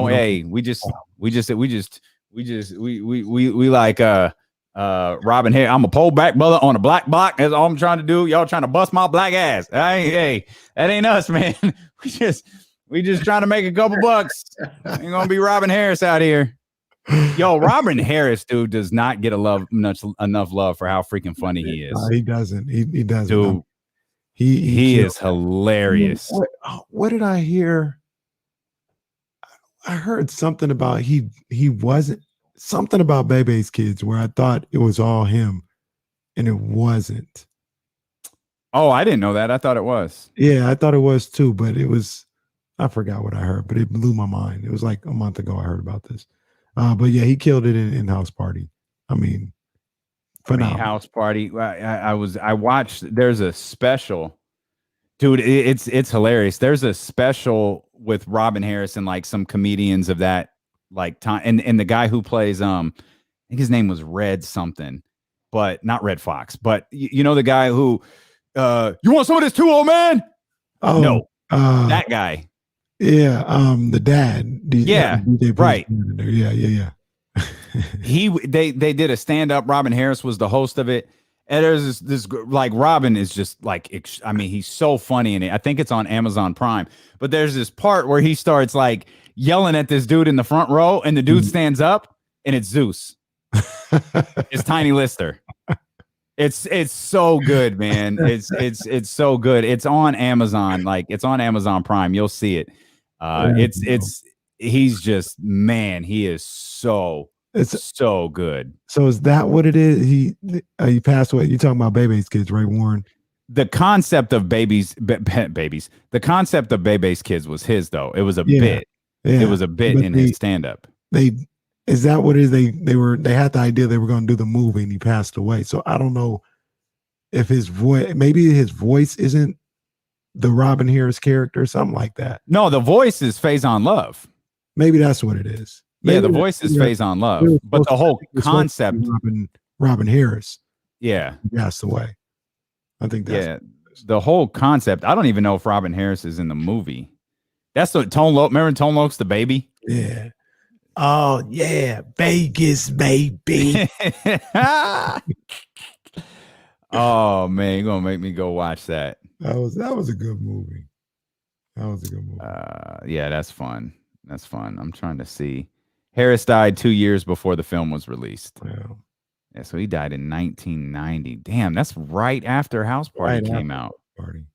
Man. Wow.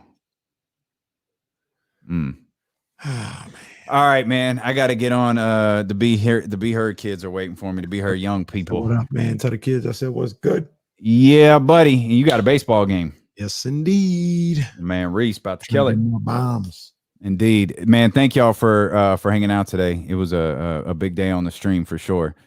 So we appreciate y'all, and we'll run it back tomorrow and then.